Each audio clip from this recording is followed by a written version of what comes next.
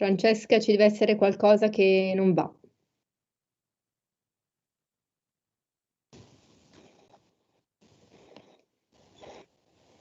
Buongiorno professore, buongiorno. Buongiorno, tutto bene? Tutto bene, grazie. Stiamo aspettando via via le varie persone. Vi chiederemo a breve di spegnere le videocamere, di silenziare i microfoni, così da non incappare in nessun Certo, problema. E insomma, intanto benvenuti. grazie. Buongiorno a tutti. Buongiorno, buongiorno. Buongiorno Francesca, professore, intanto, buongiorno, Francesca, bentrovato. eccoci.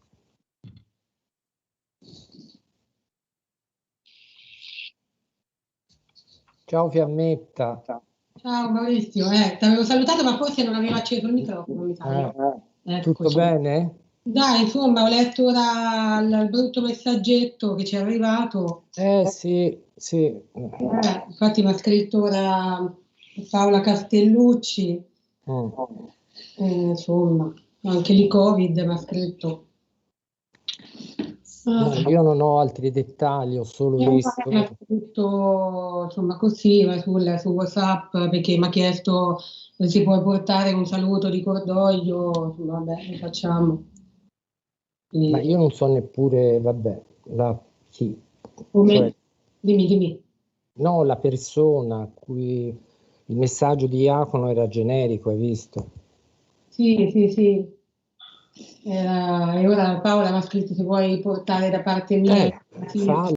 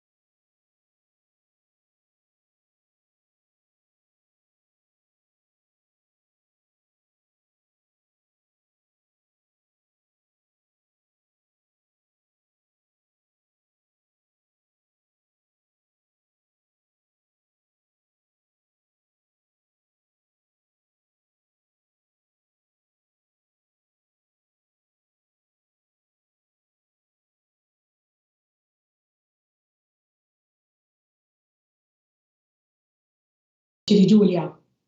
Sì. Quando ci date la diretta possiamo cominciare.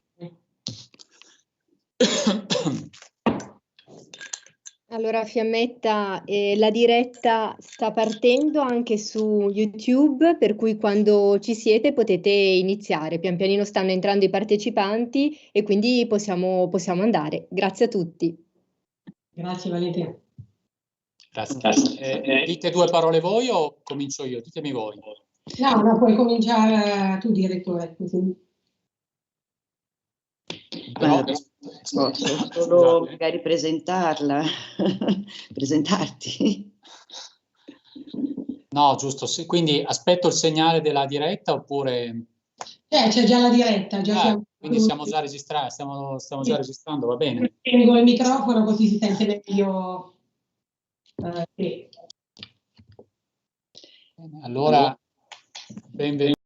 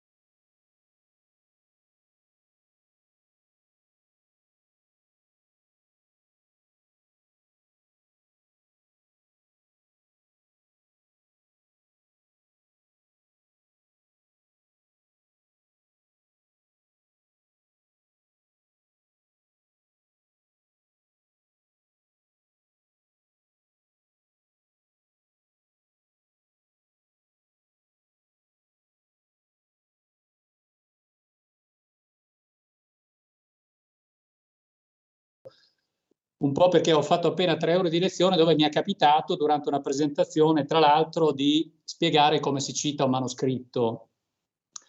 Perché io devo dirvi che ho sempre curato particolarmente, come ovviamente voi più di me, questi aspetti con gli studenti. I miei studenti sanno, i miei laureandi, che non li faccio passare se la bibliografia non è fatta a dovere. Io penso che una bibliografia, con tutto quello che implica, arte e tecnica, sia, come dire, uno specchio di un modo di rappresentare e di dominare la realtà. Cioè, come dire, è una scienza apparentemente, no? Spesso gli eruditi pensano che la bibliografia sia una scienza accessoria. Io non credo. Anzi, io penso che sia veramente lo specchio di un modo di rappresentare il mondo e di rappresentare la storia e del modo in cui si è rappresentato il mondo attraverso i libri. L'ordine del mondo è l'ordine dei libri, perché l'ordine del mondo senza l'ordine del logos è il caos. Chi appartiene alla cultura occidentale, insomma, noi italiani, e il Brasile è un paese affascinante per me perché ha una storia molto complessa, perché è un paese europeo ma anche afroamericano nelle sue radici, quindi mi affascina molto questo incrocio, questo incontro di storie, di saperi e di approcci, immagino anche differenziati e integrati al libro. E la presenza qui di Giulia Crippa documenta un po' questo diciamo connubio tra il Brasile e l'Italia attraverso queste tematiche. Ma insomma penso che tutto questo faccia la ricchezza, l'interesse e anche la sfida di un incontro come questo su un tema che che ripeto, io non ho mai avuto il piacere e la fortuna di studiare, come dire, ex professo, ma che mi ha sempre affascinato. Quindi vi sono particolarmente grato per questo invito. Mi scuso perché la mia introduzione, come sentite, non è in grado di portare tutti voi e gli ascoltatori in media res, lo farete voi, presenterete il programma, i colleghi. Naturalmente un particolare e caloroso ringraziamento a tutti i colleghi italiani e brasiliani che sono connessi, che sono presenti. Mi scuso perché io non conosco il portoghese e sì, lo leggo un po', ma non sono in grado di... Avrei potuto prepararmi, lo so, ma non ce l'ho fatta. Ma ci tenevo davvero a salutarvi, a ringraziarvi anche a nome di tutti i colleghi del Dipartimento e soprattutto ad augurarvi così un esito che sicuramente sarà felice e proficuo dei vostri lavori, del vostro 7° incontro sull'arte della bibliografia. Buon pomeriggio e buon lavoro a tutti. Grazie direttore, grazie. Con queste parole in realtà tutt'altro che banali, perché comunque ci danno quella giusta ispirazione per introdurci a questa occasione anche di interpretazione della bibliografia come arte, ossia come tecnica, ma come hai richiamato tu anche un po' come specchio del mondo, specchio culturale, ma non solo. Io intervengo per accogliervi in questa iniziativa e salutarvi tutti, relatori, partecipanti, organizzatori e istituzioni patrocinanti, sono tante. Questo dimostra già un solido rapporto pregresso fra Italia e Brasile sulle tematiche bibliografiche. Dico tematiche perché poi i rivoli, come avremo modo di vedere, sono davvero tanti. Io vi saluto come coordinatrice del corso di Scienze del Libro e del Documento, il corso insomma maggiormente interessato da queste 2 giornate, ma come ha ricordato il direttore, in realtà la bibliografia è trasversale, è una metadisciplina e quindi accoglie come serva, come ancilla, ma anche come domina tutto quello che è il mondo del sapere, mettendosi chiaramente anche al servizio di questo. Ovviamente ci rallegriamo di poter ospitare questa iniziativa proprio in seno anche alle attività di ricerca e di riflessione disciplinare che i nostri docenti portano avanti.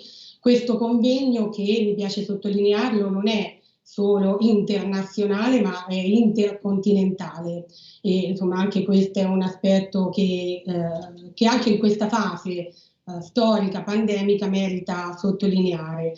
Un'occasione che vuole offrire a tutta la comunità scientifica, accademica, ma anche appunto studentesca, parlo proprio da coordinatrice di un corso, una occasione, una situazione di confronto che generi innanzitutto curiosità, ma anche uno spirito di apertura e di comprensione proprio del valore che ha acquisire consapevolezza di modelli culturali che seppur convergenti non sono sempre paralleli. Queste occasioni di scambio sono importanti proprio per questo, per anche farci rivedere sotto un'altra lente quelli che sono i presupposti disciplinari tradizionali.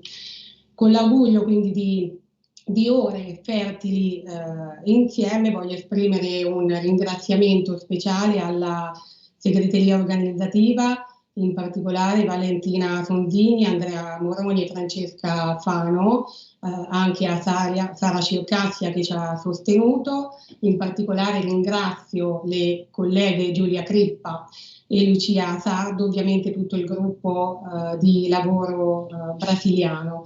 Prima di passare la parola alla collega Giulia Crippa, mi preme portare un saluto di cordoglio da parte della Società Italiana di Scienze Bibliografiche e Biblioteconomiche, in particolare della sua presidente Paola Castellucci, del Consiglio direttivo e di tutti i soci, alla nostra collega, la professoressa Angela Nuovo, per il grave lutto che l'ha colpita. Passo la parola a Giulia Crippa per iniziare questo pomeriggio e buon lavoro a tutti e buon ascolto. Buongiorno a tutti, benvenuti a questa 7ª edizione del Seminario Internazionale L'Arte della Bibliografia.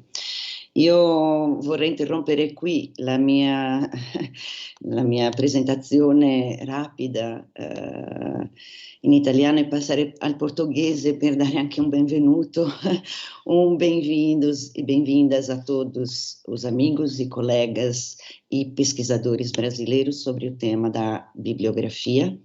E aí eu, depois desse bem-vindo, como vocês provavelmente melhor conhecem esse seminário, peço licença para voltar para o italiano e contar rapidamente a storia di come ele nasceu e come si desenvolveu.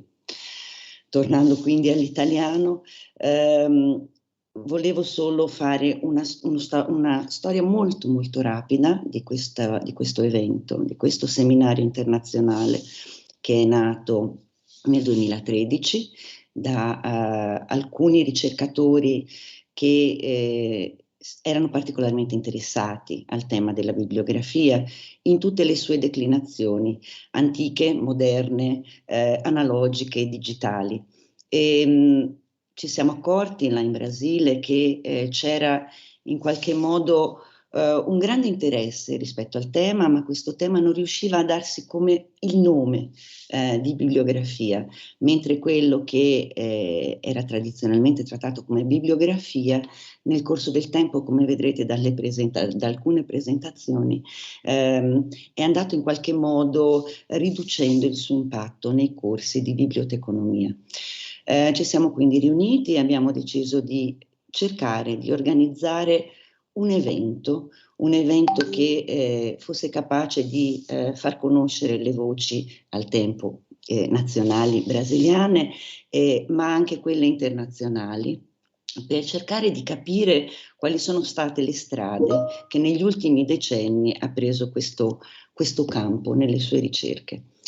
Abbiamo fatto la nostra prima edizione nel 2014 a Rio de Janeiro, mi ricordo in una bellissima aula dell'antica Università del Brasile, e abbiamo visto che in questa sua prima edizione, in questo suo primo momento, in qualche modo ancora sull'onda di un entusiasmo più che di una maturità rispetto al tema, abbiamo raccolto moltissimi partecipanti, moltissime manifestazioni di interesse. Abbiamo quindi deciso di continuare a seguire questa strada e di farlo percorrendo quelle che erano le strade delle università, in qualche modo per restituire anche al senso di università quest'idea di non essere un luogo fisso, i professori che vanno, visitano, conoscono i territori dell'altro e ne fanno parte. È il senso di università sin dalle sue origini, è un po' questo. Ci è piaciuto quindi percorrere questo cammino di fianco a una serie di istituzioni sparse per il Brasile.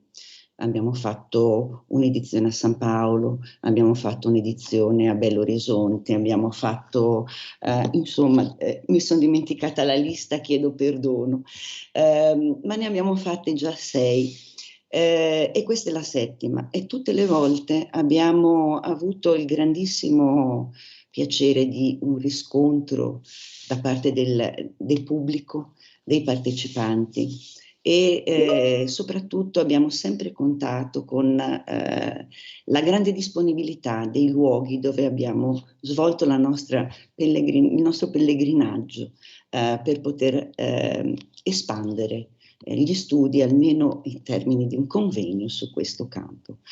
È sempre stato internazionale. In tutte le nostre edizioni abbiamo avuto l'attenzione perché ci fossero ospiti di luoghi diversi, sia europei, a Recife, sia latinoamericani in vari momenti, sia già italiani, creando quindi un ponte direttamente, oltretutto con Unibo, oltre che con altre università, come è stato il caso dell'Università di Perugia.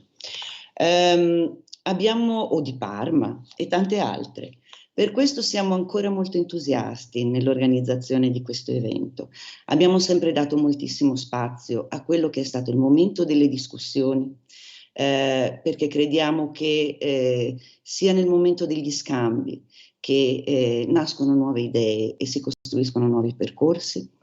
E abbiamo sempre cercato in qualche modo di rendere qualcosa che è già così meta campo, così trasversale, ancora più trasversale, perché abbiamo sempre avuto una certa attenzione perché venissero coinvolti anche coloro che magari studiavano la bibliografia senza far parte del nucleo centrale di sviluppo di questo campo, che in qualche modo è la biblioteconomia, ma non solo. Perché questo era il senso originario, quello di scoprire o riscoprire questa metadisciplina, questo campo che copre tutti i campi. E basta, non dirò altro, è stata una grande avventura, la nostra avventura continuerà sicuramente nei prossimi anni e a questo punto, ringraziando tutti coloro che ci stanno seguendo, tutti coloro che parteciperanno con le loro presentazioni, ringraziando nuovamente tutti coloro che hanno permesso che questo seminario potesse realizzarsi. Volevo solo fare dare alcune istruzioni. Le darò in italiano e in portoghese. Vi ricordo di tenere spenti telecamere e microfoni. Nel momento in cui i relatori presenteranno le loro ricerche, noi daremo 20 minuti. Quando ne mancheranno 3 sarà il mio terribile compito quello di avvisare. Vorrei anche dire su queste cose tecniche che non ci sarà una presentazione dettagliata degli ospiti per colpa del tempo, perché ogni presentazione, visto la grande qualità di tutti gli invitati e partecipanti, è una presentazione lunga, dei curriculum lunghi e interessanti. Vi chiederei quindi di guardarli sul nostro sito. E un'ultima cosa io vorrei aggiungere. Il nostro titolo, Dalla pandemia dei libri alla bibliografia. Questo titolo ci è venuto in mente durante la pandemia, quando abbiamo deciso che nonostante i lockdown, prima italiani, poi europei, poi mondiali, nonostante questo noi volevamo mantenere in qualche modo accesa la fiamma della bibliografia. Abbiamo deciso di fare questo incontro a distanza. In realtà questo incontro è del 2020, ma si realizza nel 2021 perché non è stata facile la vita da nessuna parte degli oceani. Quindi abbiamo pensato, abbiamo sempre dato un titolo ai nostri incontri. E questa questione della pandemia ci piaceva tenerla presente, proprio perché ha modificato non solo gli aspetti della nostra vita, ma anche gli aspetti del nostro fare, del nostro agire come ricercatori, come docenti, come studenti, alla ricerca di continuare a fare ciò che è importante, continuare a produrre conoscenza, continuare a pensare a farla circolare e continuare a pensare come fare sì che questa conoscenza possa circolare. E quindi dalla pandemia dei libri, perché ci è venuto in mente che colui che parlava della pandemia dei libri, il buon Gessner, che in verità parlava di questo caos tremendo che i libri stavano provocando e della necessità di un ordine. Ecco, il buon Gessner è morto in una pandemia del mondo di allora, in un'epidemia di peste nera. Pare che sia morto nella sua biblioteca mentre cercava di capire come far circolare le informazioni sanitarie corrette. È così ricorrente questa storia che abbiamo pensato di arrivare quindi al XXI secolo in una situazione che ha molte analogie, tutte le differenze possibili, ma che insomma ci costringe sempre a ripensare a partire dal nostro presente quelle che sono state anche le esperienze del passato. Bene, siamo lievemente in anticipo, io sono stata succinta effettivamente perché il digitale è complicato perché ci ritroviamo spesso a parlare un po' da soli, da questa sensazione, e chi ascolta anche ha un cambiamento nelle sue modalità di attenzione. Quindi io a questo punto vorrei, ricordandovi che la prima sessione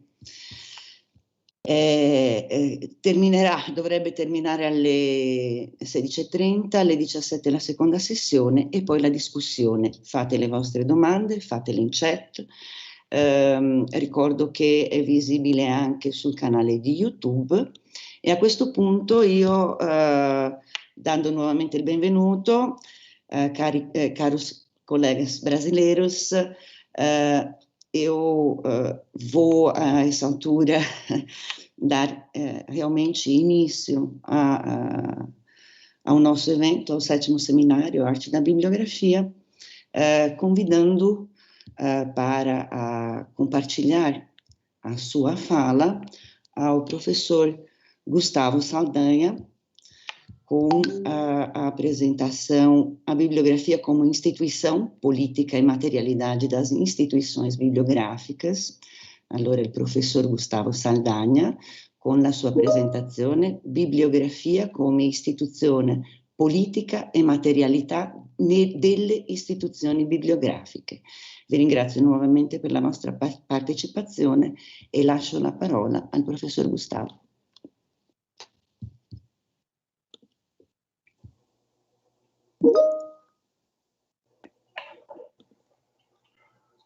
Olá, bom dia, uma boa tarde.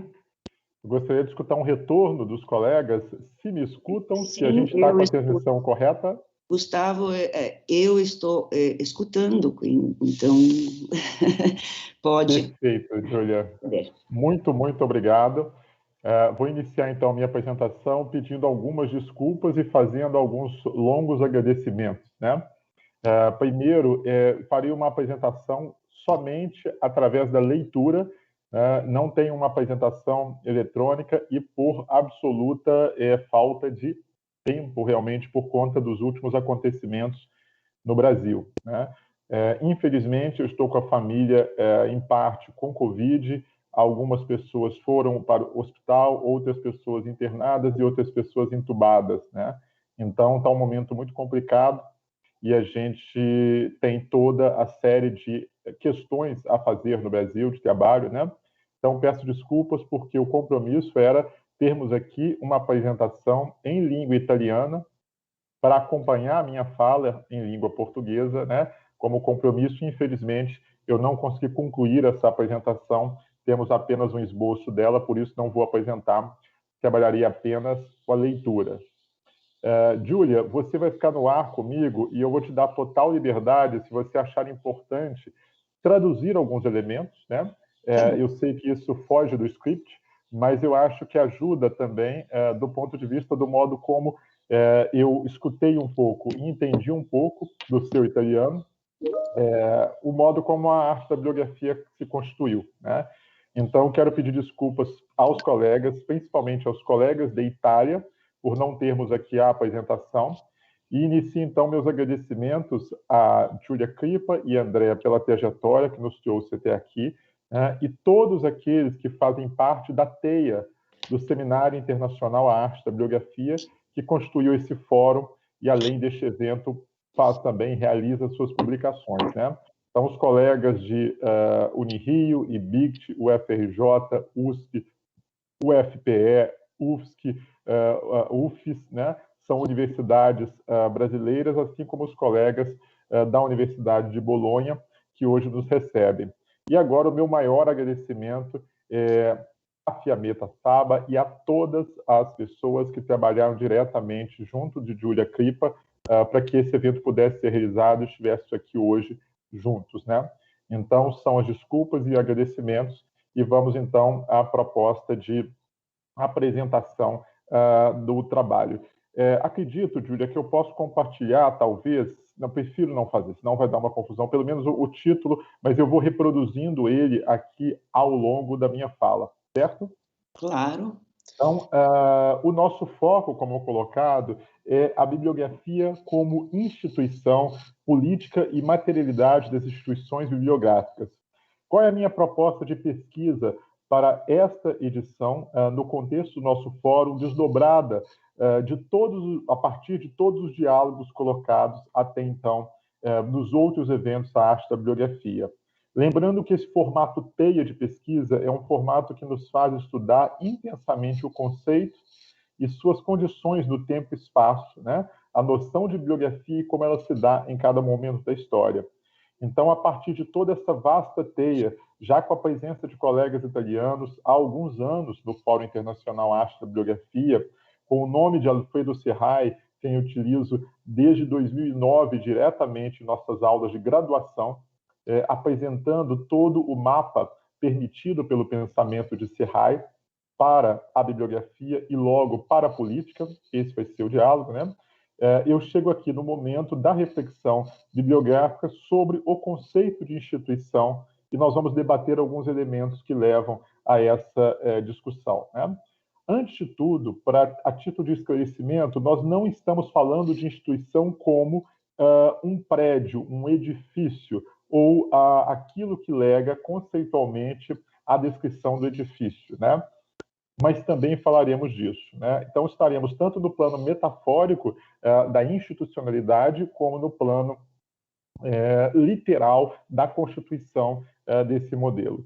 Eu tenho aqui uma dezena de fontes bibliográficas, vou apontar apenas algumas, parte delas considerável, oriundas de Itália e da própria construção deste fórum, o Fórum Internacional Arte da Bibliografia, que me alimentam para discutir o papel, para me dar embasamento, foco no papel da institucionalidade bibliográfica e compreender o seu papel em contextos de pandemia, como foi colocado por Giulia Crippa neste preâmbulo do evento, né? O porquê do título do evento, o porquê deste nome, Pandemia de Livros, e eu quero dialogar um pouquinho mais com essa reflexão a partir da filosofia da linguagem, lugar de onde, em geral, parte a minha reflexão filosófica, né? Então, acima de tudo, o segundo ponto da nossa fala, de 12 pontos gerais aqui, para que vocês possam acompanhar o raciocínio do meu texto escrito, que vai ser a base, espero eu, da nossa publicação na revista Bibliotecária. Estou correto, Giulia? É isso? Sim, biblioteca. Biblioteca. O segundo ponto, partindo então deste preâmbulo para o início da nossa reflexão teórica, eu destaco a questão das camadas materiais do universo bibliográfico. Então, quando eu falo mesmo no sentido metafórico, eu estou interessado em falar na materialidade da metáfora, a metáfora da noção de instituições e como ela atinge diretamente a nossa realidade concreta, que é, por sua vez, fruto de uma praxis, de uma intervenção e de uma transformação social. Então, nós temos vários espectros da materialidade. Ela vai se mostrar, a materialidade bibliográfica, em vários sentidos, né? O primeiro sentido geral é a própria materialidade da linguagem, uma vez registrada. Mas essa linguagem entre o registro e a sua manifestação oral, um outro tipo de registro, porém de outra ordem de durabilidade, né? Uma das expressões mais bonitas que eu encontro em toda a literatura do nosso campo é Alfredo Serray dizendo que a história do pensamento bibliográfico, biblioteconômico é a história da leveza e da duração. A relação entre artefatos que são simultaneamente leves e duráveis.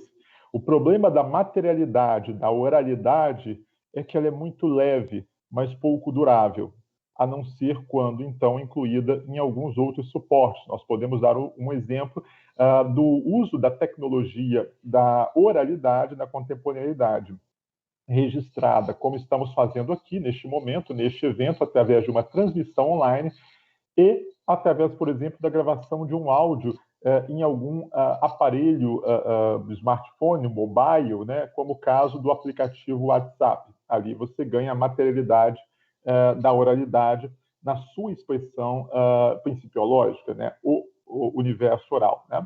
Então, a linguagem ela não é matéria porque ela foi registrada através do mundo tátil, né? Nós podemos tocar, por exemplo, uma carta, e do mundo visual, nós podemos talvez não sentir o grafite de uma carta manuscrita, né? Mas podemos vê-la. Então, o mundo sensível está expresso no mundo da linguagem através da audição, né? Da fala, da visão, né? Do tato. Né? Nós temos no universo de estudiosos do livro, né, várias expressões do modo como nós nos relacionamos com o universo do livro. No cancioneiro dos nossos exercícios Utópica, do S. Liber, né, nós sabemos também que toda a produção ficcional sobre a metaforologia, citando aqui o Ernst Curtius, né, com o livro como símbolo, nós temos toda uma metaforologia presente no cancioneiro internacional e brasileiro, né? Um exemplo com Caetano Veloso, né? O cheiro dos livros desesperados, né? A visão ampla que nós encontramos no cancioneiro demonstra várias formas de como o espectro bibliográfico está contido no mundo material, né? Mas nos interessa pensar a relação de materialidade já presente nessa passagem daquilo que na antiguidade se dá como a questão homérica e o problema filológico da fixação ainda no mundo oral, a fixação, por exemplo, do modelo de recitação dos hinos homéricos, né, Ilíada e Odisseia, até chegarmos na fixação e no depósito em instituições chamadas bibliotecas, né, no sentido documental, esses manuscritos, né? Uma das bases da própria construção histórica da disciplina filologia, né? Então, essa materialidade, ela é uma questão filosófica na antiguidade entre o oral, que é material também, e a materialidade expressa em artefatos tridimensionais, em artefatos realia, né? Ao mesmo tempo, então, nós estamos discutindo essa materialidade, a materialidade do objeto que nós podemos, através dos sentidos do tato e da visão, apropriar, né? Ao mesmo tempo, nós estamos falando da produção intensa de metamaterialidades, ou seja, um exercício que, em geral, nós já caracterizamos como o método e a ciência bibliográfica, como a produção de descritores, de comentários, de práticas exegéticas de análise de uma obra e de composição. E eu chamo, então, a atenção aqui dos grandes parceiros de produção deste sonho, né, a arte da bibliografia, por exemplo, os trabalhos que vão de Cassiodoro sob a leitura de Giulia Kripa, né, até Conrad Gesser sob a leitura de André Araújo. Estamos falando aqui de um espectro de quase 1000 anos, de produção de conhecimento sobre a reflexão bibliográfica e produção de metaconhecimento de descritores sobre descritores, né? Ou sobre o documento já produzido.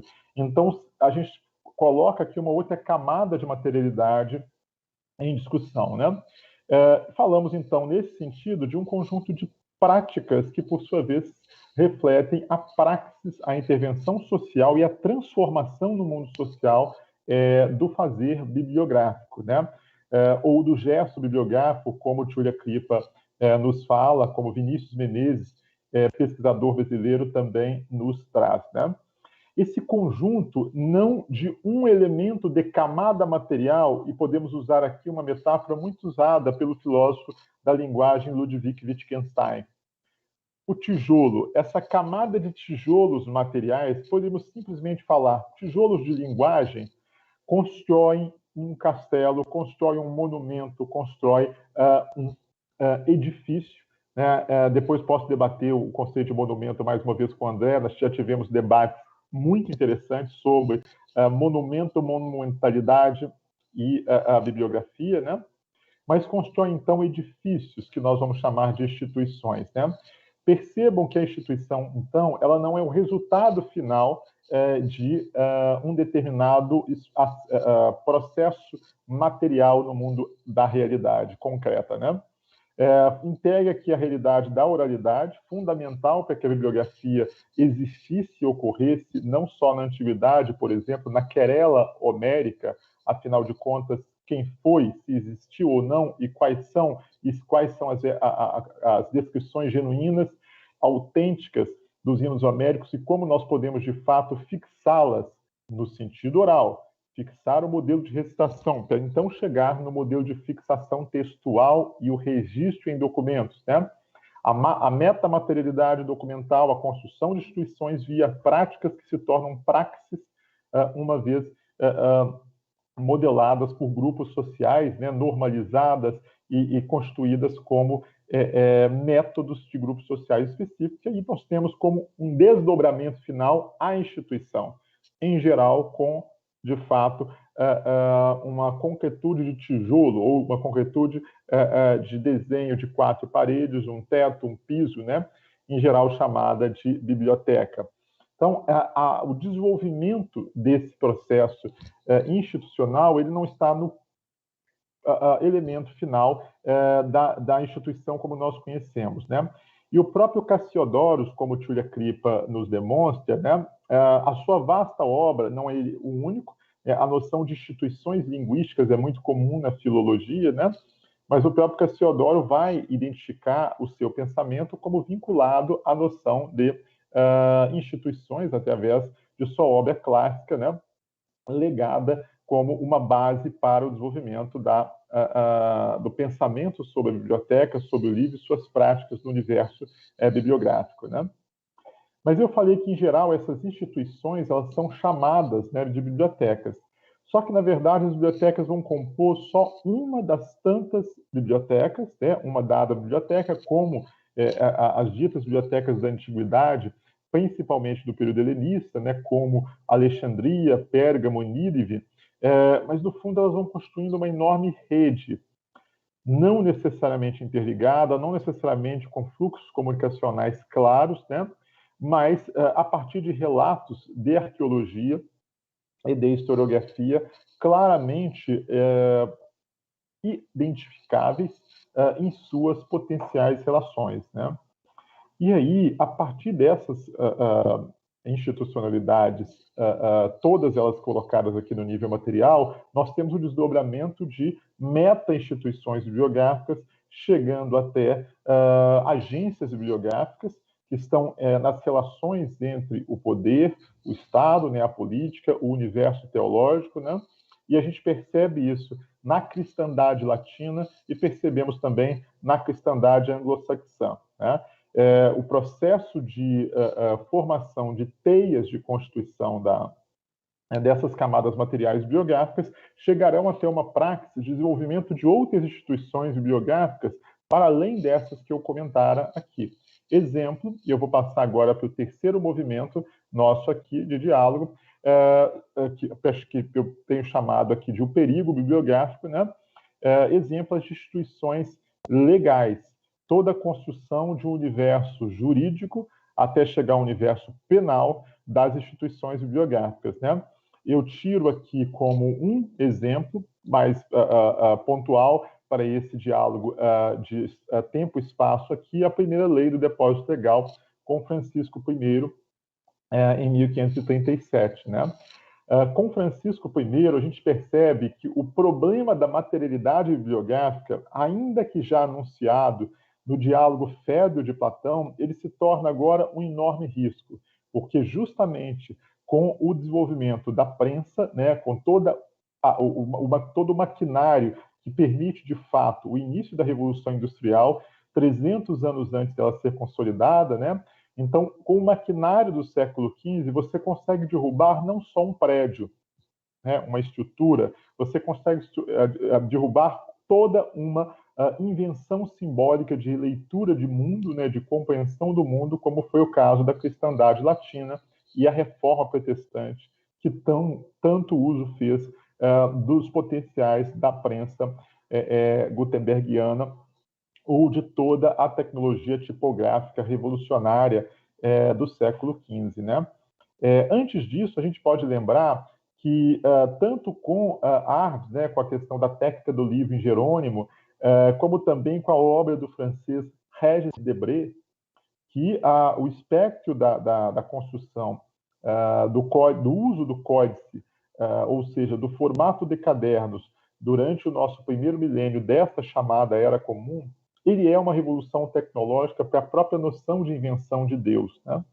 E como nós temos a aliança entre a cultura romana e a cultura cristã, fundando a cristandade latina, também chamada de Grande Era Neoplatônica, até Tomás de Aquino, e também chamada, por nós, tardiamente, de Idade Média, sem essa revolução tecnológica, dessa institucionalidade do Códice Latino-Cristão, nós não teríamos as condições legais, por exemplo, as instituições penais, jurídicas da Idade Média, e isso está conectado diretamente com uma impressão, aqui no sentido metafórico, né, que o mundo bibliográfico, a partir do códice Bíblia, né, teria permitido, né?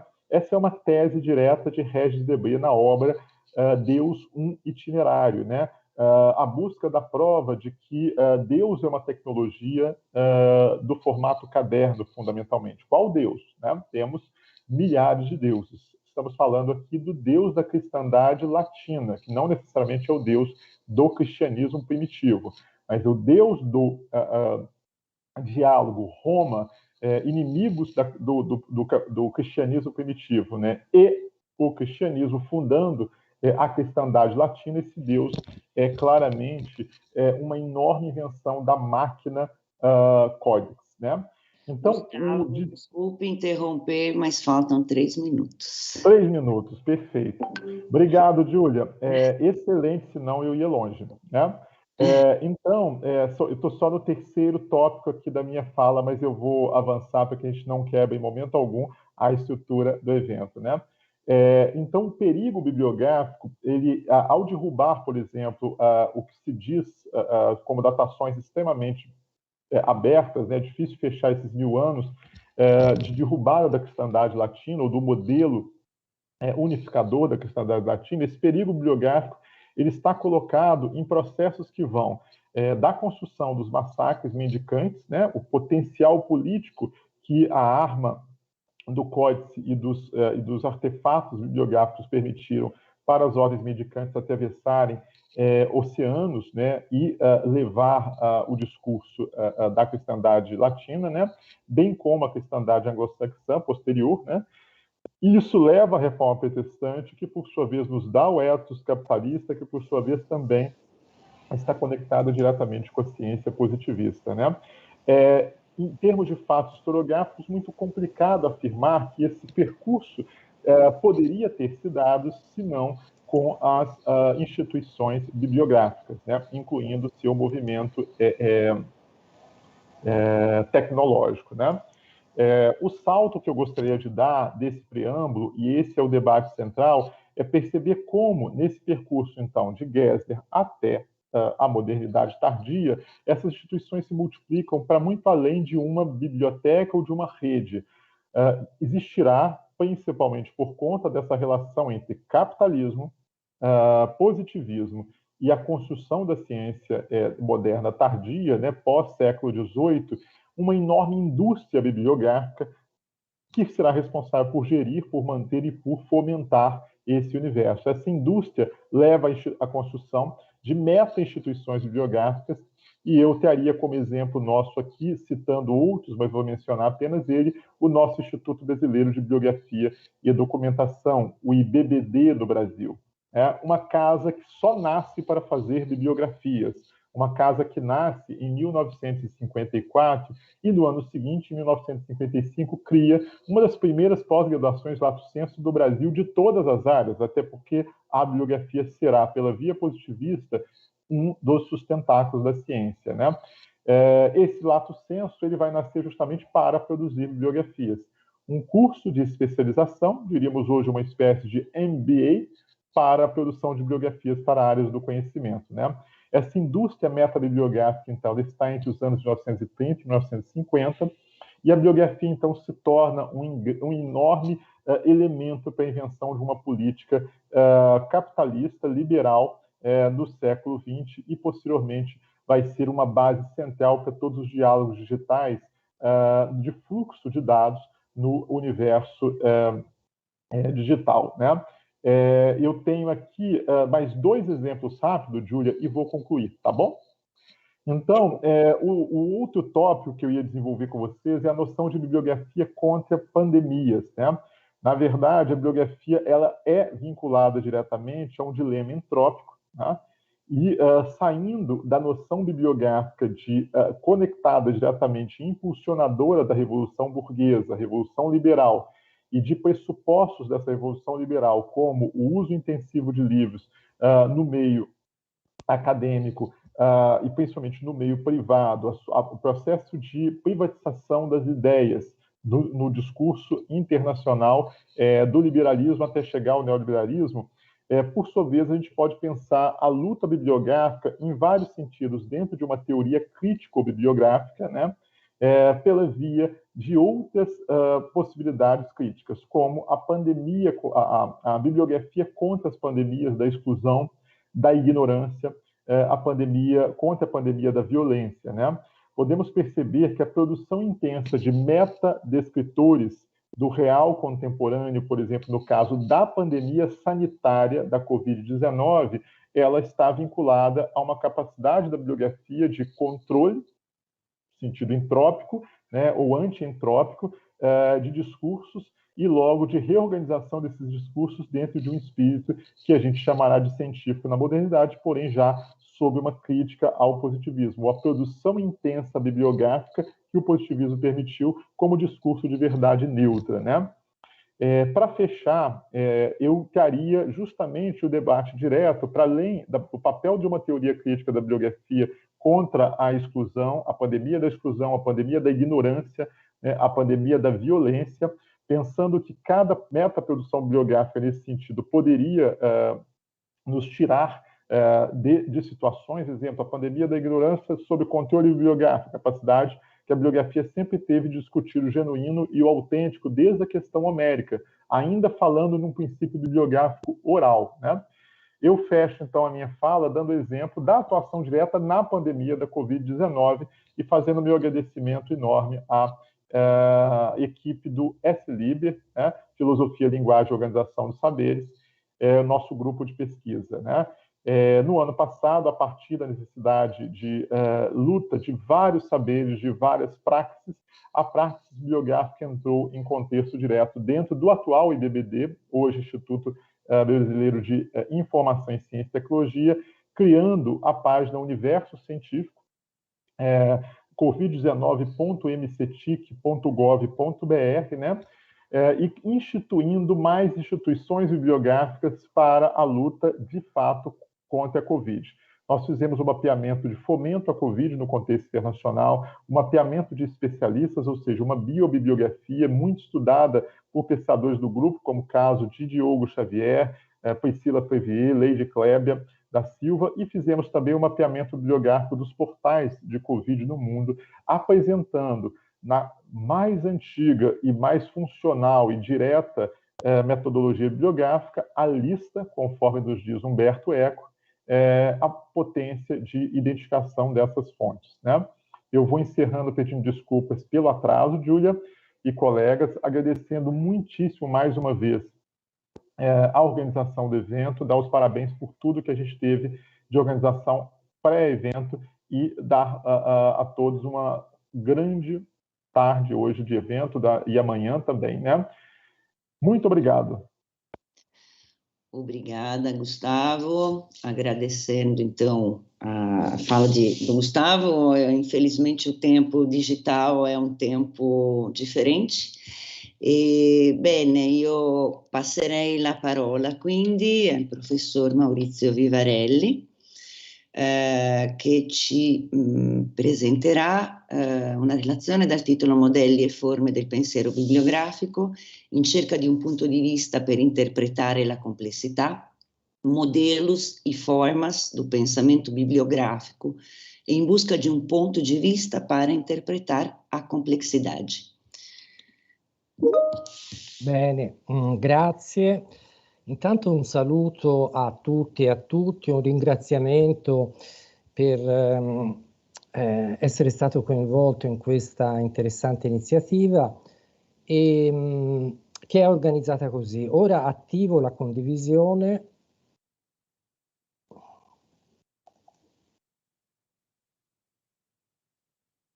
Ecco, ci siamo, riusciti a vedere? Perfetto, visibile. Benissimo, allora metto a schermo pieno.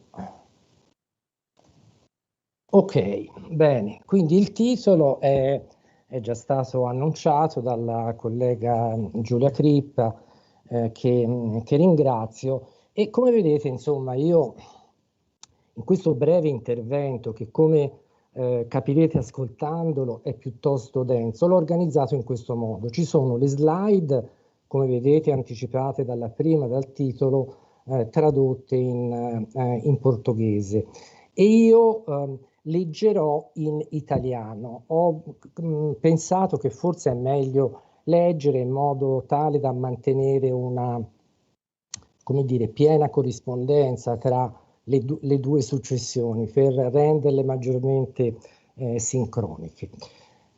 Partiamo da questa immagine, che è una elaborazione creativa di una artista visiva francese, di cui parlerò anche dopo, Emmanuelle Moreau, che si intitola Foresta di numeri, Floresta de Números, che mi ci sono imbattuto per caso, come spesso succede, però mi è parsa molto adatta a dar conto, insomma, del taglio specifico di questo mio intervento, che ha a che fare con questi aspetti che ora vedete messi in evidenza in questa, come dire, slide che contestualizza un po' l'inizio del mio ragionamento. Quindi complessità, una bussola bibliografica. Poi continuerò leggendo, ma questo secondo me è il tema e il concetto chiave, almeno che caratterizza questo mio intervento specifico: l'aumento della complessità, l'aumento della percezione soggettiva e sociale della complessità e la esigenza che, con modalità diverse, io credo un po' tutti avvertiamo, di disporre di criteri di orientamento, e la bussola evidentemente ha una, come dire, immediata valenza metaforica in questa prospettiva. Quindi ora inizio con la lettura in modo da tenere allineati i due livelli. Le trasformazioni dei modelli di produzione, organizzazione ed uso della conoscenza registrata, la crescita vertiginosa dei dati, sempre più numerosi, relazionati e connessi, rendono indispensabile, almeno secondo il mio parere, una riflessione sui principi e sui modelli con i quali la rappresentazione della conoscenza viene effettuata, come mostra l'immagine, cioè un po' lo smarrimento, ma anche creativo, che proviamo di fronte all'immagine che abbiamo visto in precedenza. La cultura bibliografica nel corso della sua storia si è confrontata con mutamenti altrettanto imponenti e significativi, confrontandosi con il problema della organizzazione universale della conoscenza, concretizzata nei modelli e nelle forme della biblioteca gesneriana, del Mundaneum di Hotelet e dello stesso web semantico, che ha a che fare direttamente con la contemporaneità. Questa cultura, cioè la cultura bibliografica, proprio con il suo atteggiamento interpretativo, può costituire una efficace bussola per orientarsi nel vorticoso flusso dei dati che ci circonda. La mia impressione è che, per i motivi molto rapidamente accennati in apertura, sia in corso un effettivo, e che io percepisco come abbastanza reale, slittamento di paradigma, che secondo il noto, celebre epistemologo e filosofo della scienza Thomas Kuhn si evolve nelle 5 fasi che ho brevemente riepilogato in questa slide. La fase 0, quella pre-paradigmatica, la fase 1, la 2, la 3, la 4 e la 5. La fase 2 è quella che Kuhn ha definito, poi l'espressione è entrata un po' nel lessico, si è diffusa insomma in modo abbastanza pervasivo, è quella della scienza normale, in cui c'è un sostanziale accordo tra le diverse comunità di ricerca, ma alla fase 2, come vedete in questa successione, che ovviamente è schematica e non dico che banalizza, ma come tutti i modelli semplifica un po' la successione dei concetti e delle fasi, emergono delle anomalie che si contrappongono, si polarizzano un po' rispetto a quella normalità. E nella fase 4, la fase 4 è quella in cui inizia la crisi del paradigma, la fase 5 è quella della scienza straordinaria, in cui le diverse opinioni competono, fino a che una si afferma, dando inizio ad un nuovo ciclo. Ecco, questa successione che credo, ora non so se tutti, comunque un buon numero di noi hanno interiorizzata, è rappresentata anche in questa immagine, in questo piccolo modello di visualizzazione in cui vediamo, insomma, attraverso la relazione tra questi elementi grafici, l'assestarsi nella parte finale sulla destra del vostro schermo di una nuova normalità. E qui vediamo la fase che secondo me è quella in cui attualmente siamo situati, quella in cui emergono le anomalie. Ecco, veniamo ora a un brevissimo richiamo dei fondamenti storici. È già stato evocato in precedenza, almeno quel poco che sono riuscito a capire dall'intervento del collega che mi ha preceduto, è il nome di Alfredo Serrai. E anch'io lo richiamo, la fondamentale storia della bibliografia. La situazione attuale mostra evidenti analogie con la prima età moderna, in cui avviene, insieme a molte altre cose, anche la codifica disciplinare della bibliografia. In questo periodo, che appunto è descritto nei primi 3 volumi della storia della bibliografia di Serrai, enciclopedismo ed arti e teatri della memoria, cabala ed alchimia, universalismo e pansofia, lullismo e ricerca delle lingue perfette si intrecciano in un crogiuolo da cui fuoriescono le forme concettuali delle biblioteche e quelle materializzate nello spazio architettonico, simbolico, metaforico delle grandi biblioteche barocche. Questa confusione pare molto simile, la confusione di quella fase, quella della primissima età moderna, pare molto simile al profilo delle culture documentarie attuali, immerse negli spazi sconfinati del web, ordinati, ci sono le virgolette come potete vedere, principalmente attraverso gli algoritmi di Google. Qui sono richiamati molto brevemente i 3 volumi della storia della bibliografia a cui ho fatto riferimento.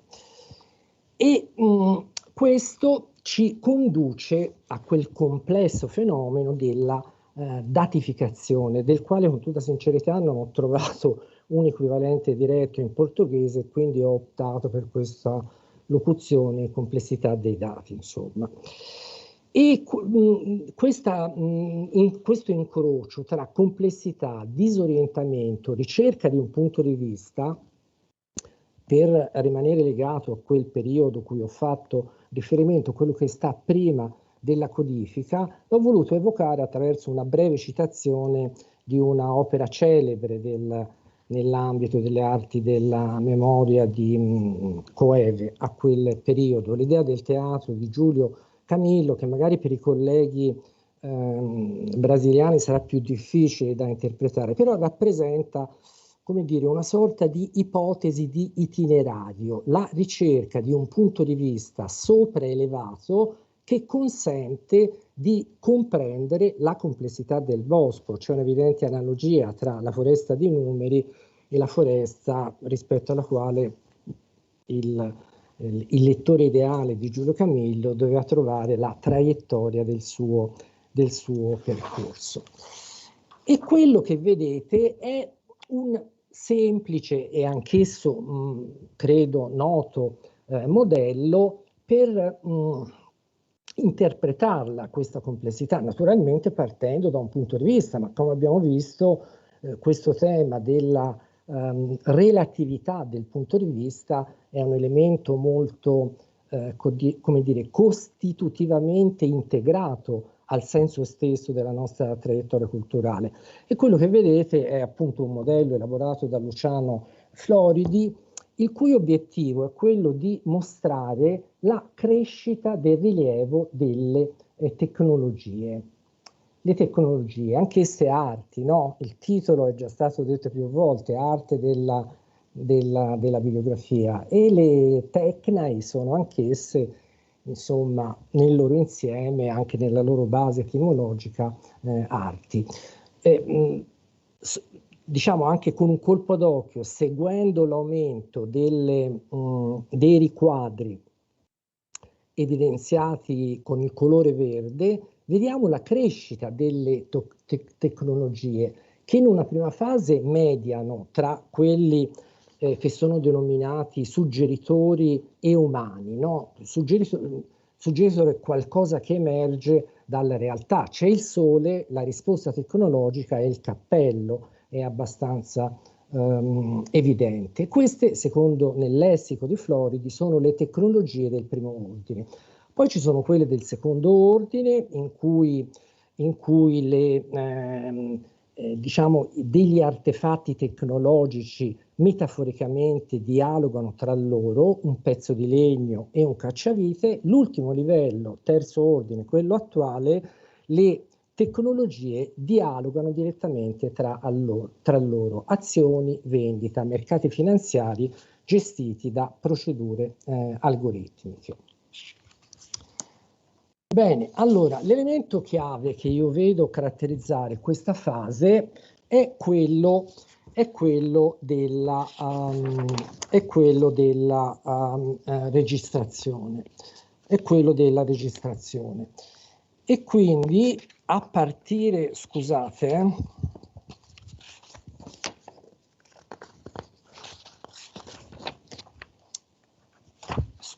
ecco, a partire da queste premesse vengono proposte alcune considerazioni che suggeriscono un possibile percorso riorientante con il quale cercare di appunto orientarsi, che prevede la differenziazione di un livello ontologico, di uno epistemologico, di un livello della registrazione e infine il livello del multiverso bibliografico. Il primo livello è quello della registrazione.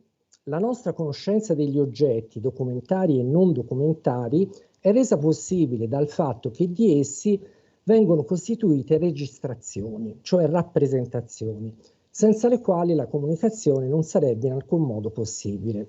Le registrazioni sono presenti negli oggetti, nella mente delle persone e nei linguaggi, che contestualmente interpretano e codificano i segni impressi attraverso la loro descrizione e ordinamento.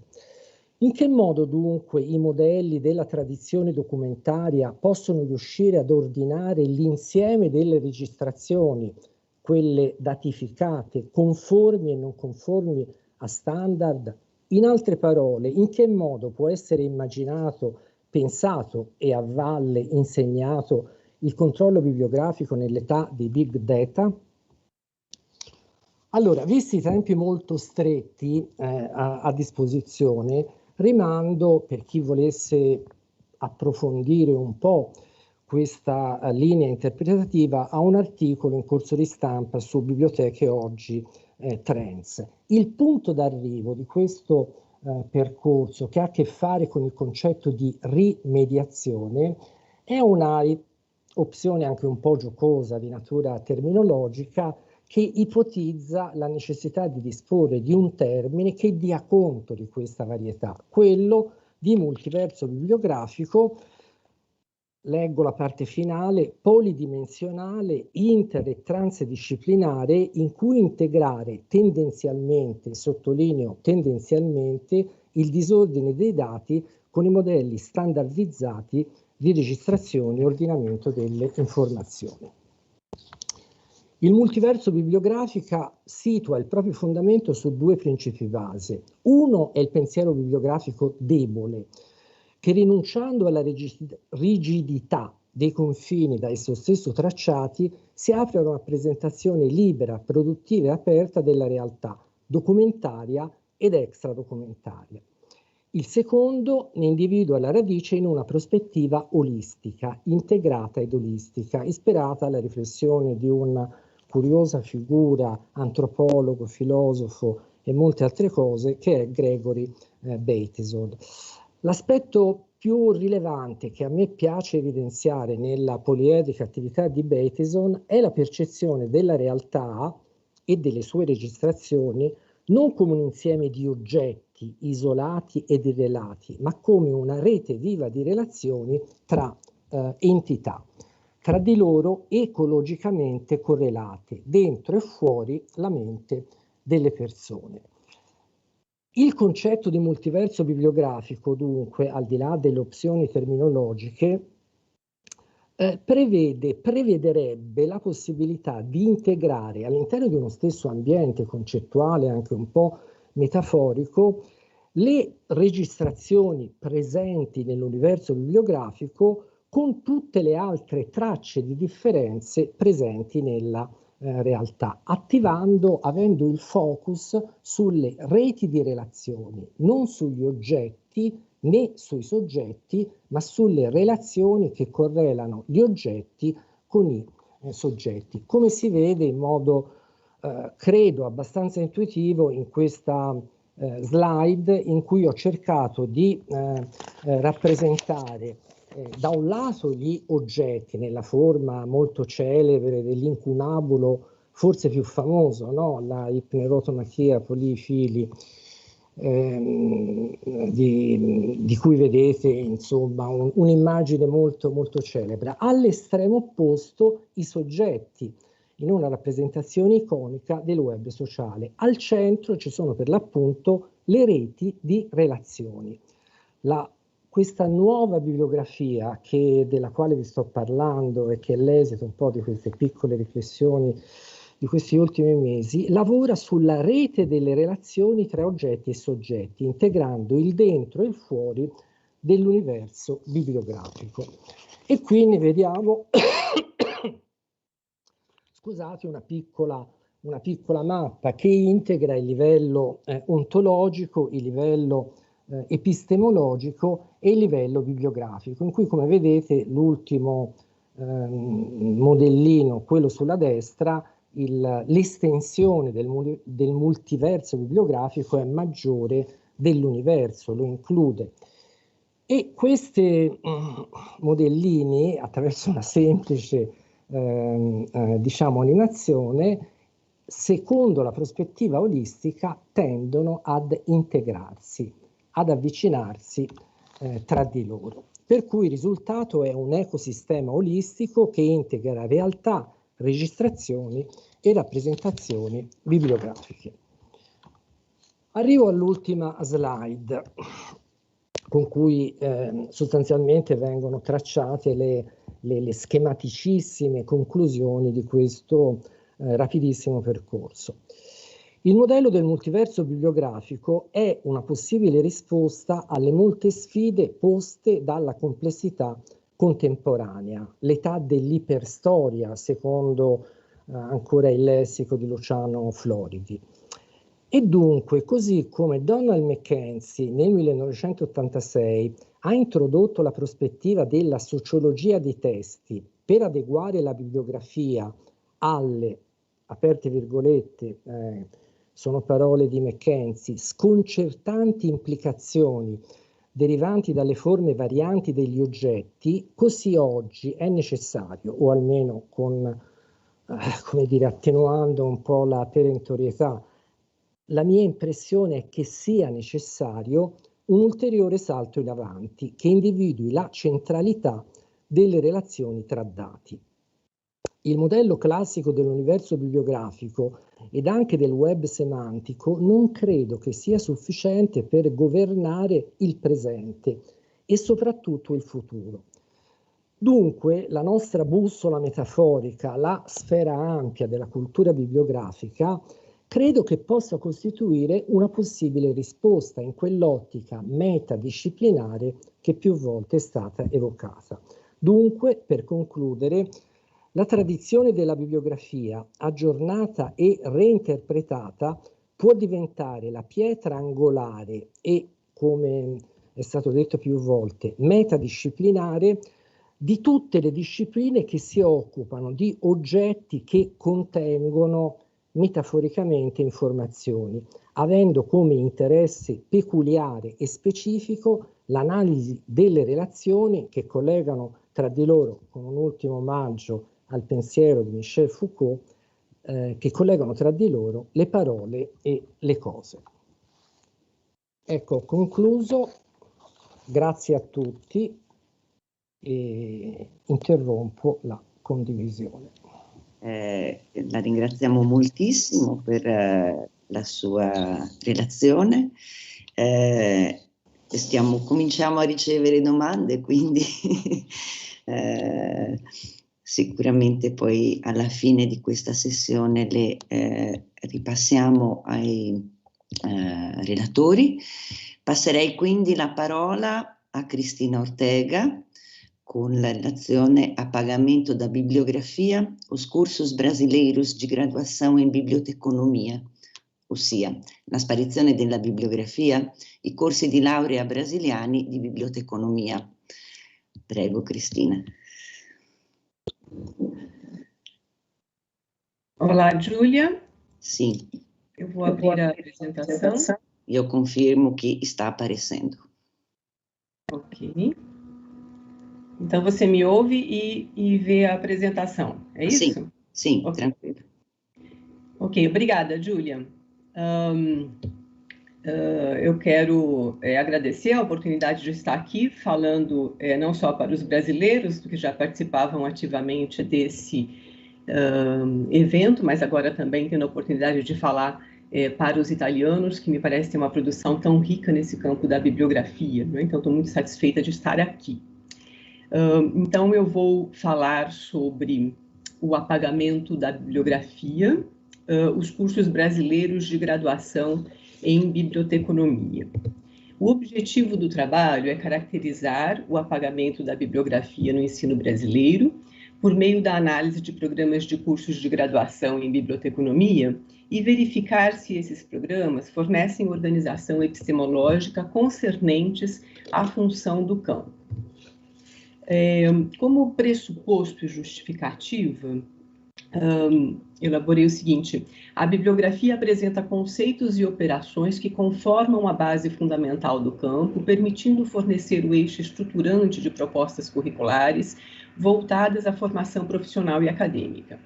Mostra-se necessário hoje analisar a organização epistemológica de currículos brasileiros, avaliando movimentos de abandono, inconsistência conceitual, permanência e ressignificação da disciplina bibliográfica. Etapas. Explicitação conceitual do campo, a partir do qual a bibliografia foi analisada. Sistematização de conteúdos da bibliografia e proposição de categorias de análise. Contextualização dos cursos de formação brasileiros. Seleção de cursos de graduação para análise. Seleção de programas de disciplinas. Análise dos programas de disciplinas selecionados, sistematização e discussão dos resultados da análise. Primeiro tópico, as ações de mediação documentária em abordagem bibliográfica.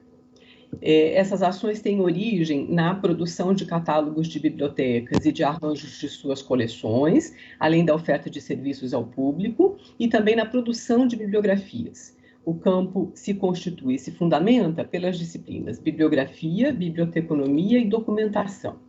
A bibliografia desenvolveu-se em duas linhas principais: o estudo das técnicas de produção de bibliografias, estudo do livro, sua produção material, modos de circulação e o estudo de exemplares visando identificar a obra neles representadas. Após propostas disciplinares em que a noção de informação ganhou peso, predominou em boa parte do mundo a vertente estadunidense denominada Information Science.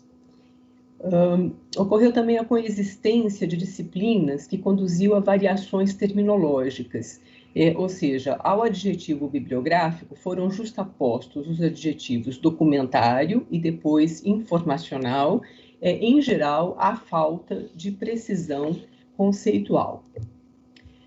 Então, nós tratamos aqui do campo que se ocupa das relações de mediação documentária em abordagem bibliográfica, as quais configuram necessariamente ações informacionais. Nessa perspectiva, o campo bibliográfico é aquele que se ocupa de referenciar o conhecimento produzido por meio de sistemas, serviços e demais ações que possibilitem o uso qualificado da informação. Tópico 2, a proposição de categorias para a análise dos programas de disciplinas. Então, as categorias baseadas na especificidade da bibliografia foram as seguintes: estudos do livro. O livro, mas também outros documentos, é estudado como objeto material e simbólico fundamental do campo, quanto ao significado de seus aspectos materiais e no que tange à análise de seus conteúdos para a compreensão de uma determinada obra. Fundamentos do campo. A bibliografia, a biblioteconomia e a documentação são as disciplinas constituintes do campo de que tratamos, compondo os elementos principais de sua história e epistemologia. Produção de bases de dados. O conjunto das técnicas de produção de bibliografias remete aos atuais métodos de produção de bases de dados. Base de dados é termo genérico que contempla os diversos sistemas compostos por metadados de documentos de uma coleção e os mecanismos de acesso a esses documentos. E a última categoria, fontes de informação. As bibliografias funcionaram como dispositivos para consulta à literatura produzida, por isso chamadas de fontes bibliográficas. Hoje, de dados diversos e tipos variados de documentação são abordados como fontes de informação ou recursos de informação de interesse de públicos determinados. Os cursos de graduação em biblioteconomia no Brasil, eles foram uma das primeiras formas de sistematização do conhecimento do campo bibliográfico no Brasil. São cursos voltados, hoje, à formação profissional e para a pesquisa. O primeiro curso teve início em 1915, na Biblioteca Nacional, com duração de 1 ano. A disciplina de bibliografia respondia pelos conteúdos de catalogação e classificação e de gestão de bibliotecas. Até a década de 1970, as disciplinas denominadas bibliografia, nesses cursos, tiveram forte presença, como as disciplinas voltadas à produção de bibliografias e também aquelas dedicadas ao estudo de bibliografias como fontes de informação. A partir das décadas de 1970 e 1980, essas disciplinas e os conteúdos que as constituíam passaram a ser apagados em movimento que perdura até hoje. Seleção dos cursos de graduação em biblioteconomia. Foram selecionados 3 cursos. Os critérios foram antiguidade e visibilidade, esses foram os critérios iniciais. Os cursos selecionados estão localizados na região sudeste do Brasil, porque essa região possui cursos mais antigos e se caracteriza como região que recebe muitos investimentos e realiza atividades diversificadas, o que demanda e atrai grande número de pesquisadores e profissionais.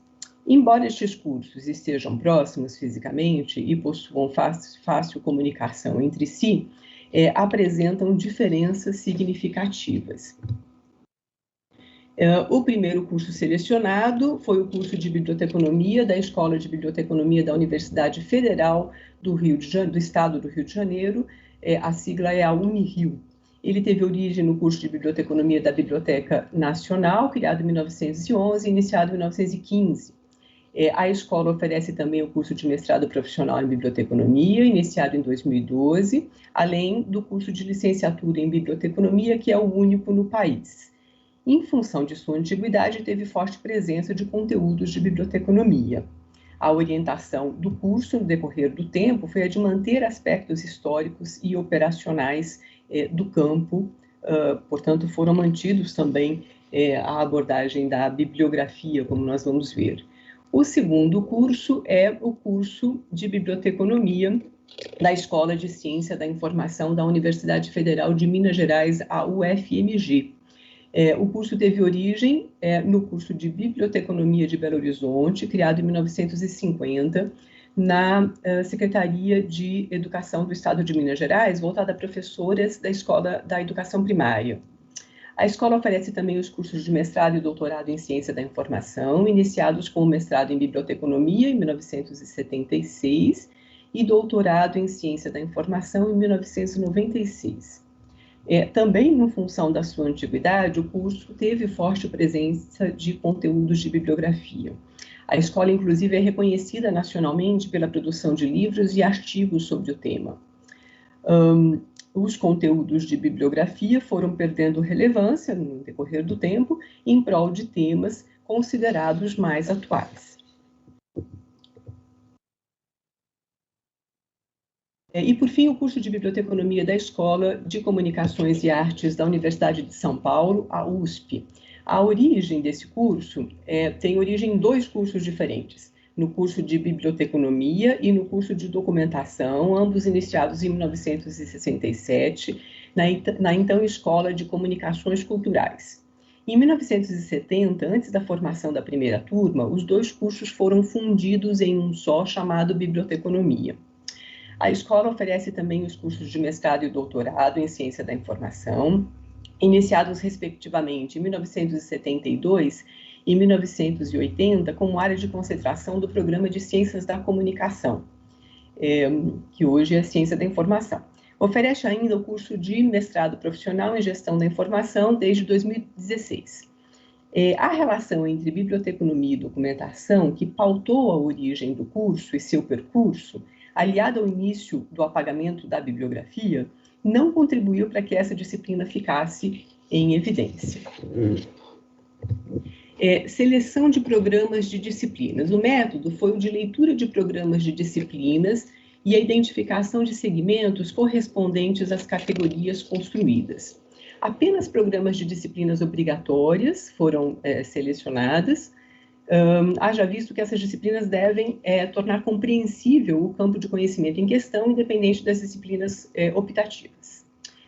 Termos distintos foram observados, como bibliográfico, documentário e informacional, entre outros, para que o conceito em questão, abordado no contexto do programa e do currículo, fosse identificado de modo mais preciso. Foram consultados programas de disciplinas e o projeto pedagógico. Análise dos programas de disciplina. O método foi a comparação entre os segmentos identificados segundo as categorias propostas. Na categoria Estudos do Livro, ou sobre uma diversidade tipológica maior, a gente observa programas fundamentados em perspectiva histórica, comunicacional e cultural, os quais são condizentes com o campo, mostrando-se produtivos nas propostas curriculares. Isso ocorreu na Unirio e na USP. Em termos dos fundamentos do campo, a exploração relacional das disciplinas que o compõem, assim como entre aspectos epistemológicos e profissionais, é necessária para sua compreensão global e analítica. Isso foi observado na Unirio e principalmente na USP. No entanto, na USP, a despeito de a bibliografia não ser explicitada, a construção do pensamento a partir da documentação supre de algum modo essa lacuna, mas efetivamente a bibliografia ela não é tão presente no âmbito da USP, né? Ao menos não com este nome. No caso da produção das bases de dados, o número de disciplinas e a abrangência de conteúdos voltados à representação descritiva influem no domínio de conteúdos conceituais e procedimentais. Há uma disciplina de representação descritiva na UFMG, 2 na USP e 3 na Unirio. Privilegia-se a produção de catálogos de biblioteca na UFMG e na Unirio, sendo mencionada a produção de registros para catálogos de bibliotecas, mas também para repositórios bibliográficos em geral, na USP. A produção de bibliografias é tratada de modo paralelo aos catálogos de biblioteca, em disciplinas sobre fontes de informação da USP e em disciplinas sobre fundamentos do campo na Unirio. Quer dizer, além das disciplinas que trabalham mesmo com a produção de bases de dados, existem outras que vão falar de algum modo também da mesma coisa, né? No que tange à produção de bibliografias. Quanto às fontes de informação, o quadro é menos coeso na Unirio e na UFMG. Na Unirio, há duplicação de conteúdos sobre fontes de informação especializadas e alguns conteúdos impertinentes. Por sua vez, trabalha-se políticas de normalização e anormalização de documentos diversos, ou seja, não apenas se trabalha a normalização de trabalhos acadêmicos, como nos outros cursos. Na UFMG, há também a duplicação de conteúdos sobre fontes de informação especializadas. Além disso, a existência de disciplinas voltadas especificamente ao meio digital torna repetidos e pouco claros os conteúdos que as compõem. Sistematização e discussão dos resultados de análise. Quanto ao uso dos termos relacionados à bibliografia e seus conteúdos, a Unirio mantém o uso dos termos e seus conteúdos, a permanência e algumas poucas inconsistências conceituais. A UFMG usa parcialmente os termos e seus conteúdos, apresentando abandono e inconsistência conceitual a despeito de elementos preservados. A USP adota os conteúdos parcialmente, mas não os termos. Há abandono e ressignificação por meio da documentação, que é forte nessa universidade. Em todos os cursos, a dispersão é maior nas disciplinas sobre fontes de informação, que apresentam conteúdos considerados novos. Comparativamente, os conteúdos de produção de bases de dados, especificamente de catálogos de bibliotecas, receberam conteúdos novos sem perder sua especificidade. No entanto, não há referência à produção de bibliografias nestas disciplinas. A predominância do modelo estadunidense de catalogação em bibliotecas explica, em parte, esse cenário. Há uma fragmentação entre os conteúdos de catálogo de bibliotecas e o de produção de bibliografias. Mas a gente fica, então, à falta de quadros explicativos que sejam representativos dos sistemas de informação de um modo geral, como bases de dados científicas, bases de dados para fins de análise bibliográfica, bibliométrica, bibliotecas digitais, etc. Quanto aos fundamentos do campo, a biblioteconomia ocupa lugares de destaque, confundindo-se, às vezes, com sua faceta profissional, ao invés da exploração desta em sua relação com o âmbito epistemológico. Em levantamento não publicado, no entanto, constatou-se que mais da metade dos cursos brasileiros adota, paralelamente à disciplina denominada biblioteconomia, uma outra disciplina denominada ciência da informação, em que questões diversas sobre informação são tratadas. Esses estudos sobre informação delegam a bibliografia, a biblioteconomia e a documentação a um papel secundário, relacionado antes à contingencialidade das práticas que a uma possível configuração epistemológica. Esse cenário não promove quadros de compreensão do campo, pois se pauta pela justaposição de conteúdos como matriz de organização do pensamento. Considerações finais. A bibliografia, como disciplina que fornece a base fundamental do campo, operando como eixo estruturante de propostas curriculares, não foi abandonada. Alguns aspectos da bibliografia ainda são evidentes ou estão implícitos nos cursos de graduação em biblioteconomia no Brasil. Porém, estes aspectos não foram atualizados devidamente, restando resquícios que nem sempre são compreendidos em sua mais ampla dimensão. A manutenção do pensamento bibliográfico ocorre em convivência com conteúdos alheios a esse pensamento, na ausência de elaborações sobre articulação entre esses diversos lugares teóricos, o que decorre em disciplinas de menor consistência conceitual, simultaneamente a disciplinas melhor direcionadas.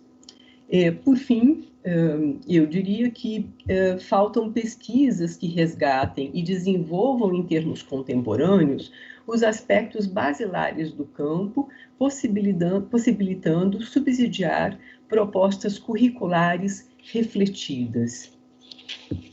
De um modo geral, eu diria que, em função de uma necessidade de pesquisa sobre os fundamentos dos campos e os aspectos que constituem esse campo, nós estamos passando por muitas dificuldades para a reformulação de currículos de cursos de graduação de biblioteconomia. Não é? Essa, me parece que é a grande inferência que eu consigo fazer desse trabalho, sendo essa uma questão que eu já vinha percebendo na minha vivência acadêmica. Não é? As fontes consultadas para essa apresentação foram essas daqui. Eu agradeço pela atenção. Muitíssimo obrigada, Cristina. Já estão chegando perguntas também para você. Ricordo che potete mandare le vostre domande e ce ne stanno già arrivando. Passo adesso con molto piacere la parola al professor Andrea Capaccioni con una relazione dal titolo La bibliografia e la società dell'informazione, ossia a bibliografia e a sociedade da informação. Obrigada, grazie professore. Non la sentiamo però. Scusate, non avevo attivato. Vedete la presentazione? Sì, perfetto. Ok, perfetto. Stavo facendo i ringraziamenti, li riprendo perché sono importanti. Ringrazio sia te che Fiammetta Sabba dell'invito, della libertà ovviamente concessa nella scelta dell'argomento.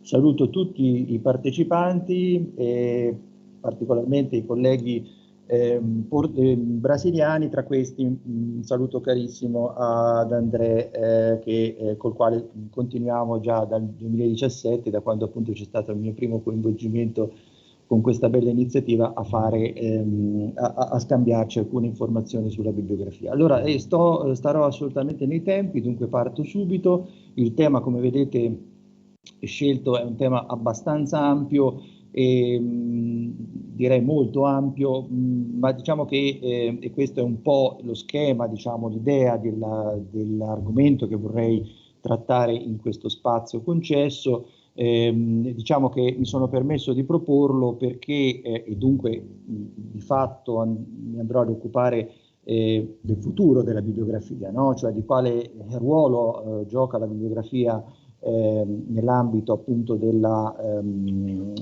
società dell'informazione. Perché diciamo mi sono preso questo tipo di impegno così gravoso? Perché mi sento un pochino più forte in quanto ho potuto analizzare questa tematica all'interno di questo recente volume e dunque diciamo proprio per questo lavoro tra l'altro rinvio per le tante cose magari che accennerò, che non dirò e che possono essere approfondite successivamente.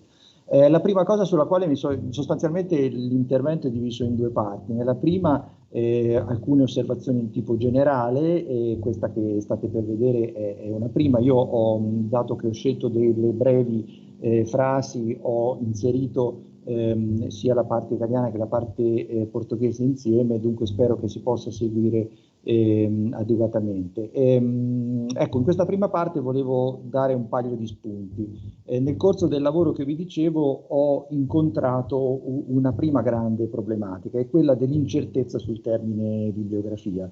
Che non è l'incertezza, o se vogliamo deriva dall'incertezza che tutti noi che studiamo bibliografia conosciamo, cioè quella che deriva dalla frase famosa della bibliografia che soffre per il suo stesso nome, no? Cioè dunque dall'incertezza su quale tipo debba essere o quale debba prevalere l'oggetto, quale oggetto debba prevalere nella bibliografia, nello studio della bibliografia, che è, se volete, la madre di tutte le problematiche.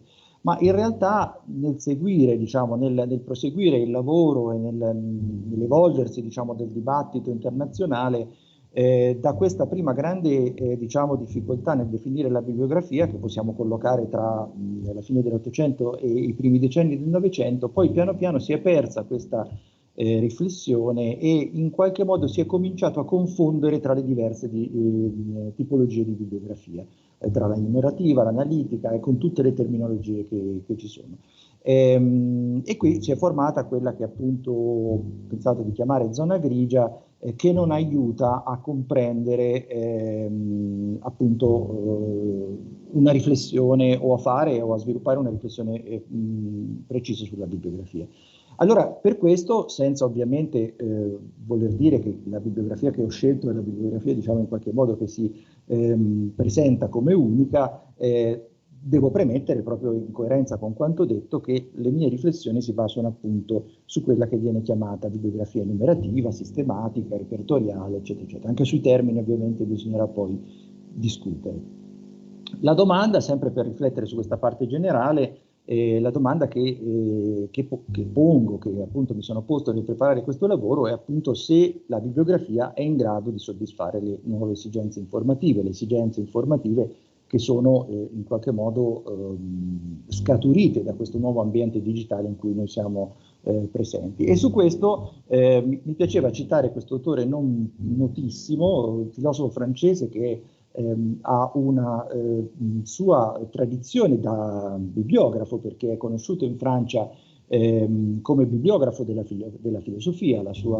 Diciamo, i suoi lavori sono spesso dedicati a opere di bibliografia della filosofia. E in questo volume che lui ha scritto verso la fine dei suoi anni, che è una grande riflessione sul rapporto tra scienza e comunicazione, o se vogliamo su come la scienza comunica nell'età di Internet, Varè ha proposto questo termine del deficit bibliografico, che in qualche modo va a indicare quali sono le difficoltà che la bibliografia incontra nell'affrontare le sfide dell'ambiente digitale, nuove modalità di comunicazione, aumento esponenziale delle informazioni.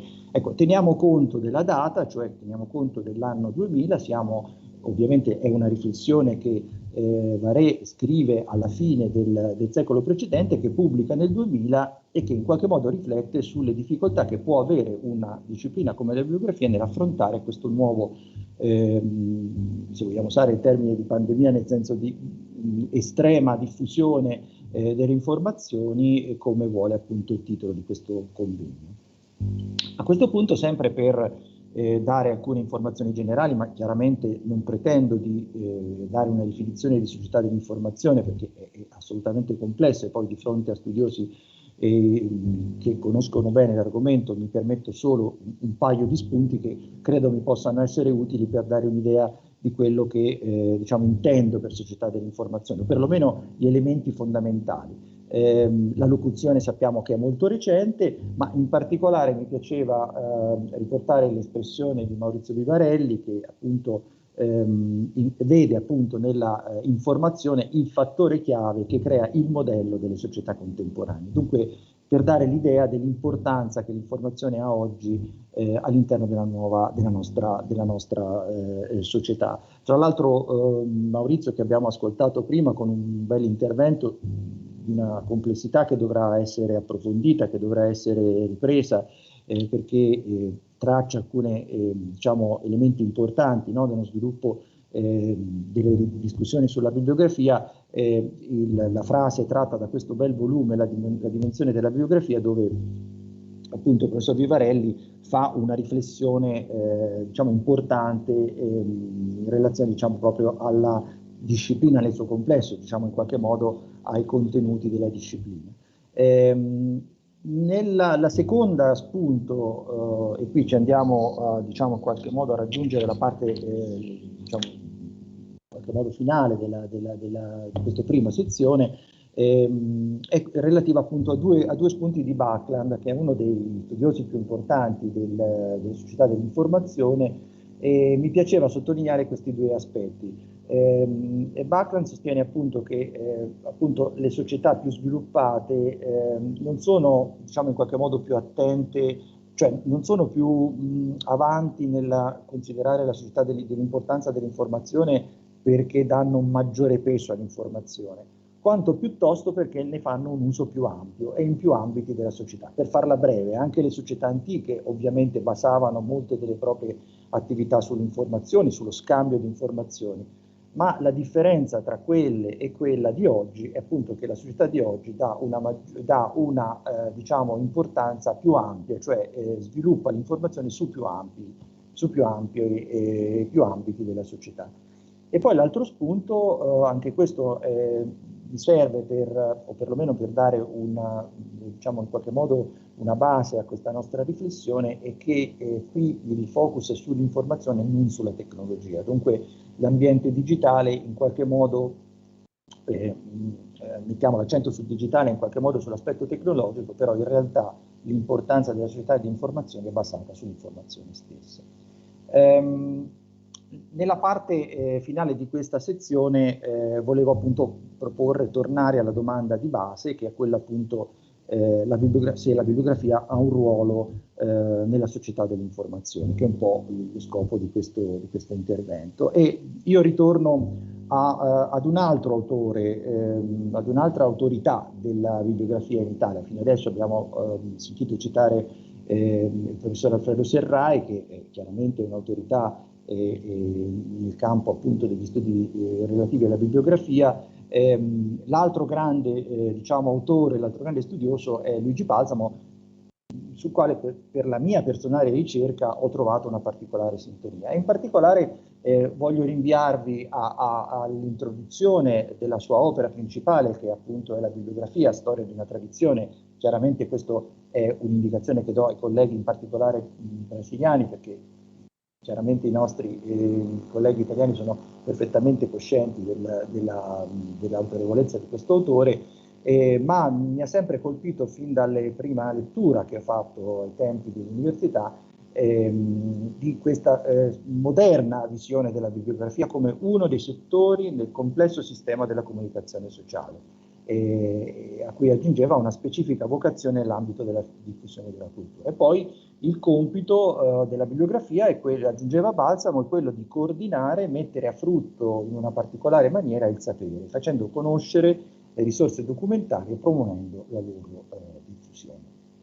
Bene, queste sono sostanzialmente le riflessioni che ci fanno arrivare alla seconda parte, no? Qui è un po' un riassunto di quello che abbiamo detto sopra. Dunque la bibliografia svolge una funzione di mediazione tra produzione e circolazione dei prodotti editoriali, opera nell'ambito dei processi informativi che si occupano dell'acquisizione delle conoscenze, in particolare quelle scientifiche. Questo è un tema che affronto nel mio libro e che qui non posso approfondire. Dunque diciamo qual è l'ambito specifico del lavoro bibliografico, quello scientifico o quello generalista, ma lo metto da parte per un approfondimento futuro. E poi ecco il grande tema del nuovo ambiente digitale che sta trasformando i processi informativi e le sfide che vengono lanciate alla bibliografia e che può o deve riuscire ad affrontare. E qui entriamo nella seconda parte. Abbiamo a che fare per provare a capire quali sono queste sfide e che cosa esattamente deve fare la bibliografia in questa nuova dimensione che noi oggi tutti conosciamo della rete di internet. Ho provato a pensare a un particolare conosciuto tipologia di bibliografia, che sono le bibliografie nazionali. Sulle bibliografie nazionali negli ultimi decenni si è sviluppato un discreto dibattito internazionale e mi sembravano un esempio interessante di come la bibliografia nazionale sta affrontando questa sfida appunto della rete. Qui ho fatto riferimento sostanzialmente a pochi elementi, diciamo, bibliografici e momenti di riflessione che sono stati fatti nel corso del tempo. Due momenti di IFLA che sono considerati ormai dei momenti diciamo, fondamentali, consolidati nel dibattito sullo sviluppo delle bibliografie nazionali, e poi la recentissima conference di Firenze che, della quale appunto ci sono alcuni colleghi presenti oggi che sono stati relatori appunto di questa importante conferenza internazionale in cui sono stati sviluppati dei temi importanti. Le ultime due slide sono dedicate proprio a qualche spunto sulla nuova bibliografia, cioè sulle questioni che si aprono per una bibliografia che affronta le tematiche del passato, le tematiche del futuro. All'orizzonte abbiamo il grande tema del controllo bibliografico universale, che per esempio il professor Guerrini nel suo intervento ha definito appunto ormai multicentrico. Qui richiama un po' anche il multiverso bibliografico che ci ha proposto Vivarelli e che ritorna molto, come riprenderemo anche noi, appunto tra gli spunti di attenzione, tra le questioni aperte per una bibliografia che non è più soltanto più librocentrica. E poi il grande aspetto della cooperazione, no? Cooperazione che è un fenomeno che nel libro ho studiato e che diciamo in qualche modo si sviluppa in maniera ampia a partire dalla grande impresa di Theodor Westermann della bibliografia delle bibliografie in poi con tutto il grande lavoro UNESCO-IFLA, in particolare dal secondo dopoguerra in poi. Dunque, quali sono queste questioni aperte? Per esempio una maggiore collaborazione, come abbiamo detto, tra tutti gli attori della, quella che potremmo chiamare il mondo bibliografico, le istituzioni, le biblioteche, gli editori, compresi gli editori o i meta editori o i mega editori come Google, no? Che sono al tempo stesso editori, distributori, fanno un po' tutto e creano anche una grande complessità in questa nuova infosfera attuale, ma anche gli studiosi e i cittadini.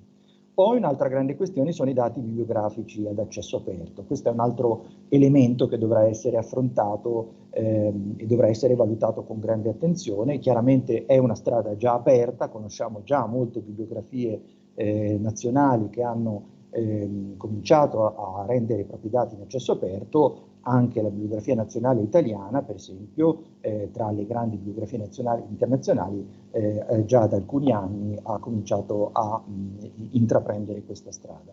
Poi, per esempio, ecco l'attenzione ai nuovi tipi di documenti, alle versioni multiple, alla crescita del numero degli autori, dunque alla modificarsi anche diciamo della tipologia dei prodotti e di come questi prodotti sono proposti, dunque un'attenzione sempre più ampia a uno scenario che sta cambiando con molta velocità. E per concludere, sempre per indicare alcune questioni aperte, prendendo spunto dall'intervento di Gordon Danza che è stato fatto appunto sempre durante la conference fiorentina, in cui ha prospettato alcune evoluzioni del controllo bibliografico in quella che lui ha chiamato la quinta età dell'informazione.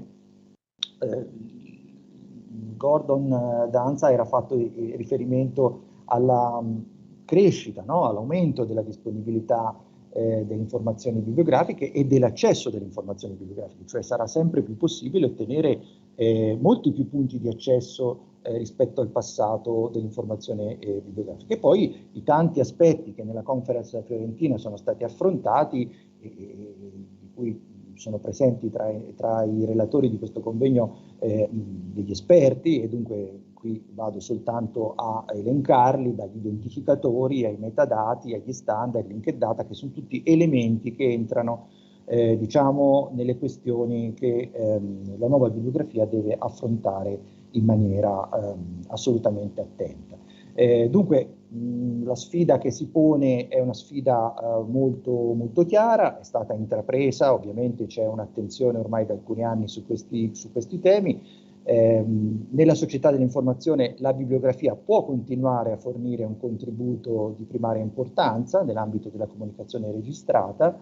Dunque la missione della bibliografia, osservando bene questi cambiamenti, e magari queste conclusioni sono un po' diciamo forse un po' rigide, un po' tagliate con l'accetta, però vogliono essere assolutamente positive rispetto alla sfiducia magari iniziale del filosofo francese, e cioè che la missione della bibliografia resta invece appunto quella di individuare e descrivere le risorse necessarie per accrescere le conoscenze in tutti gli ambiti dello scienza. E dunque il suo ruolo è un ruolo che si mantiene attivo e importante.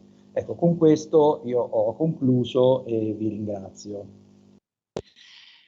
Professore, noi che la ringraziamo del suo intervento, aspettiamo anche per lei domande e passo quindi la parola, passo a palavra ao próximo relator, professor Carlos Henrique Juvencio, que vai tratar de uma política bibliográfica brasileira, o percurso histórico e político da bibliografia nacional no Brasil, ossia una politica bibliografica brasiliana, il percorso storico e politico della bibliografia nazionale in Brasile.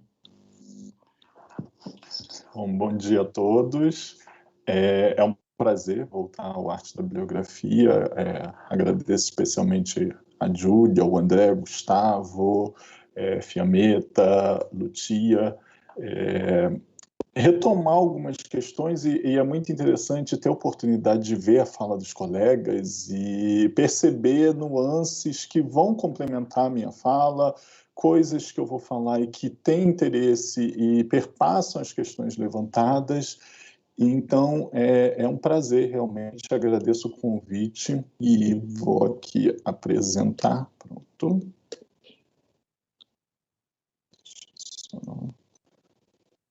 Júlia, está vendo? Estou vendo. Pode entrar na tela cheia. Perfeito.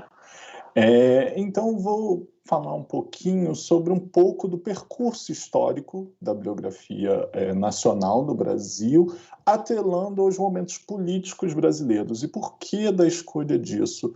Porque nós do Brasil percebemos uma descontinuidade dos projetos bibliográficos, e aí eu estou falando realmente do produto bibliográfico, a bibliografia nacional, e uma descontinuidade do projeto buscando entender um pouco e refletir sobre essa política, como que fatores políticos governamentais interferem na edição realmente no produto bibliográfico nacional.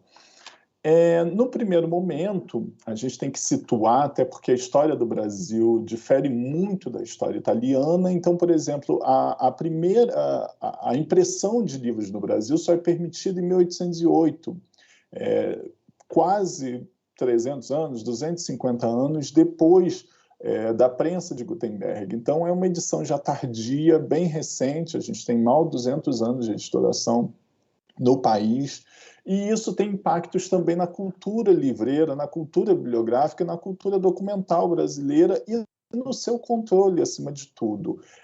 Se nos faltavam livros, imagina bibliotecas, e elas também só eram permitidas a determinados estratos da sociedade, e o panorama não se modifica muito ao longo do século XIX. São instituições ainda muito incipientes, muito dependentes da cultura europeia, uma cultura brasileira que se desenvolve primeiro à margem da cultura europeia, tendo como polo de atração Coimbra, Lisboa, algumas cidades da França, Paris. Então, isso explica, em parte, esse desenvolvimento tardio da bibliografia no Brasil, que só vai ser encampado a partir de ações, basicamente, da Biblioteca Nacional, mas não são também ações contínuas, apesar de ser uma política explicitada nos diferentes estatutos da instituição. Carlos, desculpe te interromper. Você Sim. Pode tentar pôr na tela inteira o seu PowerPoint, porque ele está parado. Uai, eu coloquei na tela inteira. Não. Não está? Não está, para nós. Deixa eu voltar aqui. Agora foi para a segunda slide, mas ainda não é tela inteira, já está bom assim. Vê se foi agora alguma coisa. Foi para a segunda slide agora. Foi para o terceiro agora, a bibliografia no Brasil? Não. Então eu vou mudar para o PDF. Ok, obrigada, desculpe. Nada, eu agradeço, Júlia. Deixa eu só parar de compartilhar e voltar. Opa. Cadê o PDF? Gente, os problemas técnicos. Agora parei de compartilhar. Opa, abriu errado de novo, para variar. Aqui, o PDF. Acho que o PDF vai mais fácil. Prontinho. Nós vemos você. Ué, não.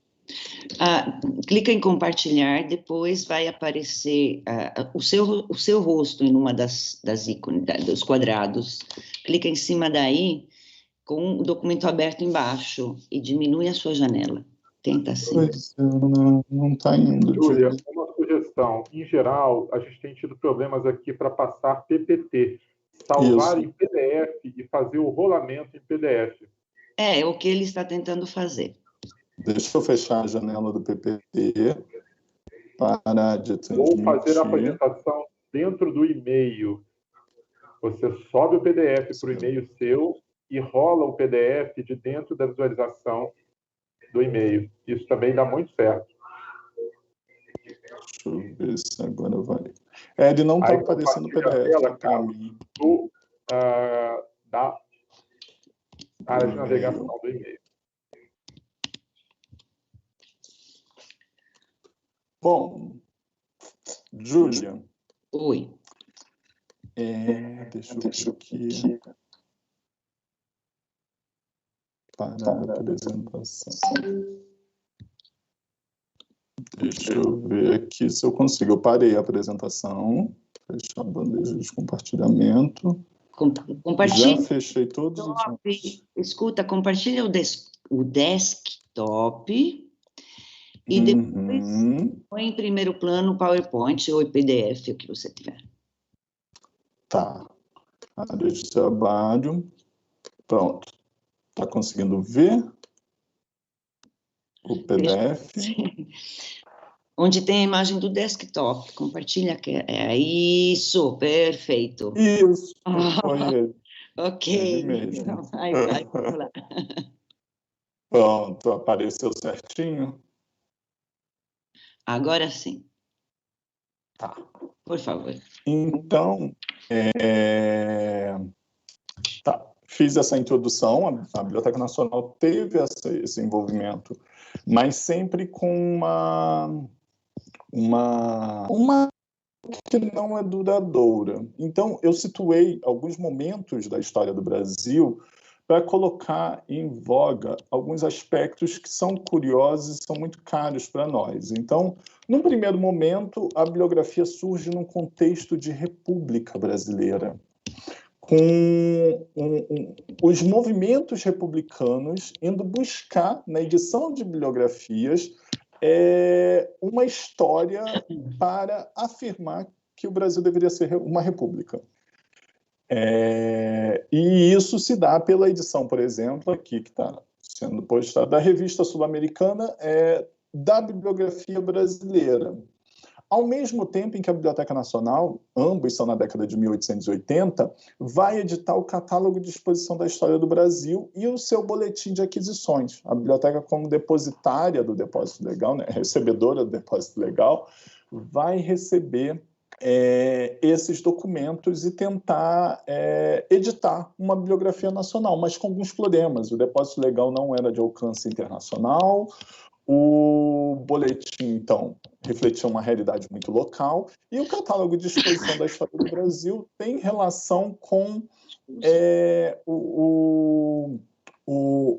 uma história muito do que está na Biblioteca Nacional, institucional. Aí, na linha do que o Gustavo falou anteriormente, você vai ver instituições envolvidas sempre, usando alguns artifícios para mostrar como a nação, a história da nação, pode ser contada através das bibliografias. E numa disputa de poder, movimento republicano versus movimento monarquista. Passando um pouco no tempo, a gente tem o período já de república, entre 1889 e 1930, chamado de Primeira República, e é quando o Brasil, através da Biblioteca Nacional, tem o seu contato com o ideário otletiano, e vai buscar se inspirar nas bibliotecas dos Estados Unidos e da Europa para construir um arcabouço de organização da informação e organizar sua bibliografia nacional, aí sim, seguindo os preceitos do Instituto Internacional de Bibliografia. E vai editar o Boletim Bibliográfico da Biblioteca Nacional, que vai seguir todos os preceitos do Instituto, que o Otley fala, e também vai trazer à tona várias outras políticas pelo ideal, como uma lei de depósito legal de alcance nacional, o intercâmbio internacional, um serviço de informações e por aí vai. Infelizmente, a publicação teve um tempo muito curto de vida, porque o Cícero de Brito Galvão, que foi enviado para a Bélgica para estudar no Mundânio os preceitos da bibliografia otletiana, ele morre. Então, a bibliografia descontinuada do Brito Galvão morre. Então, indica um personalismo, uma falta realmente de uma formação bibliográfica, apesar das bibliografias já existirem. A partir da década de 30 até 64, sobretudo no governo Vargas, você tem a atuação de várias instituições. Primeiro, a Biblioteca Nacional é tirada do primeiro plano. O Instituto Nacional do Livro vai assumir a bibliografia brasileira com as funções que anteriormente eram da biblioteca, e o departamento de propaganda vai passar a editar obras. Então, há uma concorrência pelas biografias, ainda surgimento do Instituto Brasileiro de Bibliografia e Documentação, em 54, e que vai se dedicar também às bibliografias especializadas. No âmbito nacional, há uma disputa entre a Biblioteca Nacional e o Instituto Nacional do Livro, a Bibliografia Nacional, e também a concorrência na publicação de obras bibliográficas, sobretudo as especializadas. E, além disso, cenário de fomento da Unesco a essas atividades, retomando o ideário otletiano, sem dizer muito que é isso que ela está fazendo. Ela aumenta a edição das bibliografias. Carlos, desculpe te interromper, está pulando muito e não está rolando. Acho que a conexão está dando problemas. Você está me ouvindo?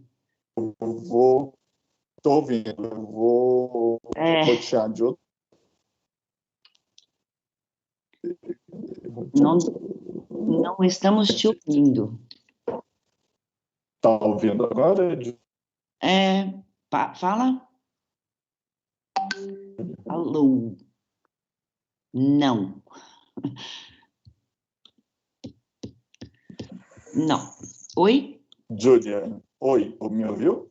Oi, agora estou ouvindo. Está conseguindo ver a tela? Estou. Então tá. É porque eu mudei o roteador aqui. Teve que ser isso. Ok. Desculpa.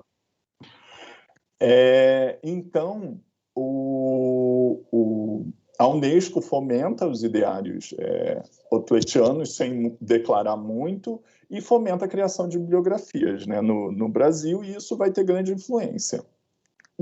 Além disso, aí a gente já muda o período também, de 64 a 85, a gente tem um regime ditatorial no Brasil, e ele vai ser marcado pelo controle, a censura e a repressão. O Instituto Nacional do Livro continua editando a bibliografia brasileira, o IBBD se converte no Instituto Brasileiro de Informação em Ciência e Tecnologia, e isso traz também ações muito tímidas de cunho nacional com relação à bibliografia.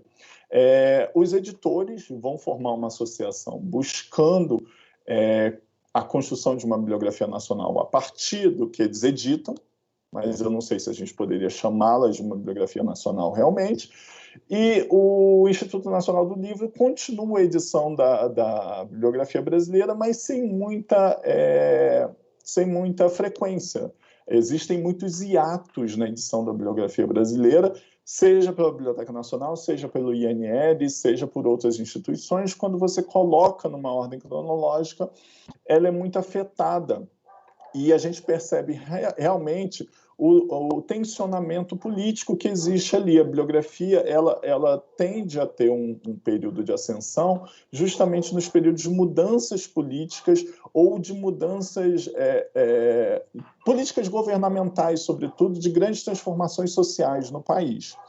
E aí nós chegamos à década de 90, com o INL, o Instituto Nacional do Livro, sendo extinto e incorporado à estrutura da Biblioteca Nacional. Então, a Bibliografia Nacional, que nunca deixou de ser responsabilidade da Biblioteca Nacional, mas agora não tem mais a concorrência do INL, e ela passa a ser editada novamente pela biblioteca, e a partir de 1996 a biblioteca opta pela edição digital das bibliografias.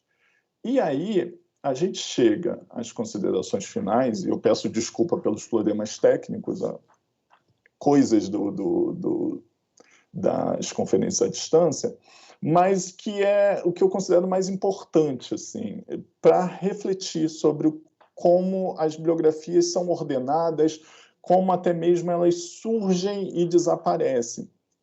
No Brasil, a gente vê que o campo político, e acredito que em outros países, tem forte influência.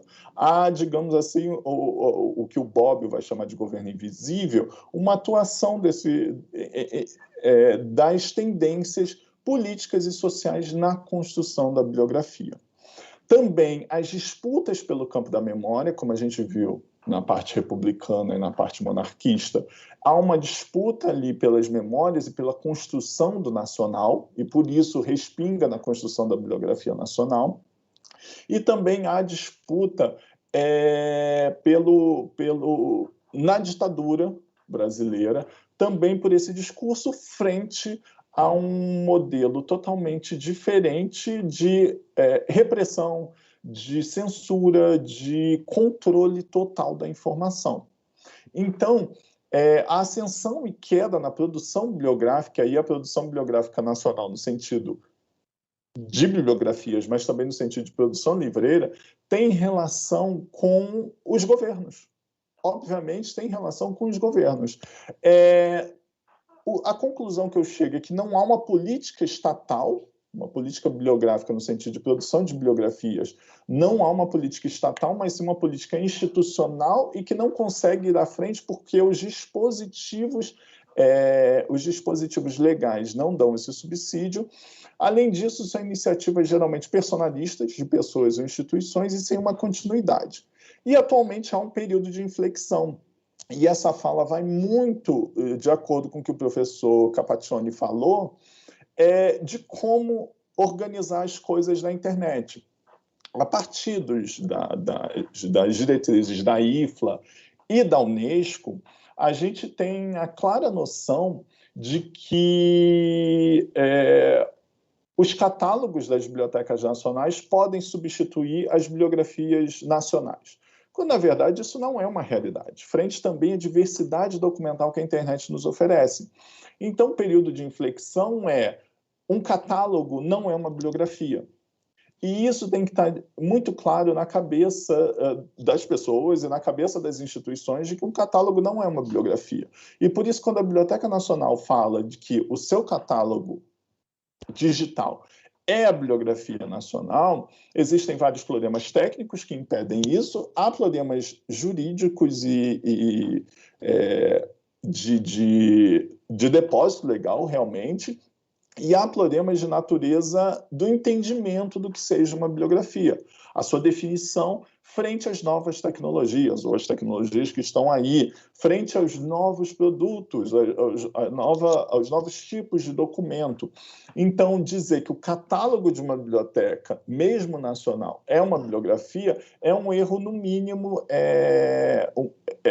terminológico, porque catálogo e bibliografia não podem ser confundidos nesses aspectos.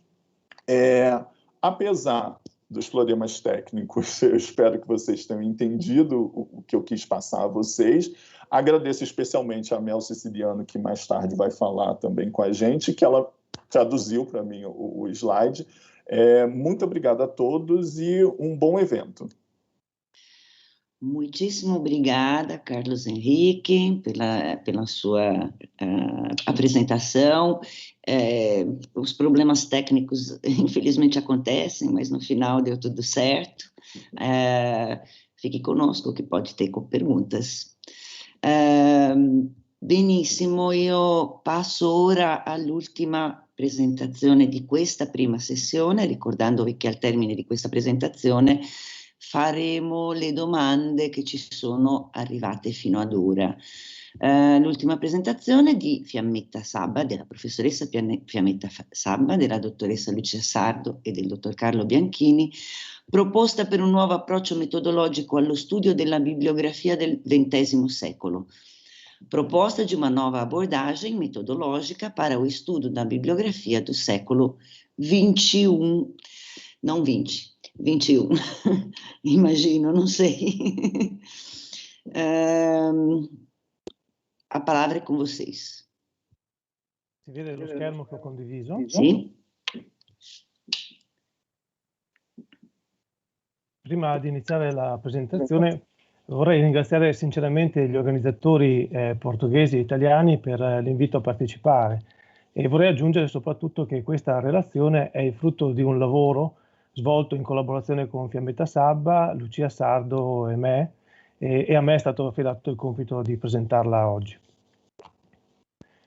Nella frase che vedete, la bibliografia subjectat scientiam, il verbo soggetta, riferito alla bibliografia, ha il doppio significato, da un lato, di assegnare a un documento il suo valore culturale e semantico attraverso una descrizione, una parola chiave, una classificazione, allo scopo di rendere disponibile la conoscenza in esso contenuta, e dall'altro, così facendo per tutti i documenti di un ambito disciplinare, anche di sottomettere, assoggettare un'intera disciplina alla sua analisi e interpretazione a uso dei lettori e degli studiosi. Per questo motivo la bibliografia è sia una disciplina con i suoi oggetti, strumenti e metodi di studio, sia una metadisciplina, cioè una disciplina che indaga lo sviluppo di qualsiasi altra disciplina. Infatti, poiché gli obiettivi e i metodi della bibliografia si applicano a qualsiasi campo scientifico e a qualsiasi altra scienza, essa, la bibliografia, assicura la permanenza, l'accessibilità, la diffusione e l'uso di tutte le scienze nella comunità scientifica e nell'intera società umana. Tuttavia, negli ultimi 150 anni, i confini disciplinari e l'identità della bibliografia si sono spostati a causa del cambiamento di prospettive legate alla cultura, al modo in cui la società comunica e apprende e all'evoluzione tecnologica che l'hanno portata a trasformarsi, forse solo apparentemente, in una nuova disciplina. Così le pratiche originarie della bibliografia si sono diversificate, dando origine a una varietà di sottoaree disciplinari che hanno sviluppato metodi e principi specifici e si sono rafforzate nel tempo, rivendicando la propria indipendenza disciplinare. Questa metamorfosi disciplinare è stata già individuata dalla comunità scientifica italiana tra la fine del XIX secolo e i primi anni del XXI secolo e nell'ultimo decennio questo fenomeno è sempre stato più riconosciuto sia da contributi di singoli autori sia dal dibattito a livello internazionale, anche in questa sede. La bibliografia, per usare un'altra metafora tra le molte che abbiamo visto oggi, funziona come uno specchio naturale, diacronico e sincronico, dell'insieme delle culture di una società e perciò è uno strumento complesso e al tempo stesso deve essere molto flessibile. Da un lato, lo specchio bibliografico permette di interpretare quelle culture nel presente e di mediarle per una trasmissione duratura. Dall'altro, la flessibilità e la complessità, di cui ha parlato già Maurizio Vivarelli oggi, sono le caratteristiche teoriche e metodologiche che permettono oggi alla bibliografia di aprirsi alle nuove tematiche e problematiche della comunicazione scientifica e giustificano il suo contributo al dibattito e alle riflessioni sulle memorie personali, istituzionali e collettive.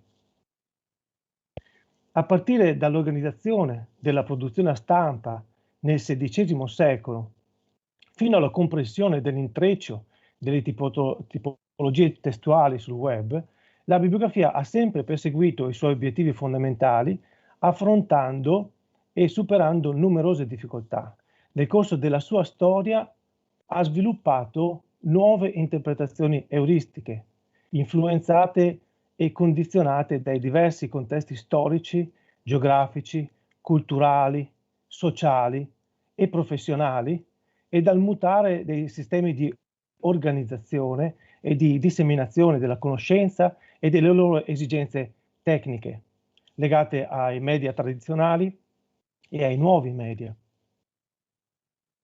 Infatti è stato giustamente notato che negli ultimi decenni del XX secolo si è introdotta una grande frattura nel campo di studio della bibliografia tra le pratiche disciplinari sviluppate per il libro nella sua configurazione tradizionale gutenberghiana e quelle il cui oggetto di studio sono le informazioni digitali, mobili, liquide, ubique.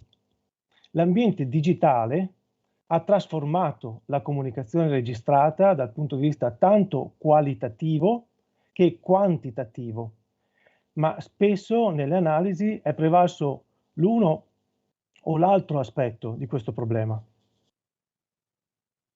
È chiaro quindi come l'introduzione delle tecnologie digitali negli ultimi decenni ha influenzato profondamente l'intero scenario della comunicazione della conoscenza, in cui la bibliografia persegue i suoi obiettivi, cambiando contenuti, metodi, strumenti e oggetti, naturalmente.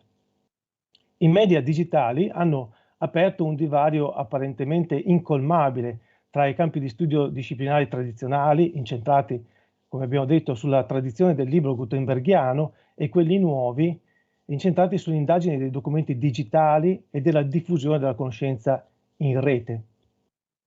Il divario è avallato dai diversi oggetti di studio, ma anche dai nuovi metodi e strumenti di ricerca. Per esempio, l'arrivo dei documenti digitali ha investito e trasformato la comunicazione scientifica attraverso l'introduzione di un nuovo modello di comunicazione digitale, che in parte è diventata più libera, disintermediata, rapida e aperta. Ha profondamente modificato anche i modelli di produzione e di distribuzione editoriale, evidenziando l'importanza dei metadati editoriali come parte integrante, qualificata e infungibile dei documenti. Inoltre il movimento dell'accesso aperto, dell'open access, ha creato nuovi modelli, nuovi attori e nuovi intermediari, ma soprattutto si sta declinando in una nuova forma, quella dei dati aperti, ricordati poc'anzi dal collega Andrea Capaccioni, laddove l'apertura dei dati riguarda non solo l'accesso, ma anche la loro disponibilità nel web semantico in modalità totalmente inedite e feconde, quelle dei linked open data. In tutto questo la bibliografia è coinvolta 2 volte, come disciplina a causa della diffusione di riviste specializzate ad accesso aperto anche in ambito disciplinare, ma anche come metadisciplina a causa della necessità di nuovi metodi e strumenti di ricerca.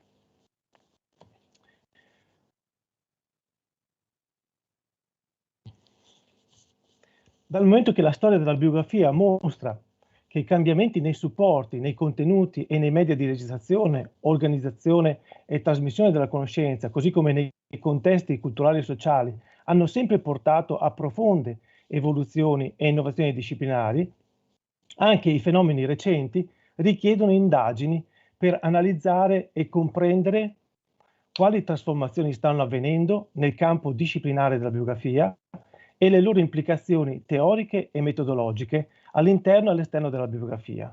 Dal punto di vista metodologico, si ritiene quindi opportuna un'indagine sull'attuale dominio concettuale e terminologico della bibliografia in Italia per poter valutare se e come esso è cambiato sotto gli effetti della costante evoluzione tecnologica dei mezzi di comunicazione, soprattutto quelli registrati. La bibliografia ha molti problemi da affrontare in questo senso. In primo luogo, riconoscere e studiare attentamente l'evoluzione in corso nel sistema della comunicazione accademica. In secondo luogo, sviluppare nuovi metodi di indagine basati sulla tradizione, come l'analisi qualitativa degli autori di riferimento, e su strumenti innovativi, come l'analisi quantitativa di grandi quantità di dati bibliografici.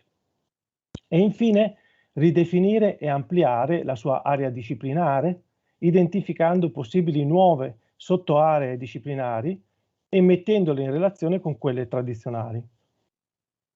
Per sintetizzare, studiando la sua storia più recente, scoprendo i suoi punti di snodo passati fondamentali e analizzandone le ragioni, la bibliografia ha bisogno di identificare e comprendere le tendenze emergenti e fornire approcci e soluzioni innovative al suo obiettivo centrale a lungo termine, che rimane quello di identificare, assoggettare e indicizzare la conoscenza registrata.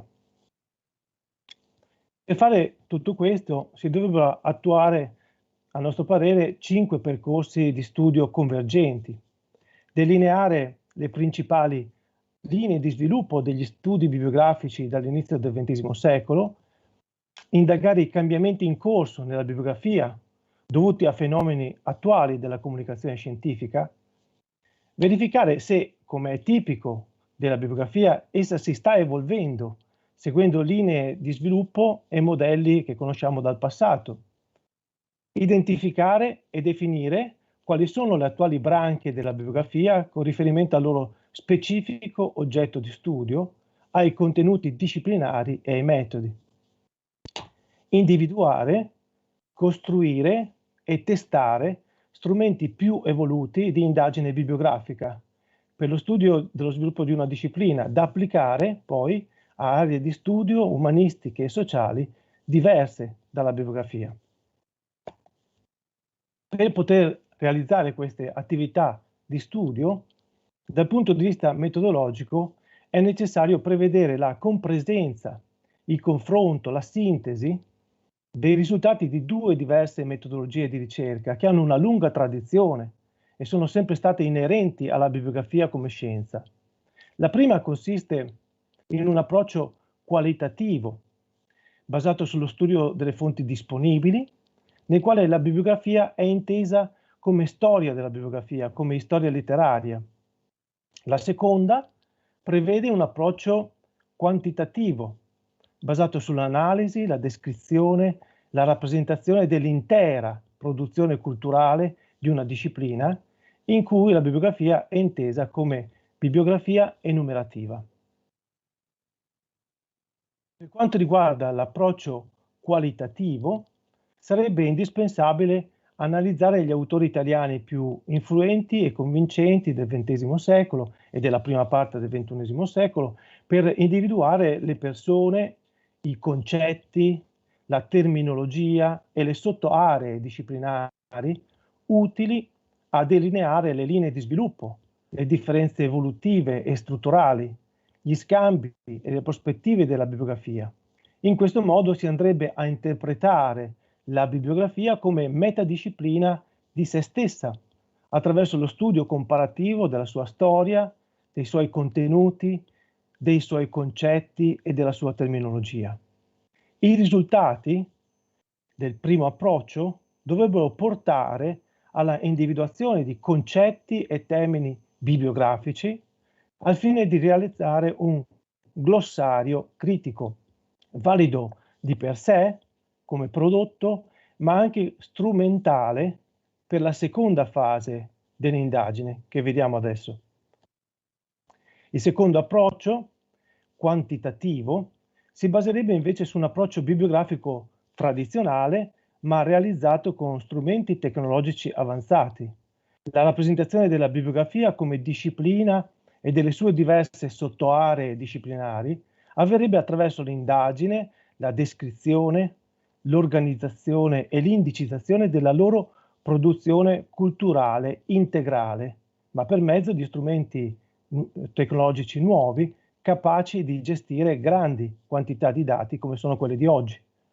Concretamente, l'approccio quantitativo potrebbe prevedere l'analisi di alcune grandi riviste di interesse bibliografico del secolo scorso ai nostri giorni, essendo le riviste uno strumento bibliografico più adatto per cogliere i nodi emergenti di una disciplina.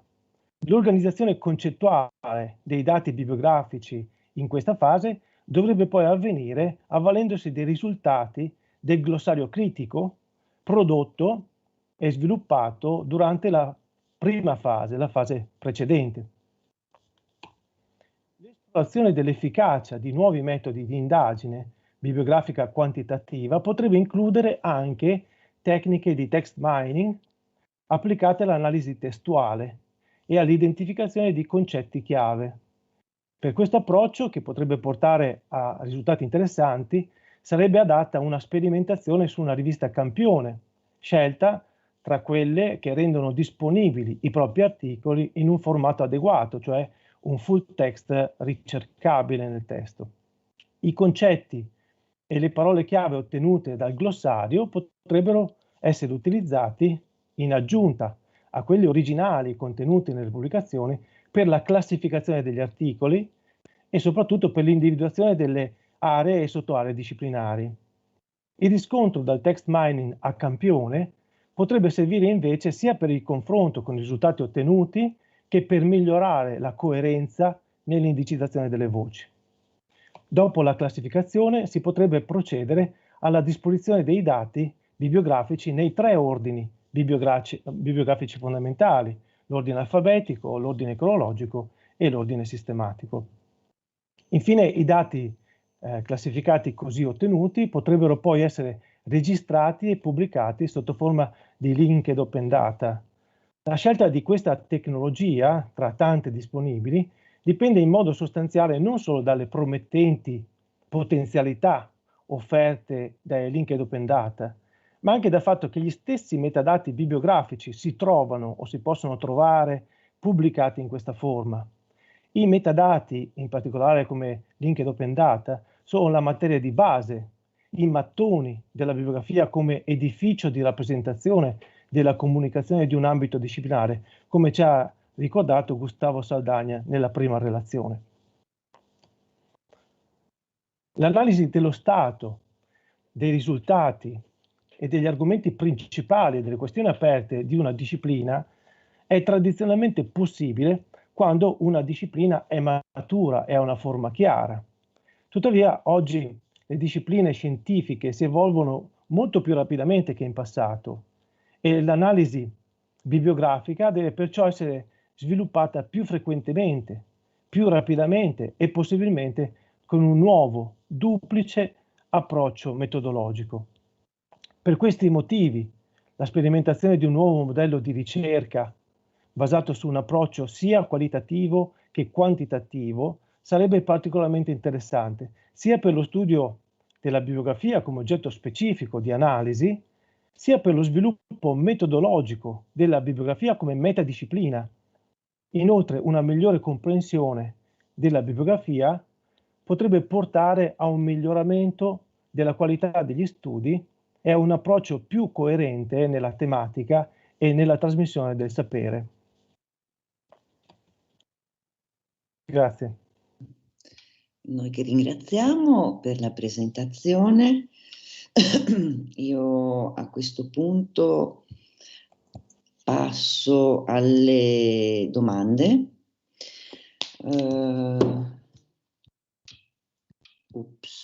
Chiederei di togliere la condivisione ecco, perfetto.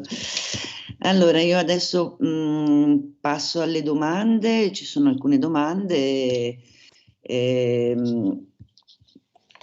che vi rimetto. La prima è per Gustavo Saldagna. Pergunta Felipe Menezes Telo. Qual é o seu conceito de instituição bibliográfica? Que categorias de instituições bibliográficas você percebe na prática? E qual é o cenário político da bibliografia no Brasil? Tem uma pergunta, eu vou fazer todas as perguntas, tá? Faccio tutte le domande e non lo so se poi rispondete nell'ordine o io le do un po' nell'ordine in cui mi sono arrivate.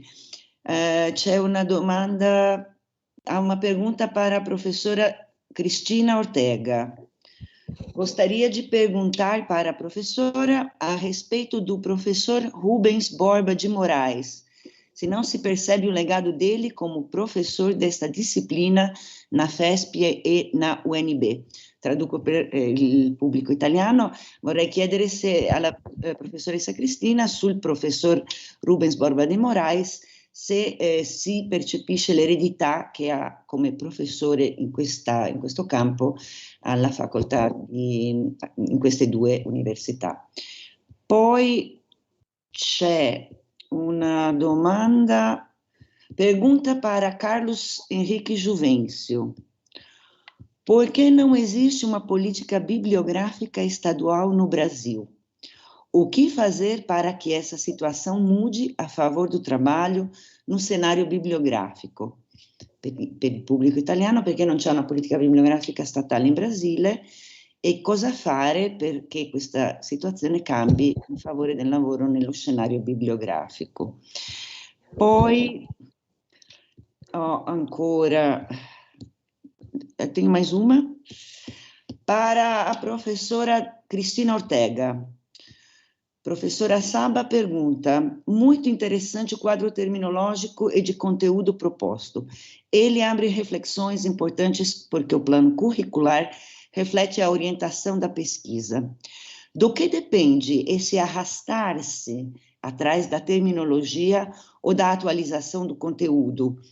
Um e não o outro e vice-versa. Da escola, do treinamento específico e da pesquisa do professor individual, ou existe um reflexo de instituições acadêmicas individuais ou associações científicas nacionais? Acredito ter feito todas as perguntas recebidas até agora. Então, convido os relatores, de repente, na ordem de apresentação. Invito i relatori in ordine di presentazione a rispondere. Gustavo.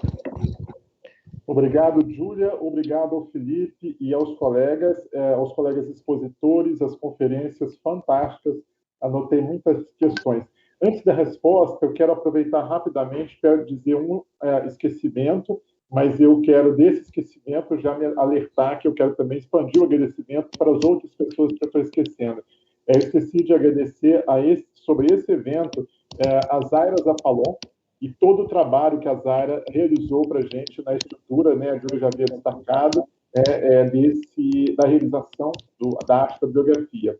E quero também, eu entrei de maneira muito ainda emocionada pela série de questões que estão acontecendo sobre a Covid, deixar aqui a minha apresentação em homenagem a Rafael Barcelos e Ângela Bittencourt, dois discentes do curso de Programa de Pós-Graduação em Ciência e Informação, que faleceram no sábado. Hoje, dia 15 de abril de 2021, Rafael Barcelos estaria defendendo agora, às 14 horas, horário do Brasil, a sua dissertação de mestrado, e ele faleceu vítima da Covid-19. Então, deixo aqui a minha homenagem por esse momento tão difícil, né? Quero agradecer muito ao Felipe, mais uma vez, pelas perguntas, né? Eu vi aqui que foram 3, e eu vou tentar ser muito breve, né? Qual o meu conceito de instituição bibliográfica, Felipe? Ele é um conceito que parte da noção de instituições linguísticas e da noção de materialidade. Eu não estou falando que a instituição bibliográfica é a Biblioteca Nacional ou um instituto de bibliografia, um instituto dedicado pura e simplesmente a produzir bibliografias como foco. Assim nasceu o IBBD no Brasil, né? Biblioteca Nacional, uma biblioteca especializada, produtora de bibliografias especializadas, como um Instituto Brasileiro de Bibliografia e Documentação, essas são instituições bibliográficas já desdobramentos de outras instituições bibliográficas. A obra gersneriana é uma instituição bibliográfica, assim como a obra e o pensamento de Cassiodoro. Equivale dizer que tudo é instituição bibliográfica? Não. Equivale dizer que as instituições bibliográficas movem o mundo e vão criando, e aí eu pego um conceito que você usou, categorias de institucionalidade bibliográfica. O exemplo que eu dei específico da lei do depósito legal é também uma uma tópica de uma instituição bibliográfica, né? O modo como a bibliografia vai ganhando uma série de instituições jurídicas, dado o seu movimento político no mundo. Exemplo agora, toda a discussão sobre a produção bibliográfica de Twitter, de memes, de notícias falsas. Isso é produção bibliográfica, porque já diria Conrad Gesner nos seus mapeamentos. Nós estamos fazendo um mapeamento quanti-qualitativo do mundo verbal, do mundo do símbolo registrado, né? E tudo isso é uma produção bibliográfica que vai instituindo modelos de agir e de fazer no mundo, na prática da bibliografia, né? E eu quero dar um exemplo no que diz respeito à atuação política da pandemia no Brasil, que é uma pergunta sua, né? Se eu conseguisse, eu tinha preparado, como dito, alguns slides como não ficaram concluídos, eu não apresentei. Eu vou verificar, Júlia, se eu consigo compartilhar e apenas um dos registros. Quando eu falei de biobibliografia, eu quero compartilhar uma aba do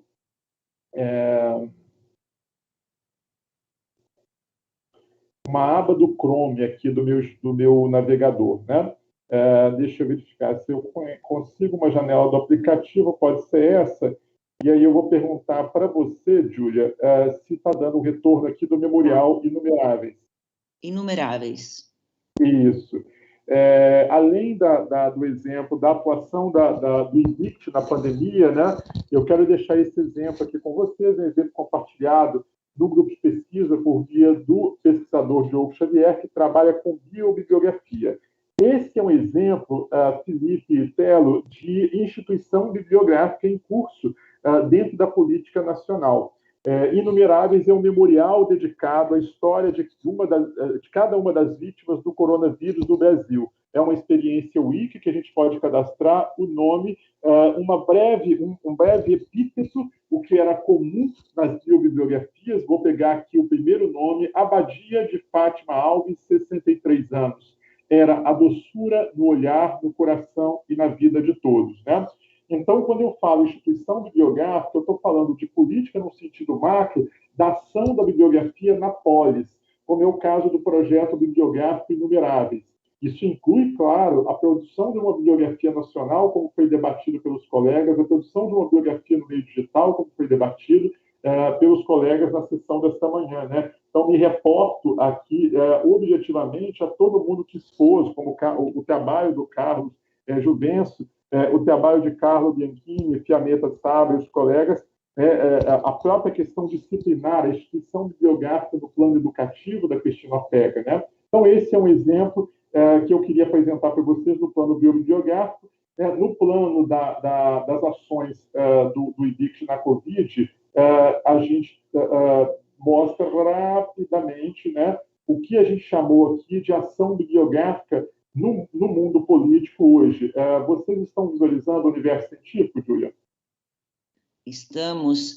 Pediria que as respostas tivessem uma certa síntese, porque a segunda parte do nosso evento recomeça. Bom, desculpas. Aqui são as biografias produzidas no contexto da política brasileira para a Covid. Eram apenas exemplos que eu gostaria de dar. Vou parar o compartilhamento aqui, Júlia. Perdão mais uma vez. Ottimo. No intanto, mentre è arrivata un'altra domanda, per il professor Vivarelli, da Filippo Menezes Sterlo, che chiede: il multiverso bibliografico è un'evidenza del fenomeno della bibliodiversità dell'Università Nacional Autónoma de México, però chiederei di seguire l'ordine di presentazione nelle risposte, insomma, comunque l'ordine di esposizione. Prego, non so chi c'è ora. Per programma. Per programma, professor Vivarelli. Bene. Ecco, di nuovo buonasera a tutti.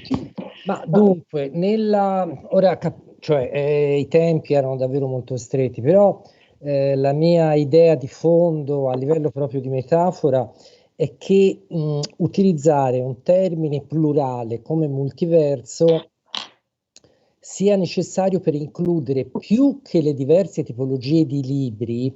Il collega che ha fatto la domanda presumo si riferisse a quello, no? La bibliodiversità ha a che fare con la varietà dei tipi editoriali, però siamo ancora all'interno del canone, proprio la denotazione del termine libro, mentre il mio problema era quello di includere la varietà dei dati, quindi la estensione del termine da universo a multiverso esprimeva quella esigenza in una prospettiva che va verso il web dei dati di aprire le prospettive evolutive della bibliografia alla elaborazione dei dati sotto il profilo qualitativo e quantitativo. Quindi diciamo è questo un po' il modo con cui ho inteso il termine, il passaggio dal singolare a questa pluralità del multiverso. Grazie. Passo adesso, a palavra vai para Cristina Ortega para as respostas perguntas. Ok. Júlia, foram duas perguntas, não é? Então, a primeira, sim, vou repetir para poder responder, né? A primeira relativa a contribuição do Rubens Borba de Moraes nos cursos com relação ao conhecimento dele de bibliografia, né? Em especial no curso da UNB, a Universidade de Brasília, e a FESP, que é a fundação ali de São Paulo, que tem esse curso de biblioteconomia também. O Rubens Borba de Moraes teve uma participação importante, não só na criação de cursos de biblioteconomia, quanto na construção desses currículos, não é? Em função do conhecimento que ele tinha naquele momento, que foi a primeira metade do século XX. Eu não estudei especificamente a contribuição do Rubens Borba de Moraes, mas fica evidente que, em especial, nesses cursos que são mais antigos no Brasil, não é? Que tiveram início na primeira metade do século XX, o conteúdo da bibliografia estava muito presente, e presente em função dessas pessoas que estudaram e que tinham esse conhecimento, não é? Então, o Rubens Borba de Moraes ele fez essa contribuição também, embora eu não tenha estudado em detalhe como isso aconteceu. Mas, de um modo geral, o que a gente vê na maior parte dos cursos, embora eu tenha estudado só 3, mas eu já tenho passado por essa questão histórica dos cursos de biblioteconomia do Brasil, mas isso se repete, não é? Esses conteúdos específicos de bibliografia estavam ali presentes, e a partir dos anos 70 e 80, eles vão sendo apagados ou reformulados. Então, em alguma medida, permanece algo consistente, mesmo que o nome bibliografia não esteja explicitado, mas, em grande medida, essa reformulação se faz sem critérios muito claros, e aí vai se perdendo em termos de consistência, não fica claro onde é que aquele currículo consegue chegar, justamente porque não se entende qual o significado dessas disciplinas não só a bibliografia, mas também a biblioteconomia e a documentação, não é? E considerando, obviamente, a relação entre elas, como é que essas disciplinas explicam essa área de conhecimento que permite a formação profissional e a formação para pesquisa, não é? E aí eu já consigo estabelecer uma relação com a outra pergunta que foi feita, que é onde é que está o problema, né? No caso do Brasil, já que os termos e os conceitos relacionados vão se perdendo nessa constituição curricular, né? Então, ao que parece, a gente tem uma cultura muito grande de buscar pelo novo, não é? Isso tem uma característica relacionada à tecnologia ou ao modo, algumas vezes equivocado, de como a gente lida com a tecnologia, né? Não numa relação com aquilo que é específico da área. Mas o fator talvez mais evidente, embora essa explicação exija aí uma elaboração muito mais ampla, mas o fator mais evidente para mim tem a ver com o papel que a denominação ciência da informação ganhou no país. Então, se usa o termo ciência da informação para falar do âmbito da pesquisa e do âmbito da formação em nível de pós-graduação, não é? E com isso, não só pela denominação, mas pelo modo como a gente trata essa denominação, nós criamos uma ruptura muito grande entre aquilo que se entende por biblioteconomia, que é trabalhado em nível de graduação, e onde está a formação propriamente do profissional, e essa instância da pesquisa que recebeu, então, esse outro nome. A denominação ciência da informação foi desenvolvida no Brasil na perspectiva de conjuntos de fragmentos, ou seja, tudo aquilo que possa ser entendido como informação se entende como válido de ser trabalhado nesse campo.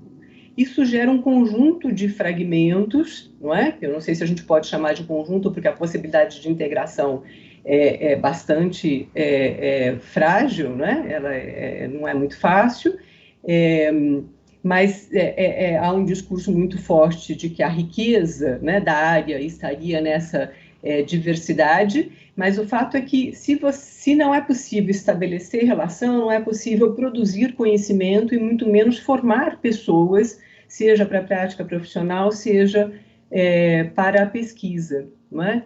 Então, o aspecto terminológico fica comprometido porque nós estamos lidando com justaposição de conteúdos, com fragmentos e criando cada vez mais um pensamento fragmentado. Nós estamos formando pessoas com pensamento fragmentado porque os pesquisadores também encamparam esse tipo de pensamento. E ele, com certeza, não permite não só a produção de conhecimento, como a sua transposição didática em cursos de graduação. Então, eu diria que o problema maior está nessa cultura da fragmentação, da justaposição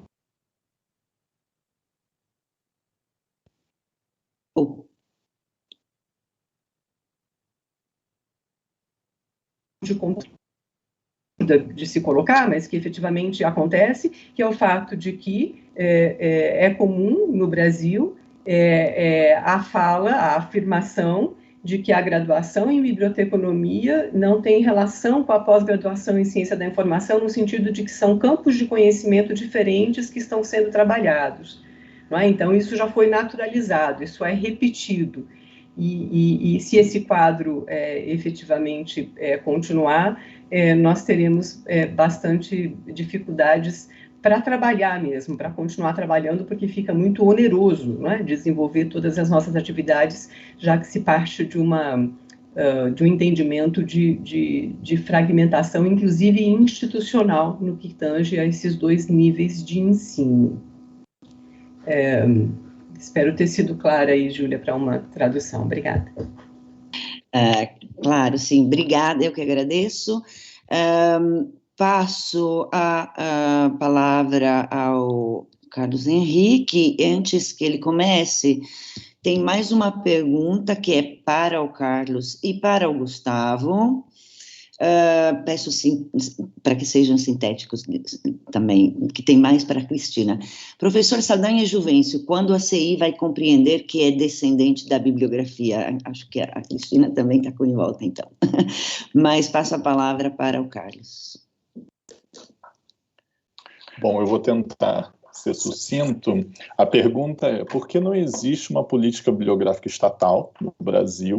E o que fazer para mudar o cenário? Bom, não existe, ao meu ver, porque os dispositivos jurídicos que deveriam sustentar uma política de bibliografia nacional da sua Constituição é frágil. E não há uma atualização há um bom tempo. Além disso, dada a complexidade documental existente hoje em dia, e a complexidade no sentido de amplitude do documento não só o livro, não só o escrito, as funções das diversas instituições, e aí eu não vou personalizar só na Biblioteca Nacional, elas ficaram defasadas. Então, há de se ter uma atualização jurídica realmente, um esforço conjunto interinstitucional, no sentido de tentar realmente construir uma bibliografia nacional e também compreender o alcance do termo, porque você vê algumas atitudes de bibliotecas, como, se eu não me engano, a British Library, que vai, num primeiro momento, guardar todos os tweets, depois ela para com isso, mas, assim, são iniciativas que vão na linha de várias falas aqui dos desafios impostos pela internet. Então, na verdade, um ajuste realmente jurídico amparado num ajuste teórico também de compreensão e ampliação do entendimento do documento, né? E de como que várias coisas vão ser feitas, depósito legal, registro, preservação, e por aí vai, são várias coisas. Sobre a CI ser descendente da bibliografia, quando que ela vai compreender isso? Sendo muito sincero, eu não espero que ela compreenda isso, porque a CI, eu entendo que ela se apropria da bibliografia, sobretudo do produto bibliográfico, mas eu entendo trajetórias muito distintas e até mesmo com propósitos totalmente diferentes. E aí a gente vai entrar no campo da da história da ciência da informação, em que ela tem um viés muito naturalizado e muito pacífico, quando na realidade ela não é. Contrapondo, eu vou deixar aqui a reflexão e depois a gente pode discutir isso mais à frente, o Otlet diz que a documentação é uma ciência da paz. Eu enxergo a CI como uma ciência da guerra, e aí a gente discute isso mais para frente, porque essa é a minha visão. Obrigado, Júlia, e obrigado pelas perguntas, eu espero que tenha sido claro. Obrigada, Carlos. Se o Gustavo quiser. Ok. O Gustavo vai tentar ser bem breve, né, Júlia? Mas eu acho que a pergunta ela é excelente e é uma que eu adoro responder, justamente porque eu não tenho uma resposta precisa, né? Mas concordando com o Carlos, ao mesmo tempo indo também em uma outra linha de interpretação, eu acho que não para mim a própria questão é difícil na sua argumentação. Quando a ciência e a informação vai reconhecer que ela provém, ou é devedora, ou tem uma relação muito forte com a bibliografia. A própria pergunta, para mim, ela já tem a questão colocada. Para mim, não existe essa pergunta. Não existe um fora da bibliografia. Não tem como eu pensar isso, né? Não existe nenhuma, e aí, quando eu digo isso em termos da minha pesquisa até o momento, não existe nenhuma expressão com as palavras ciência e informação que compõem essa expressão ciência e informação que está fora da bibliografia. É necessário que alguém me aponte, a título de pesquisa e de diálogo, onde foi que existiu alguma vez o momento em que a expressão ciência e informação está desconectada do processo diacrônico histórico do desenvolvimento da bibliografia. Isso não existe, né? Do ponto de vista de pesquisa científica. Gustavo, há uma pesquisa que conseguiu provar o contrário. Ótimo, eu preciso ler, isso vai ser importantíssimo para o nosso debate historiográfico, como o Carlos colocou, e epistemológico, né? O que aconteceu é que várias instituições bibliográficas adotaram a terminologia de modo incompleto até o presente dia, 15 de abril de 2021, adotaram os termos informação, ora ciência, ora não, nas suas nomenclaturas. Não há mudança radical curricular, não há mudança radical de gestos, de praxis. Há, sim, uma enorme camada de novos significantes para velhas práticas que, por sua vez, velhas aqui não tem nem o sentido de tradicional e nem o sentido de ultrapassado, né? Da boa tradição, entre aspas, ou de algo que ficou no tempo. Nós temos vários exemplos de práticas bibliográficas aqui que provavelmente vários colegas não utilizam o termo bibliografia para falar delas, mas isso é a bibliografia, basta ver os princípios da bibliografia e toda a produção intensiva de quem estuda bibliografia no mundo, né? Obrigada, Gustavo. Bom, vou falar em português, depois em italiano. Nós precisamos fazer uma pausa. Eu tenho aqui 3 perguntas bastante encorpadas para a Cristina Ortega. Eu vou formulá-las e depois o comitê organizador pensou em fazer a pausa e a resposta só no final da segunda sessão, se para a Cristina está bom. Ci sono 3 domande abbastanza corpose per la professoressa Cristina Ortega. Io le formulo e basta, e abbiamo pensato, per poterci riposare 5 minuti, che la risposta potrebbe essere data alla fine della seconda sessione. Se Cristina è d'accordo, io leggo le domande. Pergunta para Cristina. Parabéns por mais esta brilhante intervenção, professor André Araújo. Tenho muitas questões a comentar que farei em outro momento. Aqui, objetivamente. Você aponta que na Unirio há a utilização, por assim dizer, explícita do termo bibliografia, enquanto a UFMG utiliza parcialmente o termo e a USP não o adota, mas há presença via documentação. Primeira pergunta, como se dá exatamente essa presença da bibliografia via documentação na USP? Segunda pergunta, nas considerações você aponta que a bibliografia não foi abandonada, porém está implícita nestas experiências. Você não acha que a questão é estritamente terminológica por vezes? Digo isto pois quando me deparo com currículos brasileiros de biblioteconomia, ainda que eu não encontre o termo, vejo a bibliografia como disciplina matriz. Por exemplo, as clássicas disciplinas de representação descritiva e temática. Terceira pergunta, do ponto de vista prático, como minimizar o apagamento da bibliografia de nossos cursos nesse momento desafiador e tensionado das dimensões culturais da informação? É isso. Bene, io provo a tradurla e mettervela in chat per il pubblico italiano. Facciamo 5 minuti di pausa, se Fiammetta è d'accordo, direi facciamo 5-5, 17-5, torniamo però 17-5. Però puntualissimi e precisi. Sì, perché le domande sono tante e poi magari insomma quelle che non sono state risolte alla fine della sessione, se fossero tante anche successivamente, insomma sarà nostra cura poi farle avere ai relatori. Se chegarem muitas perguntas e os tempos apertarem, elas serão encaminhadas via e-mail aos relatores, tá? Bom, 5 minutos, boa pausa a todos.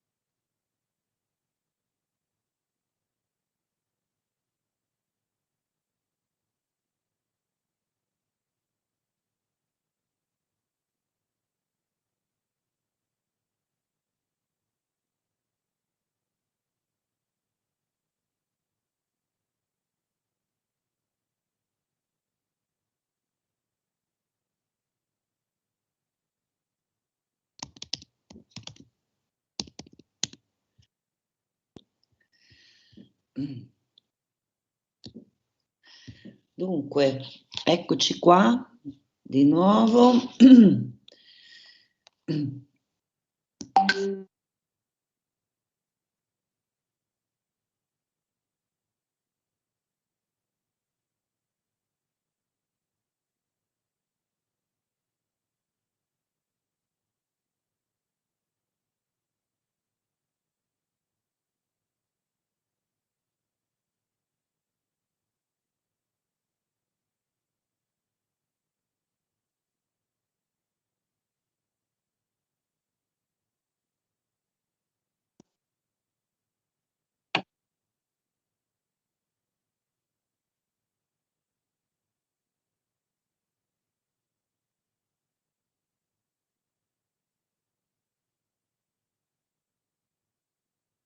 Microfono. Buonasera a tutti, benvenuti di ritorno dopo questa brevissima pausa per ricominciare con la seconda parte di questo 7° seminario internazionale L'arte della bibliografia. Abbiamo avuto una prima sessione abbastanza ricca e interessante, e ora passiamo alla seconda sessione. Io per questa sessione i minuti a disposizione di ogni relatore sono 15, sono sessioni più brevi perché da 2 anni, è il 3° anno, l'arte della bibliografia riceve anche proposte di presentazioni, però le teniamo un po' più corte.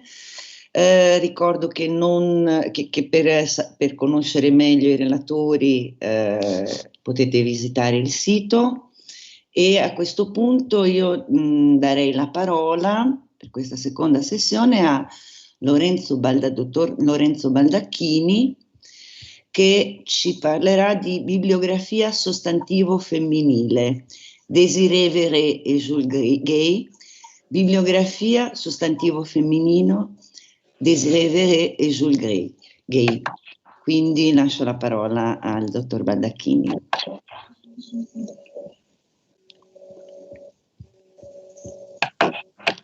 C'è? Eccolo. Mi sentite? Sì, sto attivando la videocamera. Sì. Perfetto. Al professor Baldacchini, che il nostro professore era e è rimasto ancora il nostro professore dell'Università di Bologna, proprio nel Dipartimento di Beni Culturali, e quindi li vediamo volentieri. Sì, sì. Io ho già attivato la condivisione dello schermo per cercare di stare il più possibile dentro i tempi. Ringrazio gli organizzatori. Non vediamo la condivisione. Io sì, però.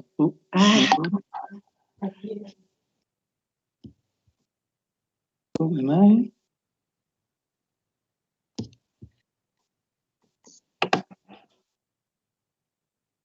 Continuate a non vederla? Continuiamo sfortunatamente a non vederla. Io la vedo. Come mai? Come mai? Proviamo a interrompere la condivisione e a reinserirla, vediamo. Allora.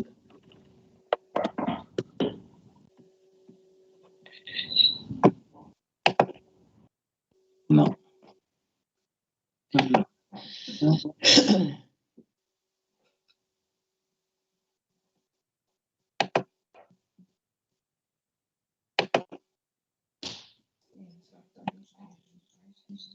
Vediamo. Solo che non vedo.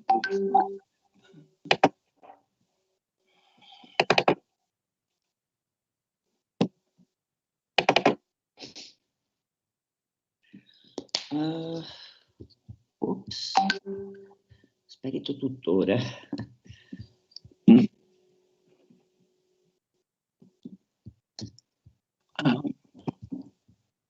Più di così. Alguns problemas técnicos, mas já resolvemos. Problemi tecnici, ma risolviamo subito.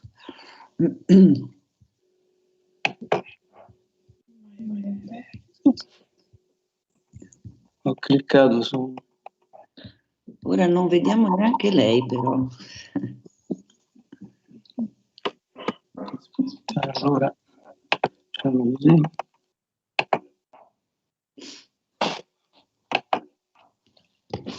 È che non si attiva più il video. Eh sì, non vediamo neanche la telecamera. Come mai?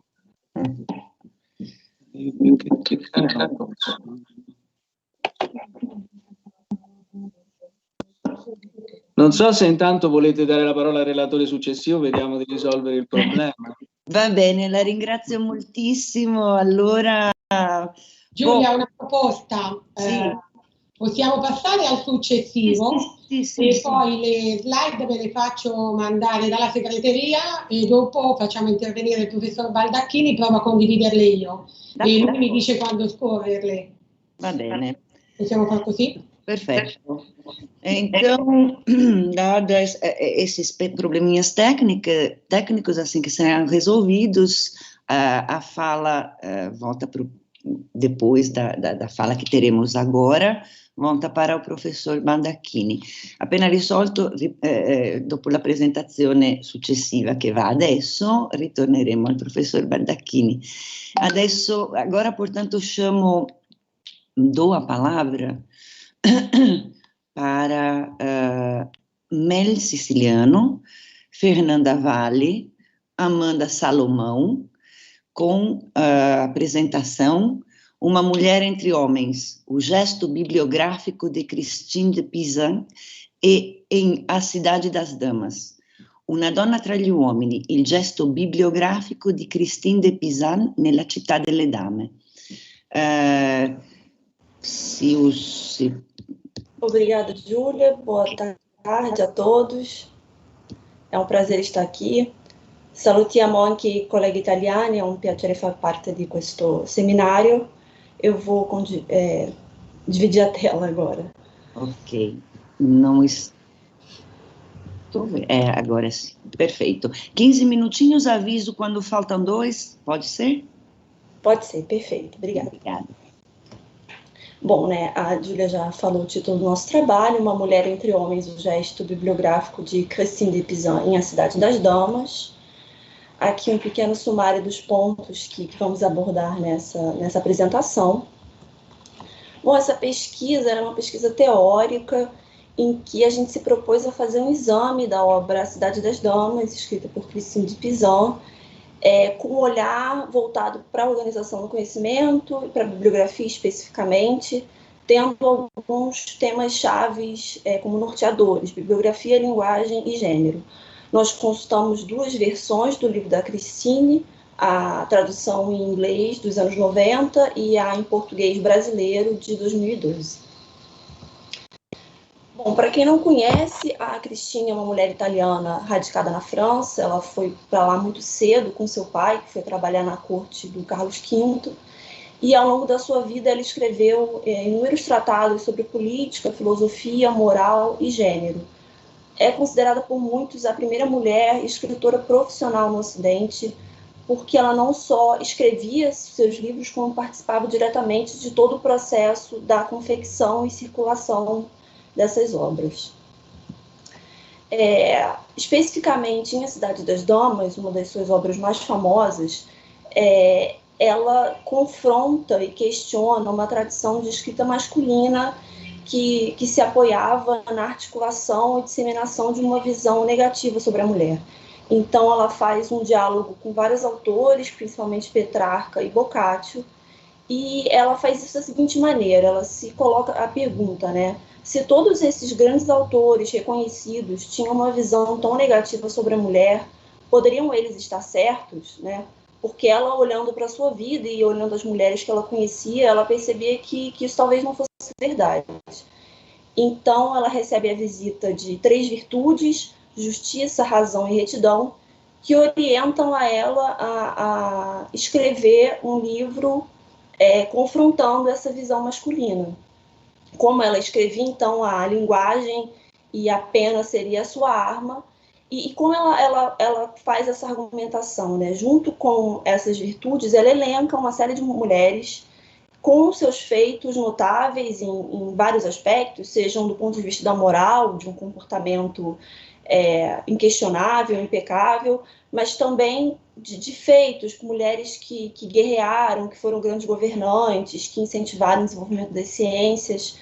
E a organização que ela faz é a seguinte: ela circunscreve essas mulheres numa cidade imaginária, e cada uma dessas mulheres fica em um espaço determinado dessa cidade. Então, junto com a Dama Razão, ela constrói os muros da cidade, trazendo então as mulheres e seus feitos, principalmente nessa parte em relação à guerra e ao desenvolvimento de ciências. Sim. Mel, desculpe. Sim. Várias pessoas estão dizendo que não conseguem ver a presença. Não conseguem. Estranho, porque no YouTube eu estou com ele aberto aqui no tablet e está aparecendo, eu não sei. Tudo bem. Júlia, eu também consigo visualizar no YouTube, eu estou retransmitindo por outra plataforma aqui, está ok. Ok. Desculpe. Não, sem problema. Em seguida, então, ele elenca as mulheres que vão habitar essa cidade, junto com a Dama Retidão. Então, são mulheres de um ponto de vista de comportamento impecável. E depois, junto com a Dama Justiça, ele elenca, então, as mulheres que vão governar essa cidade. Ela organiza da seguinte maneira, fazendo, inclusive, uma alegoria de fácil compreensão para a época de uma organização de uma cidade medieval. É importante a gente situar a Cristina nesse tempo, né? Ela publicou esse livro em 1405, então ela estava numa posição diferente das outras mulheres, né, na Idade Média.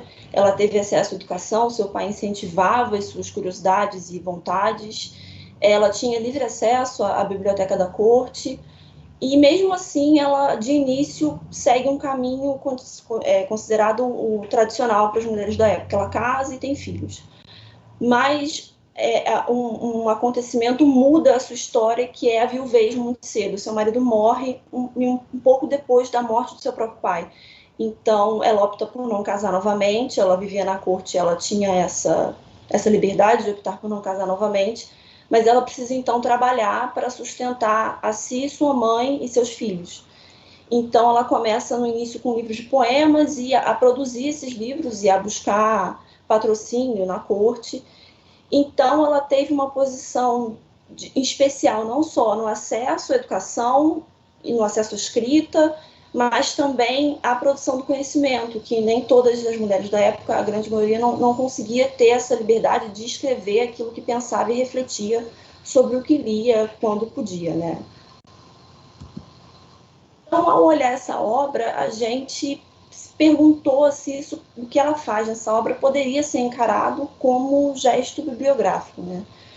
Trouxemos aqui duas definições que nos ajudaram a refletir sobre isso, né? A primeira é do Araújo, que diz que a bibliografia se ocupa do mapeamento e da representação dos saberes e do conhecimento. E pensando no que ela fez, enfim, as fontes que ela consultou, mesmo que ela não cite todas em todos os momentos, ela tinha, né, esse acesso a essa informação, ela seleciona e representa essas mulheres numa organização, ainda que, né, essa organização da cidade, mas ela organiza de alguma maneira essas mulheres e seus feitos.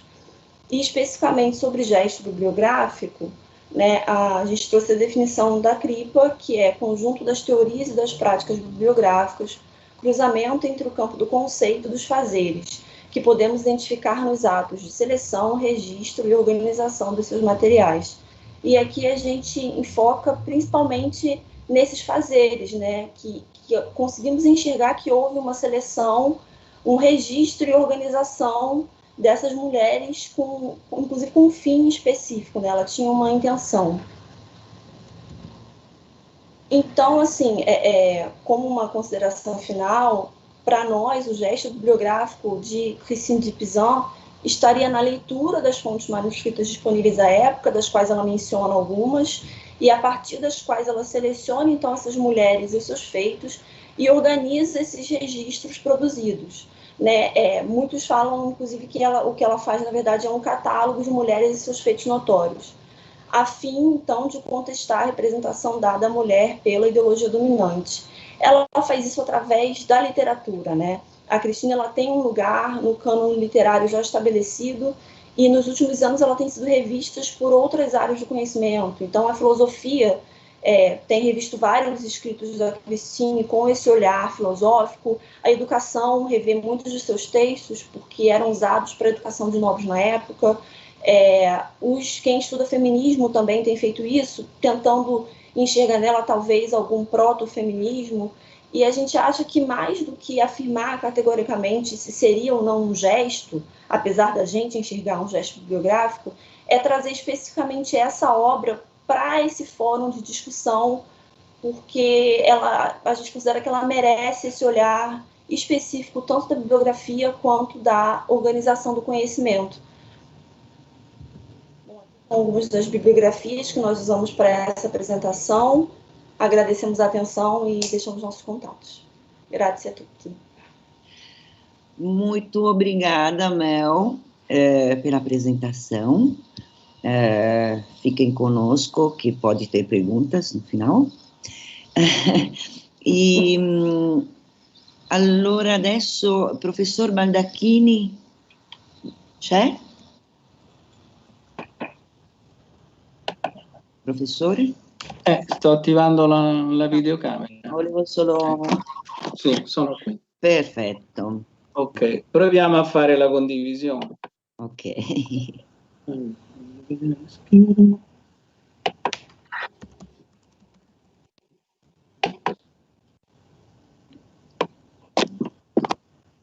Vedete?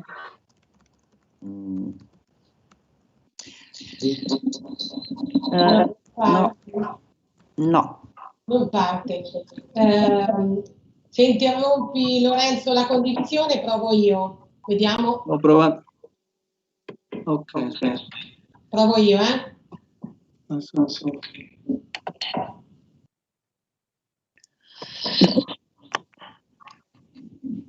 Perfetto, allora do la parola al professore. Sì, ce l'ho davanti, ecco.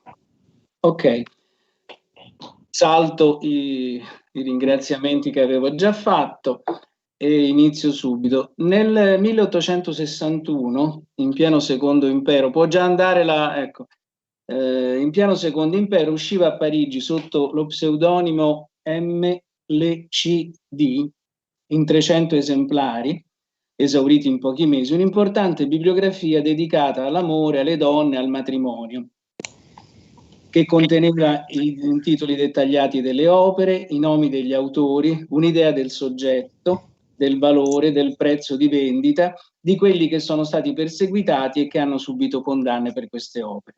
Lo pseudonimo è stato talvolta identificato con un Comte Henri di Deville o Comte d'Imbardet, ma non c'è dubbio che l'autore fosse l'editore. Si chiamava Jules Guet ed era nato a Parigi nel 1807. Nel 1864 vedeva la luce una nuova e più completa edizione che contava ben 17-16 colonne a fronte delle 298 della precedente.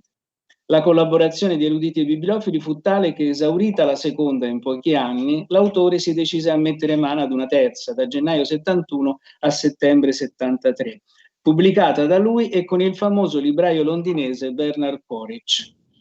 La terza sarebbe risultata più che doppia rispetto alla seconda, 6 volumi di 450 pagine l'uno, per un totale di più di 2700. La quarta edizione si spinge fino al 1899 e principale responsabile fu l'editore Le Monnier, nulla a che vedere con il Le Monnier fiorentino, per la verità responsabile del terzo volume. Minore successo ebbe un'altra opera, l'Iconographie des étampes à sujet galant, sempre con lo stesso pseudonimo, stampata a Ginevra nel 1868 e pubblicata contemporaneamente anche a Londra. No, puoi tornare indietro, puoi restare qui. Il padre di Jules, Dominique, era stato anch'egli editore ed era stato fondatore della libreria di corte degli zar a San Pietroburgo. Aveva pubblicato le opere di Alexander von Humboldt, ma la salute malferma lo obbligò a tornare a Parigi. dove si stabilì anche Voltaire. Ma difficoltà finanziarie unite al repentino cambio climatico lo condussero presto alla fine. Dovendo badare a se stesso, il giovane Jules proseguì con zelo i suoi studi ed in breve tempo si formò una cultura considerevole. Per sostentarsi durante questo periodo lavorò come disegnatore in una famosa azienda di costruzioni e a seguito di una visita in Inghilterra nel 1835 incontrò il socialista filantropo Robert Owen. Condividendo le sue idee, collaborò alle riviste Crisis e New Moral World. Nel 1850, dopo alcuni affari falliti, Gay cominciò a lavorare per il libraio Théophile Barrois e dopo la morte del proprietario si unì alla Maison Hachette, nella quale rimase fino al 1854, quando si trasformò in editore indipendente. La sua prima impresa editoriale, Histoire de la guerre d'Orient, fu un fallimento pressoché totale comunque, dovuto al fatto che i suoi fornitori vennero meno all'impegno e non riuscirono a consegnare il materiale necessario per completare il lavoro. In conseguenza di ciò entrò in società con Didier Co., un libraio universitario, e nel suo tempo libero si dedicò agli studi bibliografici, frutti dei quali furono appunto la bibliografia dei principaux ouvrages relatifs à l'amour che vediamo qui nella diapositiva. Quest'ultima stampata da Didot negli ultimi giorni di gennaio del 1861. Il suo interesse per i libri antichi, curiosi, rari e talvolta oscuri si sviluppò insieme ad un costante amore per la letteratura e al bisogno di impegnarsi nel ristamparli in edizioni a tiratura limitata di 100 copie al massimo. L'intraprendente editore invitò specialisti e consulenti per scrivere prefazioni e note bibliografiche. I più famosi tra costoro furono Gustave Brunet e Paul Lacroix, che di regola scrissero sotto i rispettivi pseudonimi di Philomneste Junior e Jacob Bibliophile. Autorità di questa statura non permettevano certamente che i loro nomi fossero legati con la pornografia nel senso comune del termine. Tuttavia, nel febbraio del 1863, possiamo andare con la seconda diapositiva, ci fu il sequestro di un numero abbastanza grande di libri di Gay, non solo presso la sua sede, ma anche alla Biblioteca Imperiale, oggi Biblioteca Nazionale, il cui direttore Taschereau aveva egli stesso istigato la confisca. Può andare l'altra diapositiva. La pubblicazione di questi libri fu considerata contraria al pubblico interesse e pregiudizievole per i buoni costumi. La pena risultò piuttosto mite, Gay se la cavò con una multa di 100 franchi. Non di meno, e ciò è quello che offende di più, fu ordinato che le opere confiscate fossero distrutte. Concluso il caso, Gay realizzò che ulteriori conflitti con la legge sarebbero stati inevitabili se avesse continuato la sua attività in Francia e, seguendo il consiglio di un amico, avrebbe stampato i suoi libri in Belgio, stabilendo una collaborazione col famoso tipografo Mertens e Figli, cercando l'approvazione del competente Ministero di Parigi per l'importazione in Francia dei suoi nuovi titoli. Fino al gennaio 1865 questo compromesso sembrò funzionare bene, con l'approvazione di molte pubblicazioni per l'esportazione da Bruxelles, ma in quel mese la polizia eseguì un'inattesa ispezione nella residenza di Gay e il giorno seguente fu convocato al Palazzo di Giustizia per un controinterrogatorio e portato in un mezzo blindato in prigione, incatenato come un delinquente comune. Indipendentemente dal tentativo di ottenere la libertà in cambio di una cauzione di 2000 franchi, i suoi sforzi di chiarire la sua situazione con le autorità non ebbero successo. Il processo iniziò il 12 maggio 1865 e continuò fino al 19. Gay fu condannato a 4 mesi di detenzione e 500 franchi di ammenda. Protestò dicendo che non intendeva usare i profitti delle sue pubblicazioni per arricchimento personale, ma aveva piuttosto seguito semplicemente la convinzione che gli interessi della bibliografia e della conoscenza fossero per lui più importanti dei limiti della legge. Gli fu contestato che, a dispetto della confisca del 1863, aveva proseguito la sua attività e inoltre aveva pubblicato incisioni oscene, contrarie alla norma, e stampato libri senza nome sia del tipografo che dell'editore. A Gay fu contestata la responsabilità di 21 titoli, una lista delle 87 pubblicazioni, in quel caso confiscate di altri editori e librai, e delle 8 incisioni oscene furono incluse nella sentenza. Gay raccontò in dettaglio la storia di questi 2 casi molto interessanti nel suo Procès des Rarités Bibliographiques pubblicato nel 1875. Comunque di 100 copie stampate di quest'ultimo, 50 furono confiscate dalla polizia e distrutte. Paul Lacroix fornisce una notizia di una quindicina di libri rari di Gué nelle Recherches bibliographiques sulle livres rares et curieux del 1880. Scontata la condanna, tornò a Bruxelles, poi si trasferì a Ginevra nel 1867, a Torino nel 1869, a Nizza nel 72 e a Sanremo nel 73.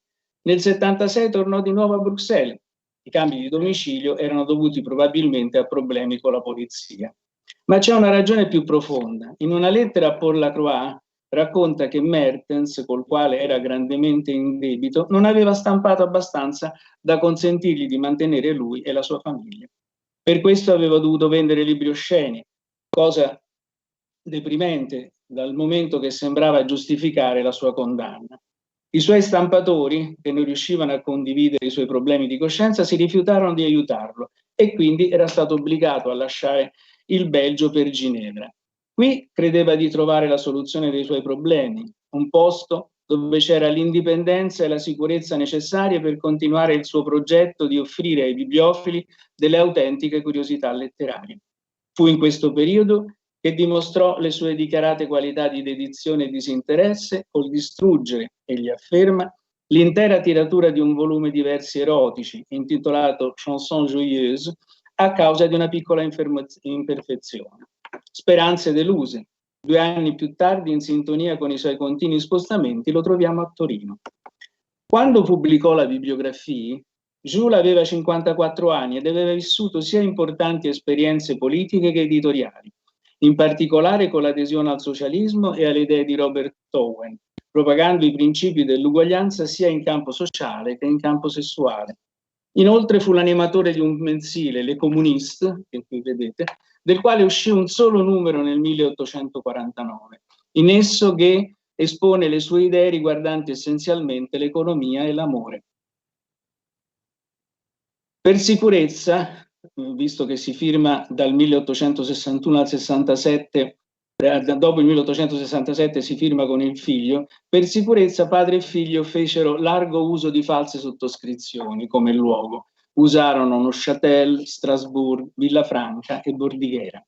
Le pubblicazioni di letteratura erotica, più di 300 di Jules, più di 50 per Jean, però non oltrepassano mai la soglia del buon gusto. Non ci si trovano infatti quelle che in inglese si chiamano masturbation novel, oppure libri da leggere con una sola mano. Può andare la diapositiva successiva. Grazie. Durante il suo soggiorno londinese conobbe e si legò sentimentalmente a Désirée Verret, che sposò nel 1837. Con lei ebbe 2 figli, Jean nel 1838, che sarà socio del padre nell'azienda editoriale, e Owen nel 1842. Nata a Parigi nel 1810 da una famiglia operaia, Désirée rivendicò sempre questa sua origine, tanto da firmarsi talvolta come Désirée Verret prolétaire. Prima dei 20 anni cominciò a lavorare come couturier, cioè sarta.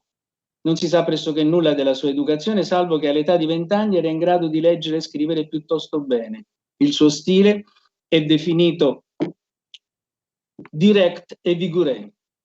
Partecipe delle sofferenze della sua epoca, delle lavoratrici modiste, dei disoccupati, dei nullatenenti, dei fanciulli, degli anziani, ma soprattutto delle donne, Désirée si legò al movimento socialista e al nascente femminismo militante, divenendone una protagonista. Alla ricerca, ella scrive, di un sujet de plaisanterie, assistette nel settembre 1831 a una riunione di saint-simoniani e abbracciò per un po' di tempo quel credo. In seguito fu affascinata dalle idee di Charles Fourier e ancora da quelle di Prosper Enfantin, ma constatò presto in ritardo che anche nei movimenti socialisti esisteva ancora sui temi dell'emancipazione e della liberazione delle donne. Dopo la rivoluzione del 1848 e la proclamazione della Seconda Repubblica, si mise in luce insieme ad altri militanti per una serie di petizioni alle autorità a sostegno dell'uguaglianza dei sessi. Qui vedete proprio una lettera al re del 1832. Può andare alla successiva. Fu eletta poi delegata alla Commission des Travailleurs e capodivisione di uno degli Atelier Nationaux. Dopo una decina di giorni fu destituita perché, è lei stessa ad informarcene, aveva denunciato l'incompetenza delle autorità designate dalla Commission de Luxembourg. Nel marzo-aprile del 1848 aveva collaborato al giornale femminista La Voix des Femmes, vedi in particolare il numero del 18 aprile, e poi dato vita alla Politique des Femmes, del quale uscirono solo 2 numeri. Insieme all'altra militante, Jeanne de Rouen, fondò l'Association Mutuelle des Femmes e il nuovo periodico L'Opinion des Femmes, prima di ritirarsi alla fine del 1849 dalla vita pubblica. Désirée è una delle 3 protagoniste di un famoso saggio nell'ambito della storia di genere, La démocratie à l'épreuve des femmes, 3 figures critiques du pouvoir, 1830-1848, di Michel Rieux-Sarcey, insieme a Jean de Rouen e Eugénie Boyer. In questo lavoro, ormai un classico della storia di genere, necessariamente il rapporto di Désirée con la figura e soprattutto con l'opera di bibliografo e di editore di Jules Guet rimane un po' in ombra. D'altra parte è una costante della ricerca storica doversi confrontare con la scarsità di documenti riguardanti le donne. Si tratta spesso, come è stato detto, di rendere visibile l'invisibile. Non è esattamente però il caso di Désirée, della quale rimane una documentazione piuttosto ricca, sia della sfera pubblica che di quella privata. Può andare la prossima diapositiva. Ma le lettere di cui disponiamo in realtà sono lettere che si sono conservate negli archivi di Victor Considerant e di Prosper Enfantin. Le risposte a queste lettere purtroppo non ne abbiamo perché carte appartenute a lei non ce ne sono arrivate. Non è azzardato ritenere che l'influenza che esercitò su Jules fu molto profonda, anche nell'ambito di una coppia che, da quello che possiamo capire, rimase sempre sentimentalmente piuttosto aperta. Ma non dobbiamo pensare a lei come una sorta di musa ispiratrice di Jules Guet. Fu molto di più, non ultimo il fatto che nei periodi di difficoltà finanziarie di Jules, col suo lavoro di sarta e soprattutto sfruttando i rapporti con il mondo sensimoniano che poteva fornire molte occasioni di lavoro per un editore, gli fu di grandissimo aiuto. Désirée, sartina proletaria, militante femminista, ma anche donna dagli amori appassionati, basta leggere le lettere che vedova ormai ottantenne, quasi cieca, inviò alla sua fiamma giovanile Victor Considerant, altro dirigente del movimento operaio, fu il tramite di un rapporto speciale tra la bibliografia e la storia. Gli anni tumultuosi dal 1830 al 1848 entrarono, grazie anche alla sua personalità, in modo prorompente in questa disciplina, tutt'altro che terreno riservato ad eruditi e bibliofili, ma specchio, proprio l'espressione che ha usato Bianchini nel contributo suo con Fiammetta Sabba e Lucia Sardo, specchio anch'essa dei movimenti sociali, politici e di costume di un'epoca. Si potrebbe concludere parafrasando Mackenzie: nuovi soggetti sociali producono nuove bibliografie. Grazie. Grazie professore della sua relazione. Passo quindi la parola al dottor Vinicio Sousa Gimenezes con la relazione Outros livros, outras grafias, cioè altri libri, altre grafie. Vinicius? Oi, Giulia. Oi? Giulia. Aprendo aqui a câmera. Giulia, c'è Rosa Parlavecchia o Vinicius? Perché l'ho saltata? Ma che brutta. Ah, perché abbiamo invertito. Chiedo scusa, Vinicius. Sem problema. di Scupi. Chiedo scusa, è che siccome abbiamo invertito i primi due, mi sono ritrovata a invertire anche gli altri. Chiedo scusa davvero. La parola va invece a Rosa Parlavecchia, che ci presenta la Scuola Tecnica Bibliografica 1886-1894, un'occasione mancata. La dottora Rosa Parlavecchia, que vai falar sobre a Escola Técnica Bibliográfica 1886-1894, uma oportunidade perdida. Desculpe, doutora, a palavra Non si preoccupi, professoressa, grazie mille. Grazie, anch'io mi associo ai ringraziamenti che sono stati fatti prima al comitato organizzatore, alla segreteria organizzativa per aver accettato questo mio intervento. Il mio intervento è dedicato al tema del reclutamento e della formazione dei bibliotecari nell'Italia post-unitaria. Si vede il PowerPoint? Sì, Rosa, si vede. Perfetto, grazie.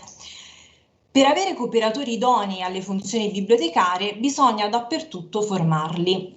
Con queste parole, nel 1868, Tommaso Garr, che fu il primo titolare in Italia di una cattedra universitaria destinata a discipline bibliografiche e biblioteconomiche, attraverso le sue letture di bibliologia, esortava all'istituzione di corsi di formazione per bibliotecari non presso le università, ma bensì presso le principali biblioteche pubbliche. Tommaso Garr aveva però già espresso in un'altra sede queste sue considerazioni e più precisamente in occasione del Congresso Internazionale di Statistica che si tenne per la prima volta in Italia a Firenze nell'anno precedente, quindi nel 1867.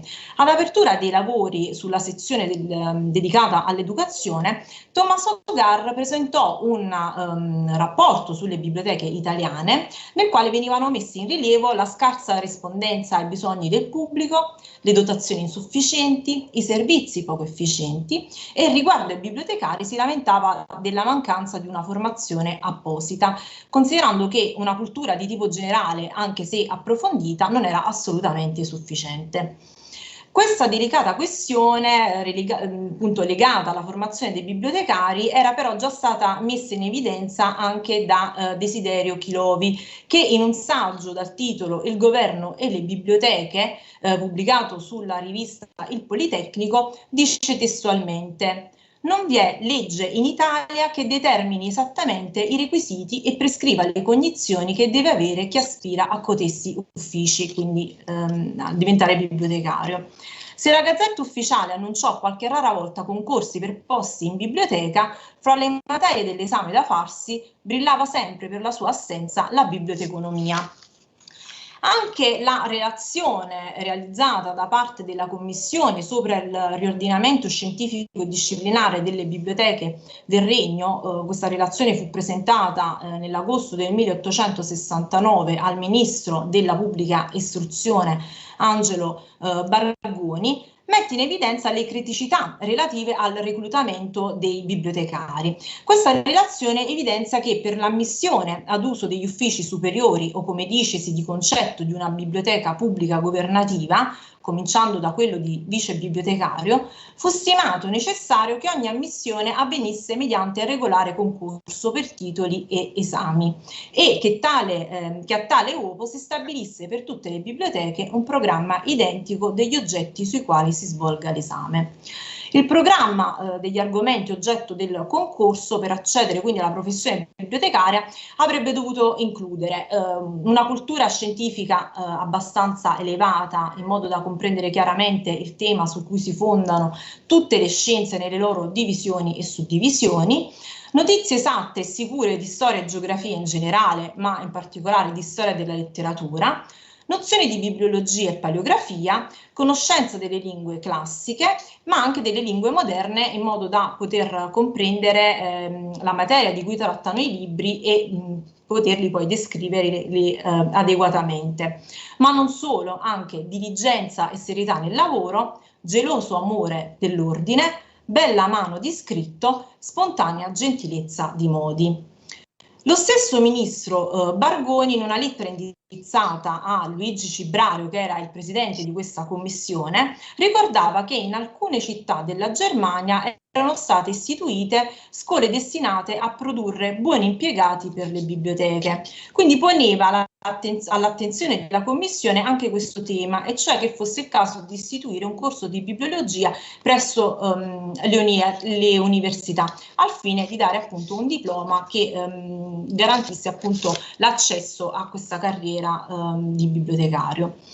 Le indicazioni della Commissione vennero in gran parte accolte nel primo regolamento organico delle biblioteche italiane, che fu emanato nel 1869, e in particolare il titolo quarto accoglieva l'idea proposta da Tommaso Garr di appunto istituire corsi per la formazione di bibliotecario non presso le università, ma all'interno delle biblioteche pubbliche governative. Pochi anni più tardi, nel 1875, fu sollevata un'altra polemica da un libraio, Justus Ebbard, che pubblicò alcune lettere su un quotidiano romano, Opinione, e in queste lettere lui infatti parla dello stato delle biblioteche italiane e del reclutamento dei bibliotecari.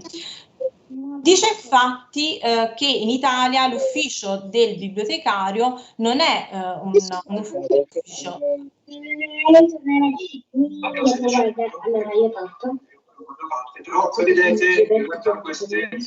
Chiedo scusa. Scusate, c'è qualcuno con il microfono acceso. Por favor, desliguen os microfones. Obrigada. Grazie. Dicevo, quindi in queste lettere questo libraio parla appunto dello stato delle biblioteche italiane e del reclutamento e della preparazione dei bibliotecari. E dice infatti che l'ufficio del bibliotecario non è un ufficio attivo, quasi sempre si tratta di un compenso per meriti scientifici che nulla hanno a che fare con i doveri di un bibliotecario. In pratica la prassi era, per quanto riguardava appunto la figura del bibliotecario, cioè comunque di colui che dirigeva la biblioteca, veniva fatta una nomina direttamente da parte del ministro della pubblica istruzione. Simpaticamente dice che un dottore in legge, se fosse il più dotto tra i giusti, si guarderebbe bene dall'accettare una cattedra universitaria di patologia e di terapia. Un colonnello di fanteria non azzarderebbe di assumere le funzioni di un capitano di vascello, ma mai si è dato il caso che un professore di qualunque disciplina scientifica egli fosse abbia rifiutato l'ufficio di bibliotecario, perché appunto veniva scelto questo bibliotecario tra quelli che erano i dotti di chiara fama. Le qualità, le capacità, le competenze richieste per svolgere tale professione erano condizioni necessarie, ma anche se tutti convenivano su questo punto, in molti credevano che quando un dotto, uomo benemerito della scienza con grave piglio prende posto nel seggiolone di un bibliotecario, la scienza bibliografica gli si infonda da sé. E ancora, il personale delle biblioteche italiane è un miscuglio di dotti e di non dotti, scomposto ed eterogeneo. Ciò che rende poco utile al paese le biblioteche è il sistema fallace che si osserva riguardo al personale. In Italia purtroppo il bibliotecario come professionista non esiste. E ancora, del bibliotecario si sa che egli è in dovere di sapere tutto, ma nessuno sa cosa egli deve studiare per raggiungere la meta. L'anno successivo Ruggero Bonghi, nuovo ministro della pubblica istruzione, emana un nuovo regolamento, quindi ci troviamo nel 1876, e al titolo quarto di questo regolamento venne istituita presso la neonata Biblioteca Nazionale di Roma un corso tecnico biennale affiancato a 2 alunnati da tenersi in ciascuna biblioteca nazionale, uno per i distributori e l'altro per personale di grado superiore. Nonostante l'interesse e le aspettative suscitate, il corso biennale però non trovò mai una concreta attuazione, mentre i 2 alunnati presero appunto l'avvio con denominazioni differenti, tirocini, volontariato, apprendistato, formando così diverse generazioni di bibliotecari. Bisognerà attendere un nuovo decreto, il Regio Decreto del 28 ottobre 1885, per una rinnovata della carriera del personale, che trasformerà la professione bibliotecaria in un'attività basata su solide competenze tecniche.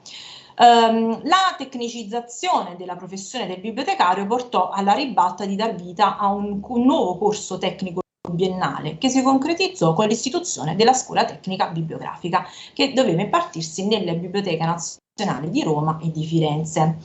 Presente sulla carta fin dal regolamento del 1886, ma mai concretizzatasi, la scuola avrebbe dovuto prevedere 2 corsi, uno annuale per la preparazione degli alunni all'esame di sottobibliotecario e uno biennale per la preparazione di questi ultimi all'esame di abilitazione al grado di bibliotecario, quindi destinato a personale già interno alle biblioteche.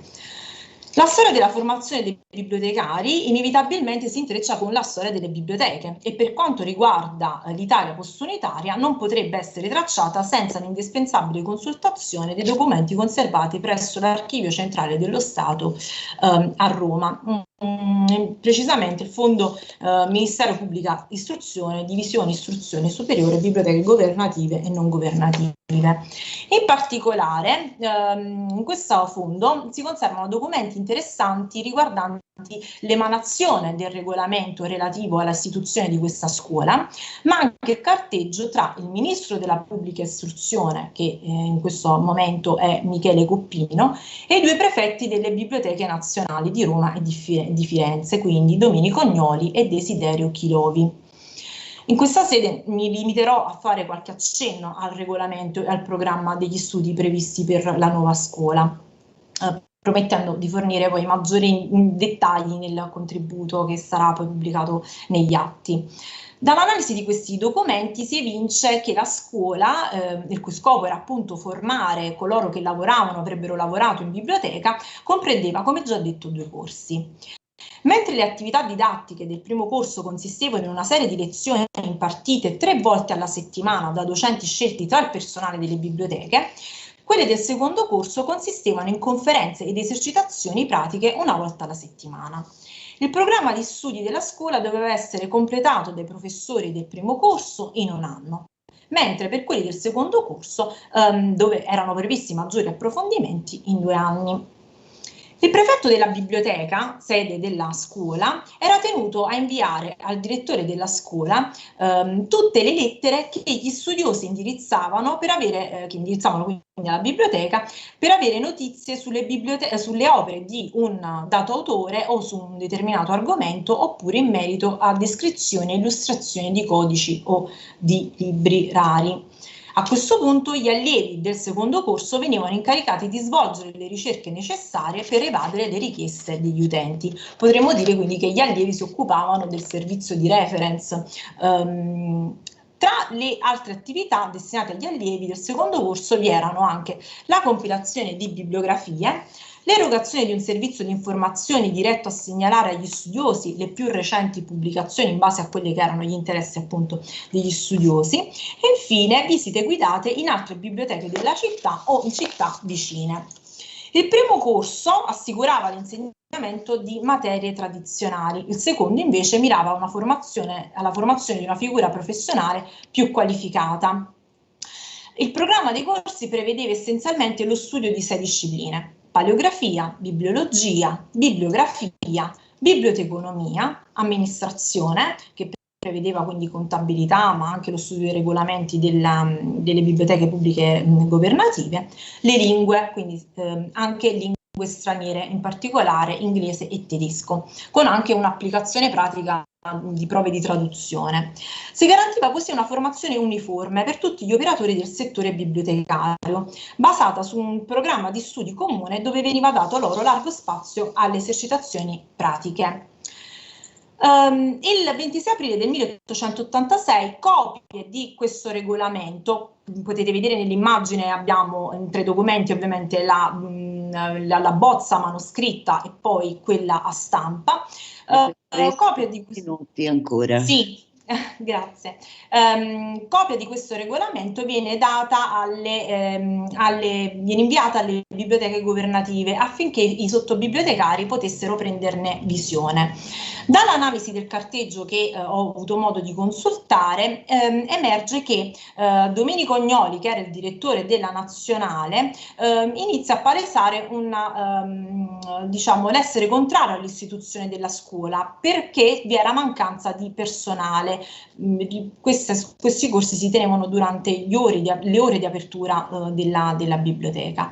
Nell'ottobre dello stesso anno la scuola era prossima all'inaugurazione, ma la vicinanza dell'esame di abilitazione alla carriera di bibliotecario e il poco tempo a disposizione per svolgere l'intero programma inducevano il ministro a rimandare la sua istituzione.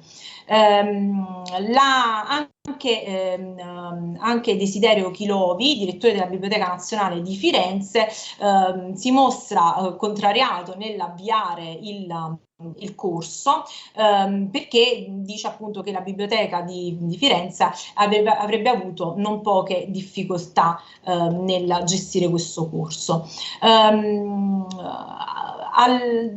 Possiamo dire che quindi furono diversi i problemi che evidenziarono i direttori delle due biblioteche nazionali, portando quindi a un perenne slittamento di questa inaugurazione. Tutte queste problematiche portarono quindi all'avvio dei corsi fino ad arrivare al 1889, quando la scuola fu completamente abrogata, quasi come se non fosse proprio esistita, arrecando così un grave danno a quella che era la formazione del personale bibliotecario. Nel 1894 Ignazio Giorgio e Giuseppe Fumagalli, che erano rispettivamente prefetto della Biblioteca Casanatense e bibliotecario della Biblioteca Alessandrina, indirizzavano una lettera al ministro dell'istruzione per dire che il fatto che appunto fosse stata soppressa questa scuola aveva arrecato un grave danno. Loro si propongono di istituire un nuovo corso, una nuova scuola, un nuovo istituto più diciamo meno strutturato rispetto alla scuola tecnica, e si propongono addirittura di essere loro stessi docenti di paleografia e di bibliologia e biblioteconomia.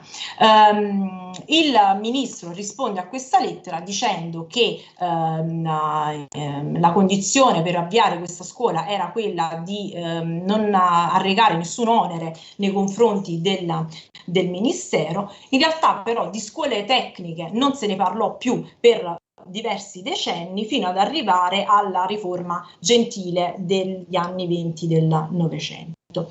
Per concludere, è evidente come fin dall'inizio di quello che era il nuovo assetto istituzionale delle biblioteche nell'Italia post-unitaria, tema centrale era quello della formazione e del reclutamento, due argomenti che sono stati e sono ancora oggi al centro del dibattito della figura del bibliotecario, temi ancora attuali perché se la formazione oggi vanta un'offerta formativa davvero variegata, purtroppo per quanto riguarda il reclutamento c'è ancora molto da fare, perché sempre più spesso troviamo concorsi per bibliotecari dove non viene dato il giusto riconoscimento alla formazione stessa. Una questione quindi che affonda le sue radici in tempi lontani, ma che è ancora oggi attuale.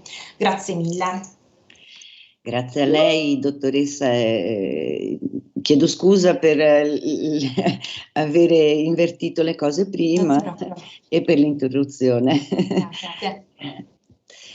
Bene, passo adesso la parola, ora sì, a Vinícius Souza de Menezes.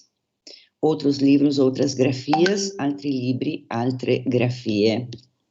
Vinícius. Oi, Giulia. Agora sim, desculpe por antes.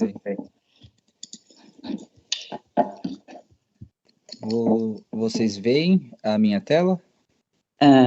Eu não, mas eu tenho tido problemas antes. Valentina, si vede? Si vede, ma molto piccolo. Deve ingrandire. Sì, deve ingrandire. È perfetto. Ora perfetto. Perfeito. Tudo certo aqui, Vinícius. Júlia, colega? Maravilha, então. Vamos lá. Boa tarde, né, a todos. Sou Vinícius Souza de Menezes, sou professor do Departamento de Ciência da Informação da Universidade Federal de Sergipe, e hoje trago aqui esse escrito um pouco experimental sobre as minhas pesquisas, né, que derivaram do meu doutorado e do meu pós-doutorado, supervisionado pela professora Rosali Fernandes de Souza e pelo professor Gustavo Saldanha, que falou aqui mais cedo conosco, né. Então, antes de iniciar minha fala, gostaria de felicitar a iniciativa da organização pela realização deste evento fundamental e da parceria estabelecida com os colegas da Itália. Faço votos para que os laços desta experiência internacional fortifiquem e que possamos, nos próximos ciclos, nos encontrarmos presencialmente em um mundo não pandêmico. Peço licença à audiência para ler a minha participação. Trata-se de uma fala experimental a partir de uma experiência linguística dialogada entre os mundos transformacionais dos povos ameríndios e a nossa tradição bibliográfica. Gostaria de começar com esse conceito ampliado do Ítalo Calvino, conceito de livro, né? Quanto ao nosso mundo cotidiano, ele mais nos parece escrito como um mosaico de linguagens, um muro cheio de grafites, carregado de escritas traçadas umas sobre as outras, um palimpsesto cujo pergaminho foi raspado e reescrito várias vezes, uma colagem de chuitas, uma estratificação de alfabetos, de citações heterogêneas, de jargões, de caracteres pulsantes, como aparecem na tela de um computador. No início do xamânico livro A Queda do Céu, Palavras de um Xamã Yanomami, Davi Copenauer diz a Bruce Albert: eu não tenho velhos livros como eles, os brancos, nos quais estão desenhadas as histórias dos meus antepassados. As palavras do Shapiri, imagens de espectros espirituais, né, estão gravadas no meu pensamento, no mais fundo de mim. São as palavras de Omama, a imagem original ancestral. São muito antigas, mas os xamãs as renovam o tempo todo. E complementa Copenauer: as palavras surgidas no tempo do sonho foi colocada em meu peito pela imagem de Omama. Desde então, meu pensamento vai de uma para outra em todas as direções. Elas aumentam em mim sem fim.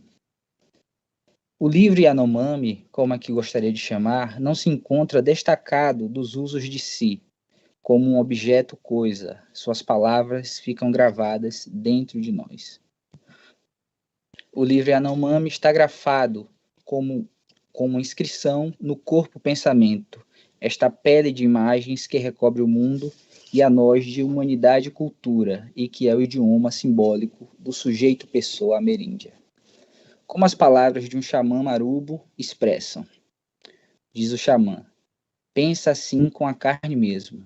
Pensamento é corpo, e corpo é imagem, o tup, desenhos de escrita de um devir outro. A minha fala dedica-se à experiência dos dois elementos significativos que compõem o termo bibliografia, o biblion e o grafos. Donald Mackenzie, neozelandês e estudioso do povo indígena Maori, em seu livro Bibliografia e a Sociologia dos Textos, argumenta que não é fácil estabelecer a continuidade do princípio bibliográfico fortemente marcado pela bibliografia pura ou bibliografia física, em formatos físicos que não sejam livros. Inicialmente, começa por citar alguns materiais de coleções especiais, como mapas, filmes, base de dados, dentre outros, até chegar nos textos visuais não verbais, por exemplo, um mural ou um petroglifo, e nos textos orais do que ele chama de comunidades iletradas, entre aspas, né? Basicamente os indígenas, herança classificatória e logocêntrica do Ocidente, por exemplo, nas expressões sociedades frias, povos sem história. Aqui um parênteses, né? Jacques Derrida nos alerta na gramatologia que o sistema de escrita alfabética linear comum nas línguas ocidentais não é único nem universal, e que outras escrituras não ocidentais também possuem os seus modos alternativos de codificar o mundo. Mackenzie não discute as limitações culturais e conceituais das categorizações fisicalistas da bibliografia pura. Em busca de uma abertura para o fato bibliográfico, como chama Mackenzie, né, recorre aos estudos sociais da bibliografia textual e que denomina de sociologia dos textos. Para tal inclusão, o livro, fisicamente reduzido ao seu formato convencional da bibliografia física, basicamente o códice, né, deixa de ser o objeto central da bibliografia e o texto, mais flexível, expansível e plural, passa a ocupar o seu lugar, numa cadeia epistêmica do livro ao documento, do documento ao texto. Tal abertura permite a Mackenzie incluir no campo da bibliografia elementos até então desconsiderados, como, por exemplo, as paisagens naturais. Citando os povos aborígenes Arunta da Austrália, Mackenzie nos diz que a Terra é um texto para eles. Não a representação da Terra em um mapa, num catálogo de biblioteca ou centro de documentação, como Brie, mas a Terra mesmo em sua função textual, em seu poder narrativo para esses povos.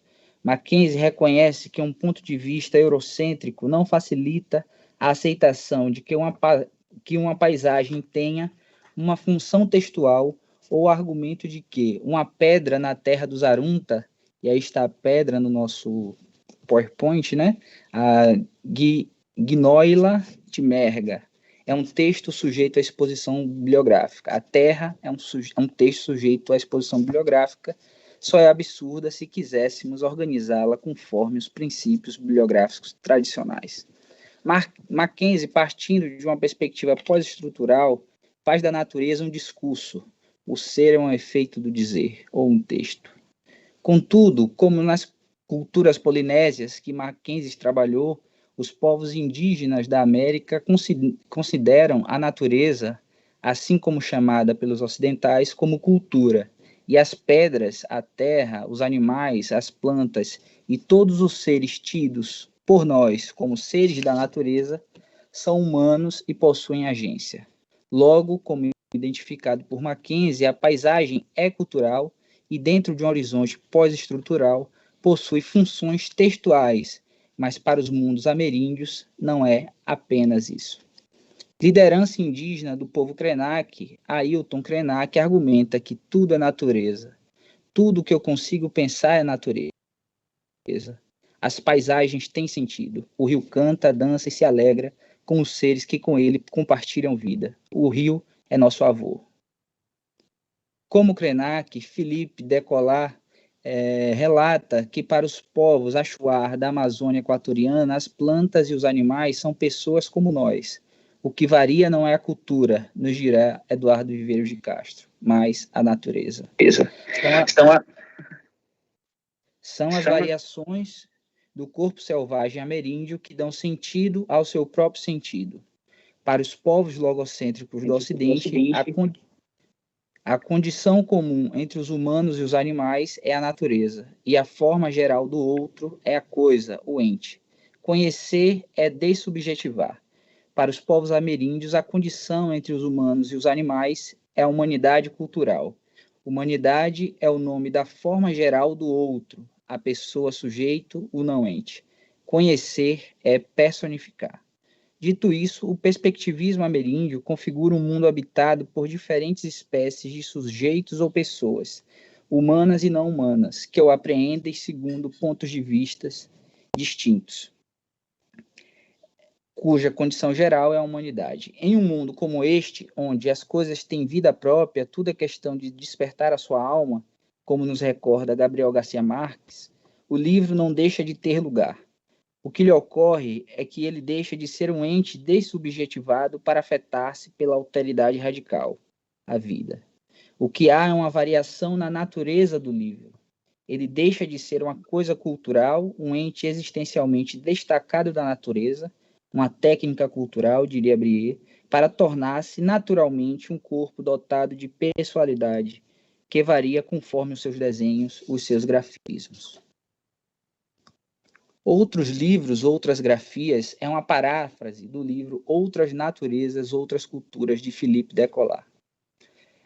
Este título tem por propósito argumentar que há uma possível variação selvagem no conceito de livro a partir dos grafismos indígenas, Jacques Derrida e Giorgio Agamben auxiliam o nosso discurso ao rememorarem que a palavra grega biblion não significava, primeiramente, nem sempre, a fisicalidade do livro, menos ainda a textualidade da obra. Biblion era a virtualidade de qualquer suporte, uma metonímia por extensão, em específico uma sinédoque. Biblion era uma palavra utilizada para designar a pele, a superfície sobre a qual se inscreviam os grafos. As grafias, em especial, na história convencional do livro, têm hegemonicamente a tradição de serem letras alfabéticas do sistema linear de escrita das famílias linguísticas semítico-europeias. Sob esta semiótica do sentido, o pensamento bibliográfico foi emoldurado. O pensamento ameríndio, não ocidental, tem grafado na pele o idioma simbólico da sua humanidade.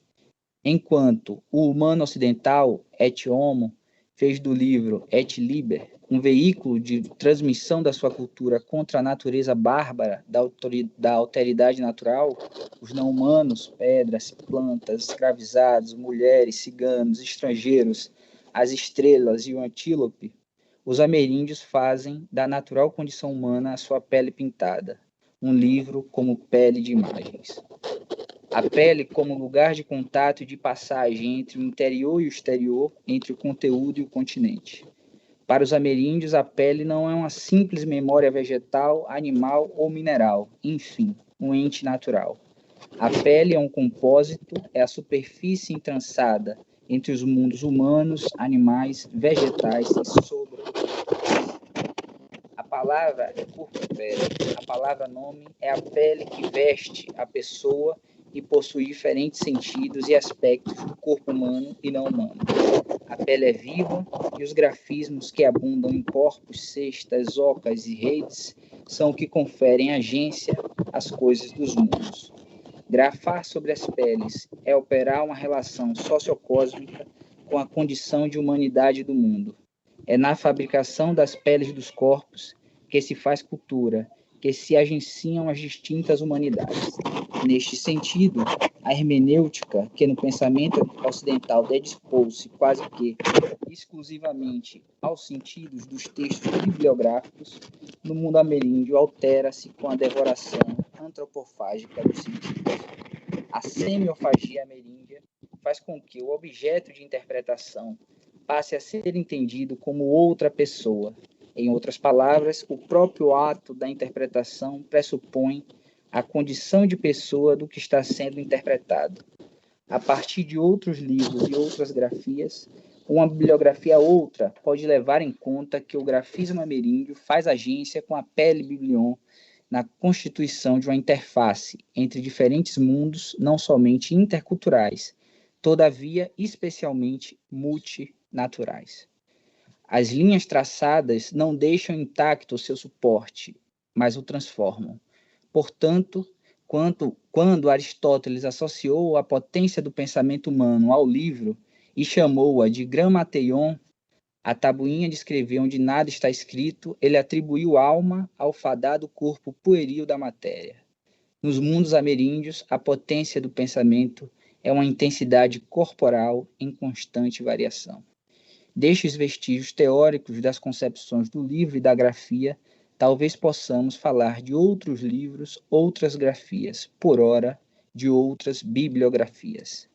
A queda do céu criou a humanidade, deu pele à terra, transformando imagens ancestrais em espíritos, em animais, em humanos, plantas, rochas, ornamentou com roupas, corpos, as materialidades da vida, deu superfície para um feixe de perspectiva. Então, encerro minha fala com a entrega, a dádiva do Davi Copenau a nós, com o seu livro A Queda do Céu. Eu, um Yanomami, dou a vocês, os brancos, esta pele de imagem que é minha.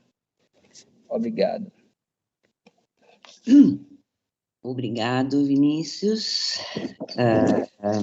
pela sua apresentação. Eu tenho agora... não recebemos perguntas...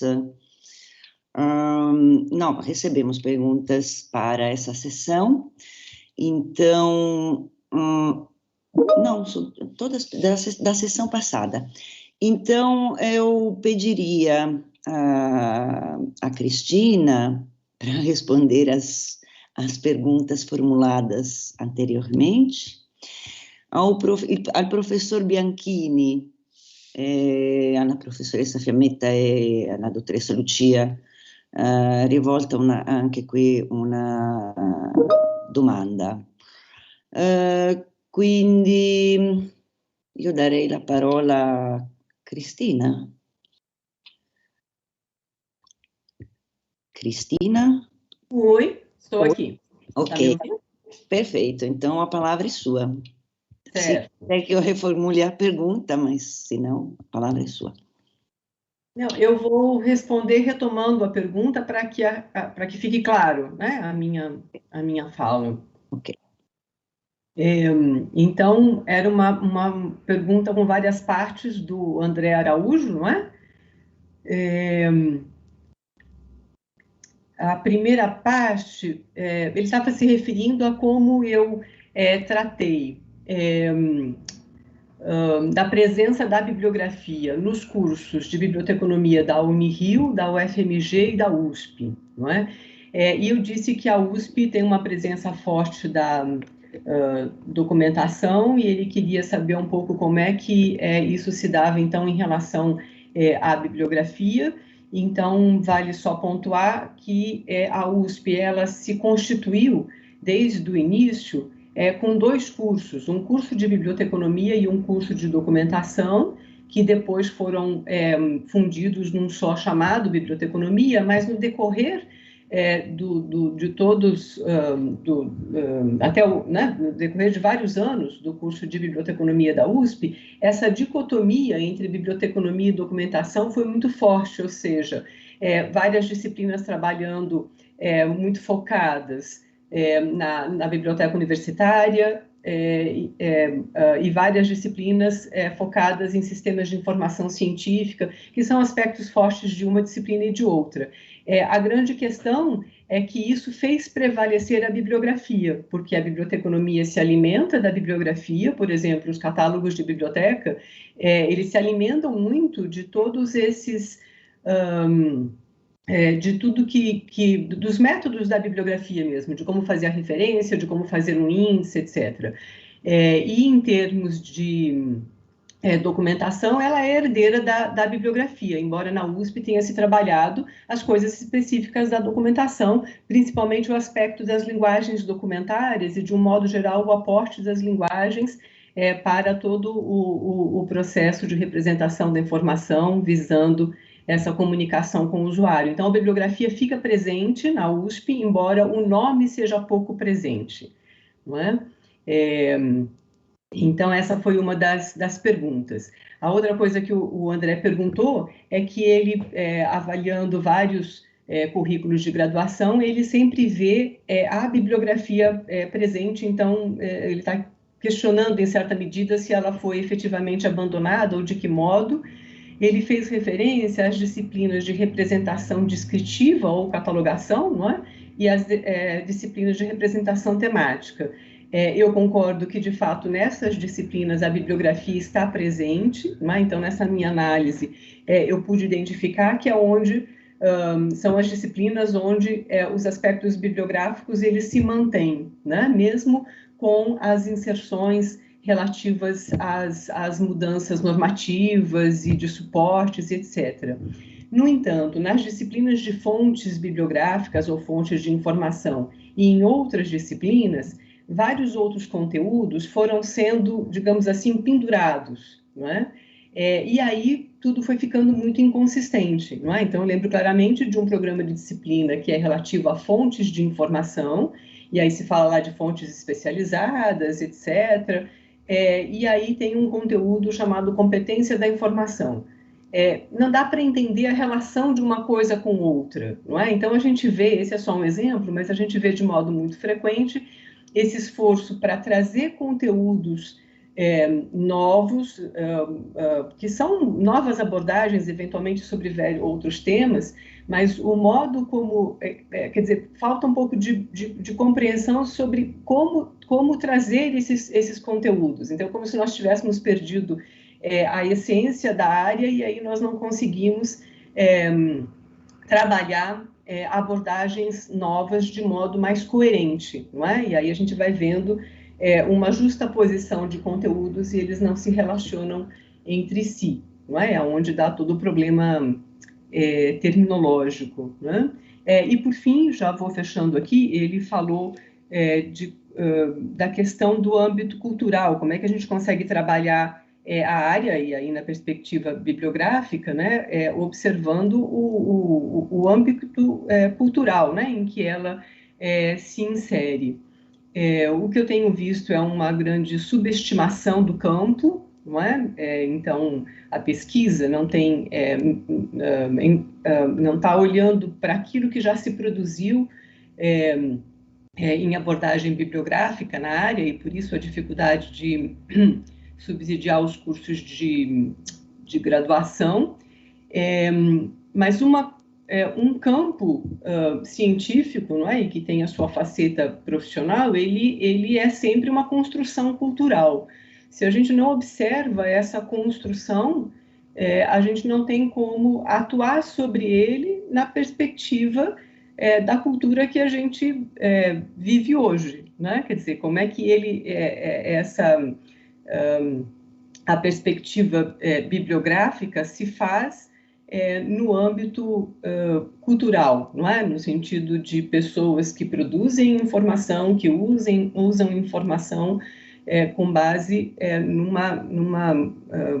num viés cultural próprio, né? Quer dizer, então, se a gente não olha como isso se deu em termos de campo de conhecimento, a gente não tem como considerar a sua faceta cultural, e é aí que eu entendo que no Brasil a gente está passando por alguns problemas muito sérios, não é? Então, eu tinha explicado um pouco como a denominação ciência da informação nos complica um pouco a vida, e aí concordo com a fala do Gustavo, no sentido de que a gente está misturando um pouco o aspecto epistemológico com o modo como ele é institucionalizado. E boa parte dessa institucionalização tem a ver com abordagens pontuais, né? Dessas disciplinas. Então, se a ciência da informação foi criada na Segunda Guerra de um determinado modo, etc., não significa que a gente vai compartimentar o conhecimento em função do modo como eles aconteceram historicamente para desenvolver programas curriculares. Isso, com certeza, não vai dar certo. Não é? Então, a gente tem que fazer aí uma abordagem epistemológica efetivamente para poder dar conta dos cursos de graduação, né? E se perguntar, não é? Como é que nós podemos trabalhar com áreas de conhecimento diferentes, já que, não é da especificidade da prática acadêmica, não é? Se debruçar sobre um certo lugar teórico, ainda que fazendo aproveitamento de outros campos, não é? Então, aí o problema da naturalização de que nós estamos trabalhando com diversas áreas de conhecimento ao mesmo tempo, que eu não vejo como sustentar isso daí. Bom, é isso, não vou me alongar mais. Obrigada. Júlia, eu queria aproveitar. Oi, Cristina! Olá! Eu queria aproveitar e só comentar rápido também essa questão das disciplinas, né? E eu não sei se a Cristina está em acordo, mas eu acho que é uma questão muito interessante a construção disciplinar da bibliografia e a sua ramificação em diferentes currículos, de diferentes instituições, com diferentes enfoques e formações de docentes, né? Dentro do que eu respondi mais cedo, pensemos em todo o desdobramento da disciplina comunicação científica, e que tem como coração, em muitas das suas ementas e das suas bibliografias dentro do programa da disciplina, a bibliometria e as práticas de análise métrica de fluxos de dados bibliográficos dentro de revistas científicas, né? E bases de dados. Então, a gente também está falando aí da aplicação da bibliografia em disciplinas do campo. Porém, um modelo de bibliografia já muito discutido no nosso fórum o Fórum Internacional à Arte da Bibliografia, que deriva do positivismo em direção ao neopositivismo, mas que está presente no nosso campo e cada vez menos sem o uso do significante bibliografia na expressão disciplinar, comunicação científica. Mas nós não deixamos em momento algum de realizar um exercício bibliográfico que já havia sido feito, por exemplo, por Isidoro, por Gesner e por tantos outros bibliógrafos do mundo da cristandade latina, da cristandade anglo-saxã e da modernidade, né?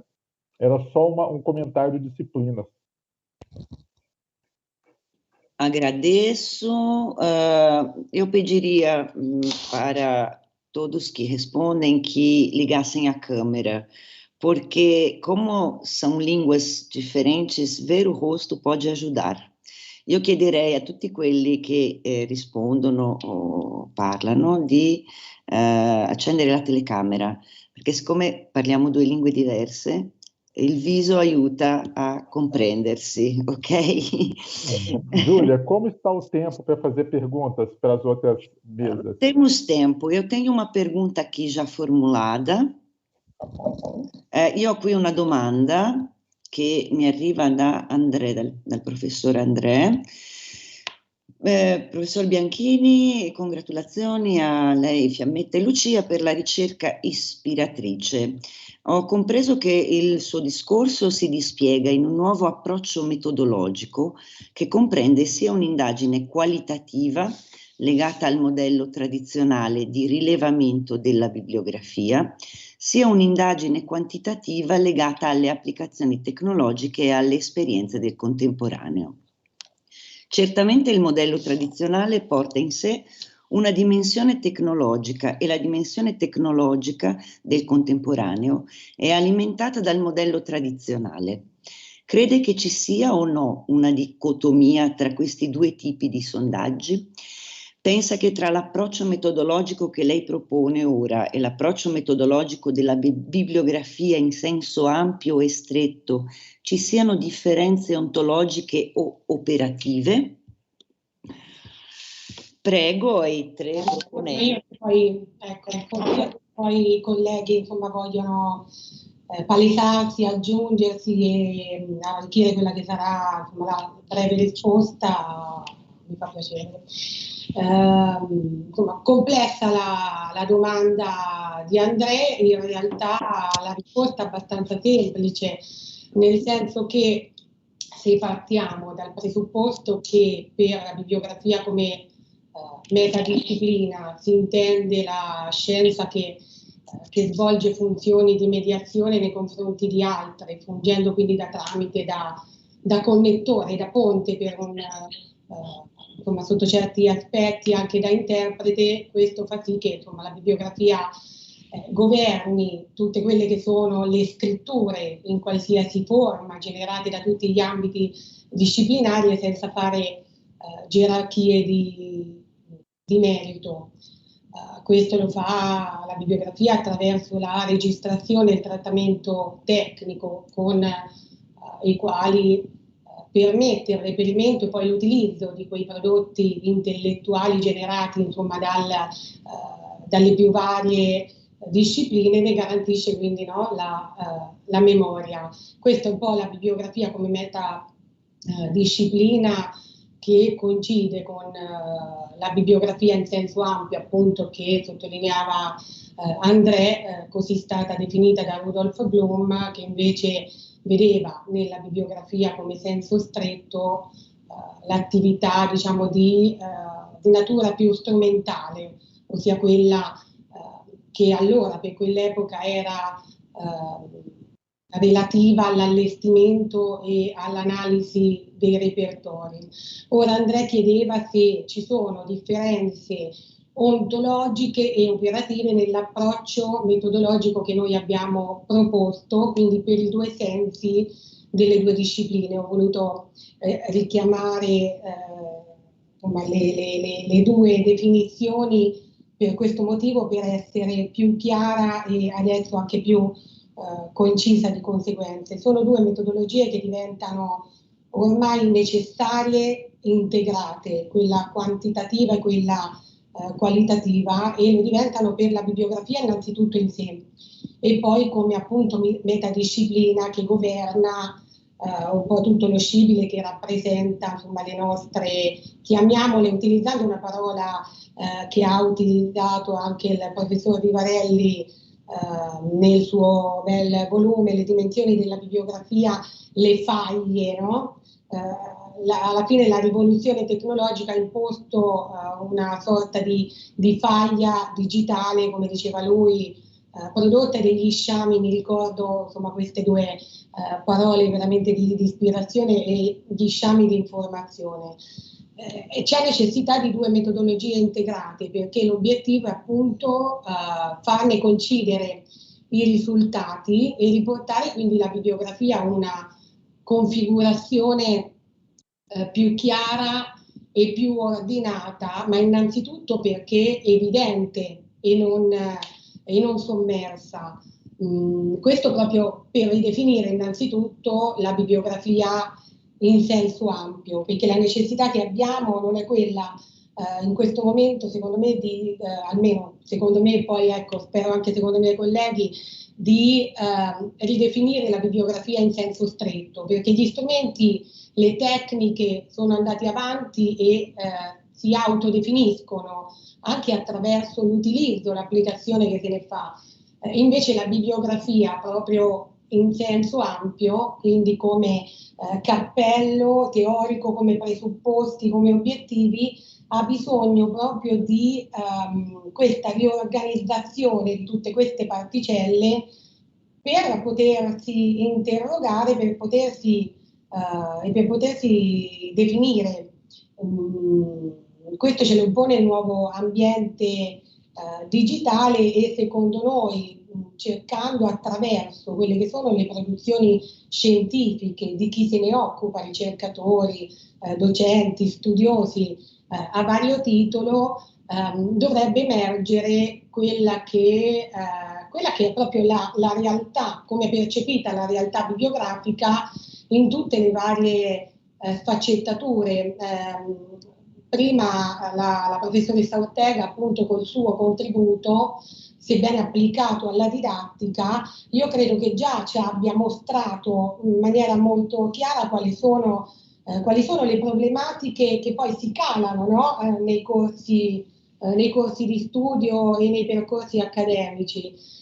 Lo vediamo, se non c'è una netta trasposizione, una chiara trasposizione di termini e di contenuti degli insegnamenti sulla base delle declaratorie che gli sono state date, vuol dire che effettivamente c'è questa commistione, questa confusione, e anche lo stesso professor Vivarelli sosteneva che alla fine a poco è servito dare origine ad una nuova disciplina che sarebbe la scienza dell'informazione, perché in realtà lo vediamo, tutto si intreccia. O si richiama alla tradizionale bibliografia o lo si spinge nella scienza dell'informazione. Quindi, a nostro parere, creare una mappatura che possa stabilire dei legami forse ci potrebbe aiutare a riconformare la bibliografia e anche a essere più espliciti per un'interazione internazionale. Quindi a chiarire anche a livello nazionale, dove cambia il contesto linguistico e il contesto culturale, che cosa intendiamo noi per bibliografia, che cosa poi è stato calato concretamente nelle nostre ricerche, nei nostri piani didattici, e quindi poterci confrontare con le altre realtà. Non so se i miei colleghi Lucia e Carlo hanno magari qualcosa da aggiungere per integrare questa visione.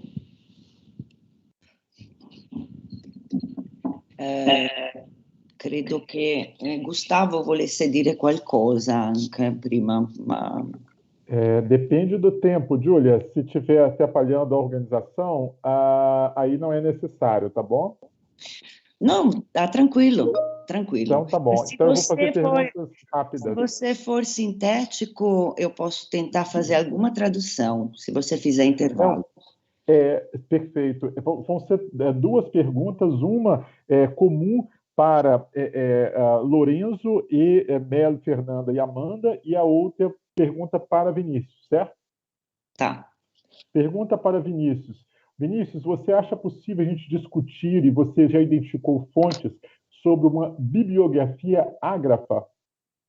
La domanda è se Vinicius ritiene possibile, date le fonti, se esistono le possibilità di una bibliografia agrafica. Sem, das sociedades não grafas, sem grafia, sem escrita. Gustavo, e para os... Não, Vinícius, deixa eu só fazer a pergunta de novo para os outros e depois segue, que a Júlia já tem a duas para os colegas, perdão. Tudo bem, eu aguardo.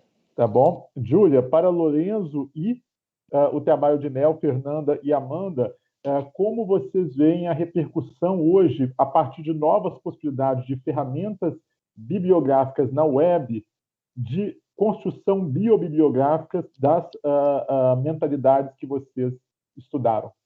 Ok, allora per Sabba, Baldacchini e Sardo e para Mel, Siciliano, Fernanda e Amanda.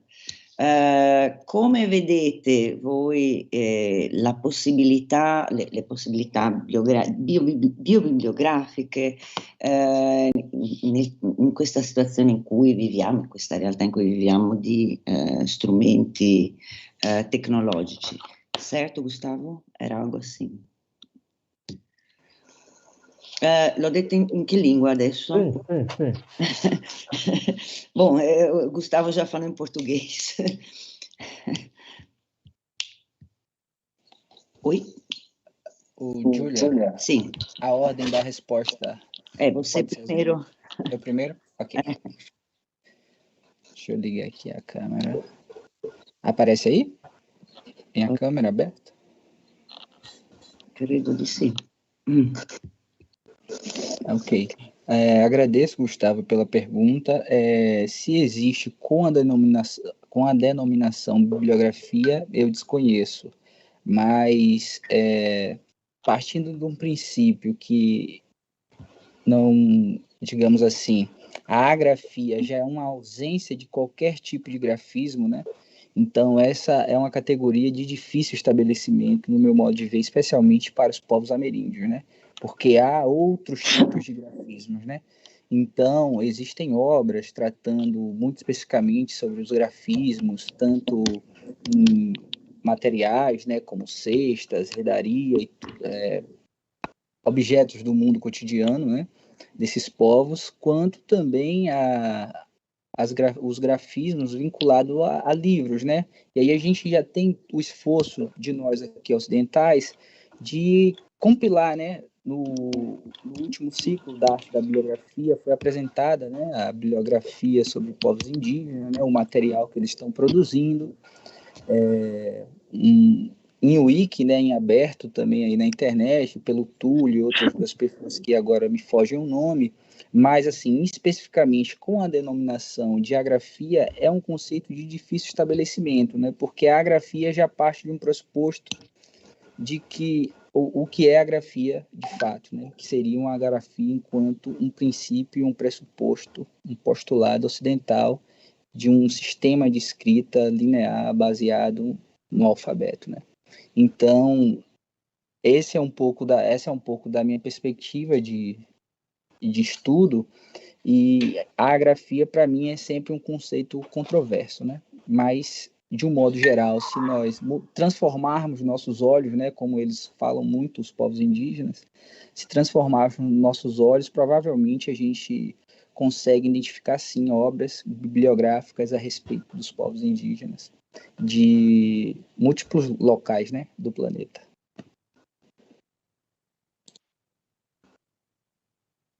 Obrigada.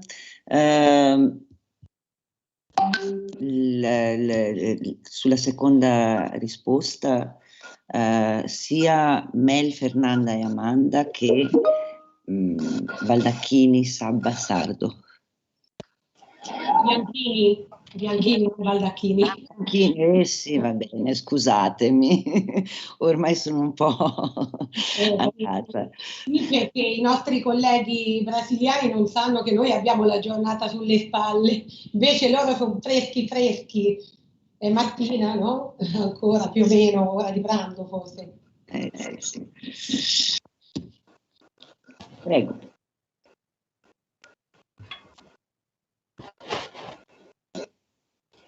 Prego. Carlo Bianchini risponde. Pensavo che rispondessero prima i colleghi brasiliani. È stato messo al primo posto. D'accordo. Benissimo. Allora, per quanto riguarda gli strumenti tecnologici che usa oggi la bibliografia, come diceva Fiammetta, con cui condivido assolutamente la risposta, è diventato una necessità che la bibliografia acquisisca nuovi metodi, nuove tecniche, proprio per la presenza di forme documentarie completamente diverse in rete. E l'elemento fondamentale è diventato il metadato e secondo me anche l'identificativo che c'è nei metadati. Questi due elementi portano la bibliografia a modificare, la costringono, è un obbligo, una necessità a modificare l'approccio tecnico, gli strumenti che utilizza. Quindi penso che sia assolutamente indispensabile. Questo si riflette non soltanto nella bibliografia come disciplina per la produzione dei repertori, per la raccolta e la rielaborazione dei metadati dei documenti, ma anche, come diceva Fiammetta prima, nella bibliografia in senso lato, come diceva Bloom, cioè se la bibliografia riesce a acquisire queste nuove dotazioni strumentali, può fare meglio anche il suo lavoro di metadisciplina. Quindi secondo me il contesto attuale implica la necessità che la bibliografia dal punto di vista tecnico, metodologico, si aggiorni e cambi e vada avanti in questo senso. Grazie. Mel, Fernanda, Amanda, alguém quer? Fernanda vai falar pelo grupo. Professor Gustavo, obrigada pela pergunta. Na nossa visão, a tecnologia, né, as ferramentas tecnológicas, elas com certeza serão úteis e são úteis. E aí a gente precisa problematizar a questão, a palavra tecnologia, né, o conceito tecnologia, um pouco a gente situando a Cristine no tempo dela.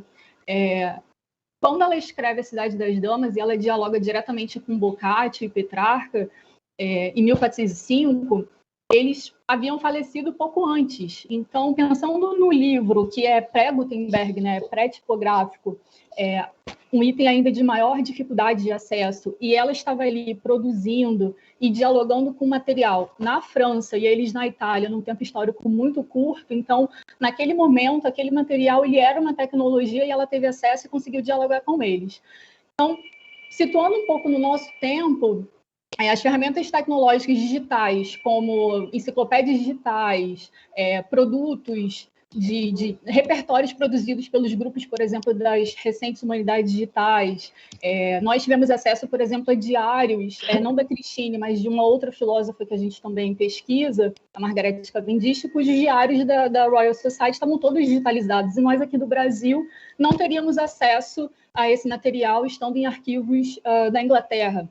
E um pouco falando da Cristine também, o livro dela só foi traduzido para português nos anos 2000. Um livro de 1405 que Portugal usou no século XVI para a formação de mulheres, e sendo Portugal, né, uma relação direta com o Brasil, esse livro não chegou. Esse livro chega por interesse de outras mulheres nos anos 2000. Então, por um lado, sim, a tecnologia vai ser indispensável para o acesso, mas, por outro, ela continua se situando em contextos políticos muito específicos, e a questão terminológica da bibliografia, seja da seleção, da intencionalidade, isso tudo vai passar por questões políticas mais amplas e também regimes específicos de informação. Então, por um lado, sim, mas por outro, a gente vai estar sempre discutindo a questão do acesso. Mesmo no campo da Cristine, quando a gente olha e analisa textualmente as comparações, na Wikipédia, por exemplo, em língua portuguesa, quando a gente vai em Boccaccio, fala que a Cristine se inspirou nas biografias que o Boccaccio fez de mulheres notáveis e homens notáveis. Mas a gente não sabe exatamente se esse termo seria o mais adequado, vista a intencionalidade da Cristine em dialogar com Boccaccio. Então, sim e não é dialético, né, na nossa visão. Muito bem. Ci sono altre domande? Obrigado, Fernanda. Grazie, Lorenzo. Giulia. Se tem outras perguntas, se ci sono altre domande, altre questioni. Se no, io chiederei ai relatori di oggi di apparire, che facciamo una fotografia, la fotografia del convegno.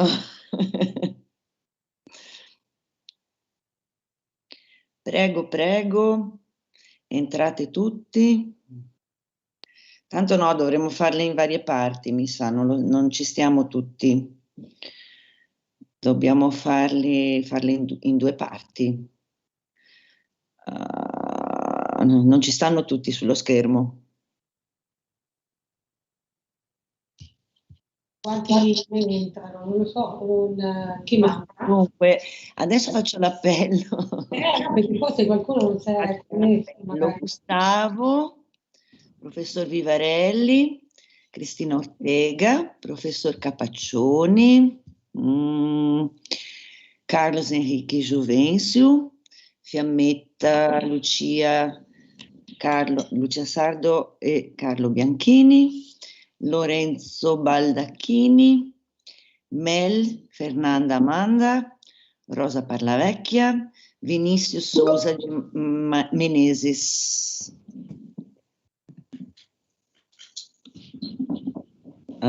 Tutti? Io li ho letti tutti quelli di oggi, quindi non ci stiamo tutti. Io ne vedo di meno. Infatti.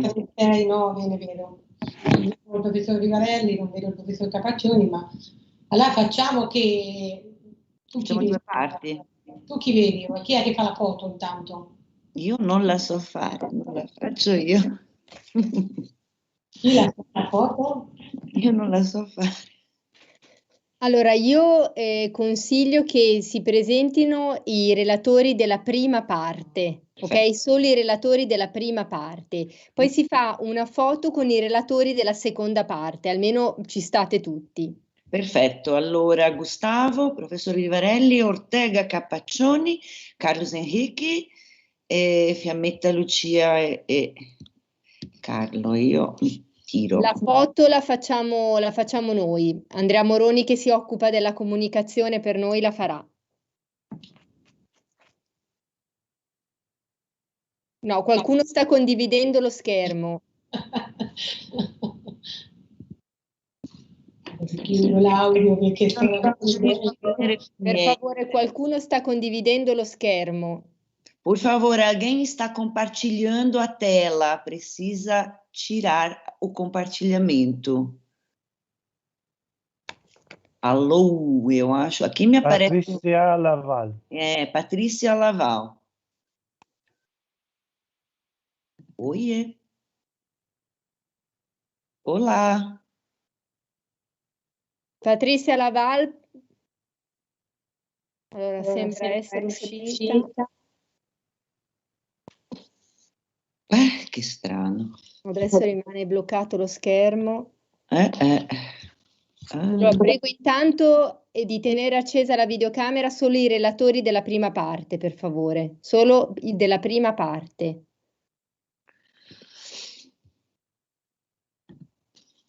Ok, dovremmo esserci.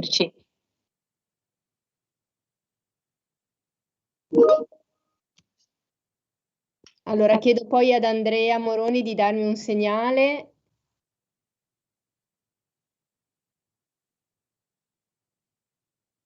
Un attimo di pazienza.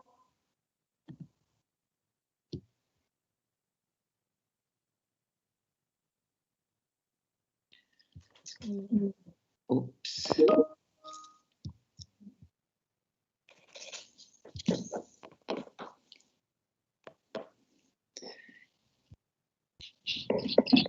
Tra poco restiamo imbalsamati. Ecco. Allora, direi che possiamo passare un attimo di pazienza che mi sta rispondendo. Perfetto. Allora, i relatori della prima parte chiudono le videocamere, entrano i relatori della seconda parte. Grazie. La seconda parte, professor Baldacchini, Meo, Fernanda, Amanda, dottoressa Parlavecchia, Vinicius.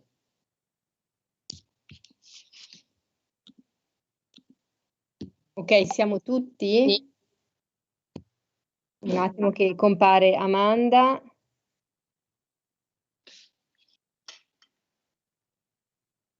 Ok, un attimo.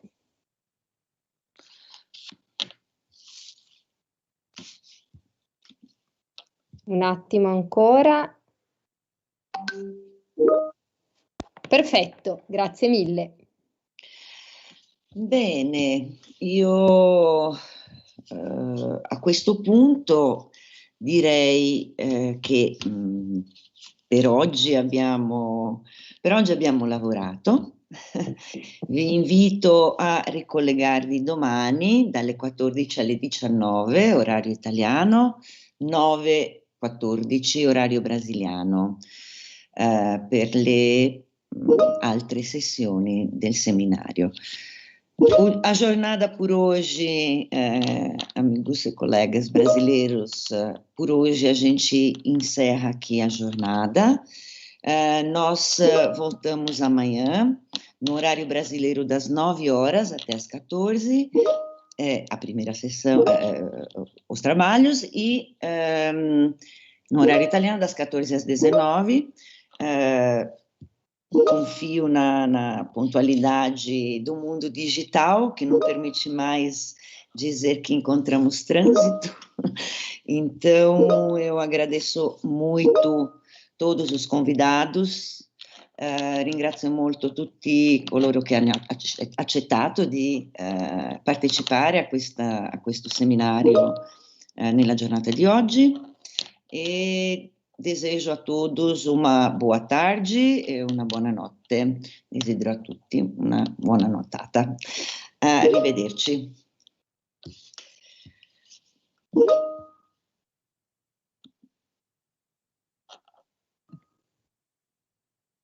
Giulia, ci fermiamo qui? Sì, fermiamoci. Per la registrazione, no? Sì, ferma, basta. E poi così restiamo qua.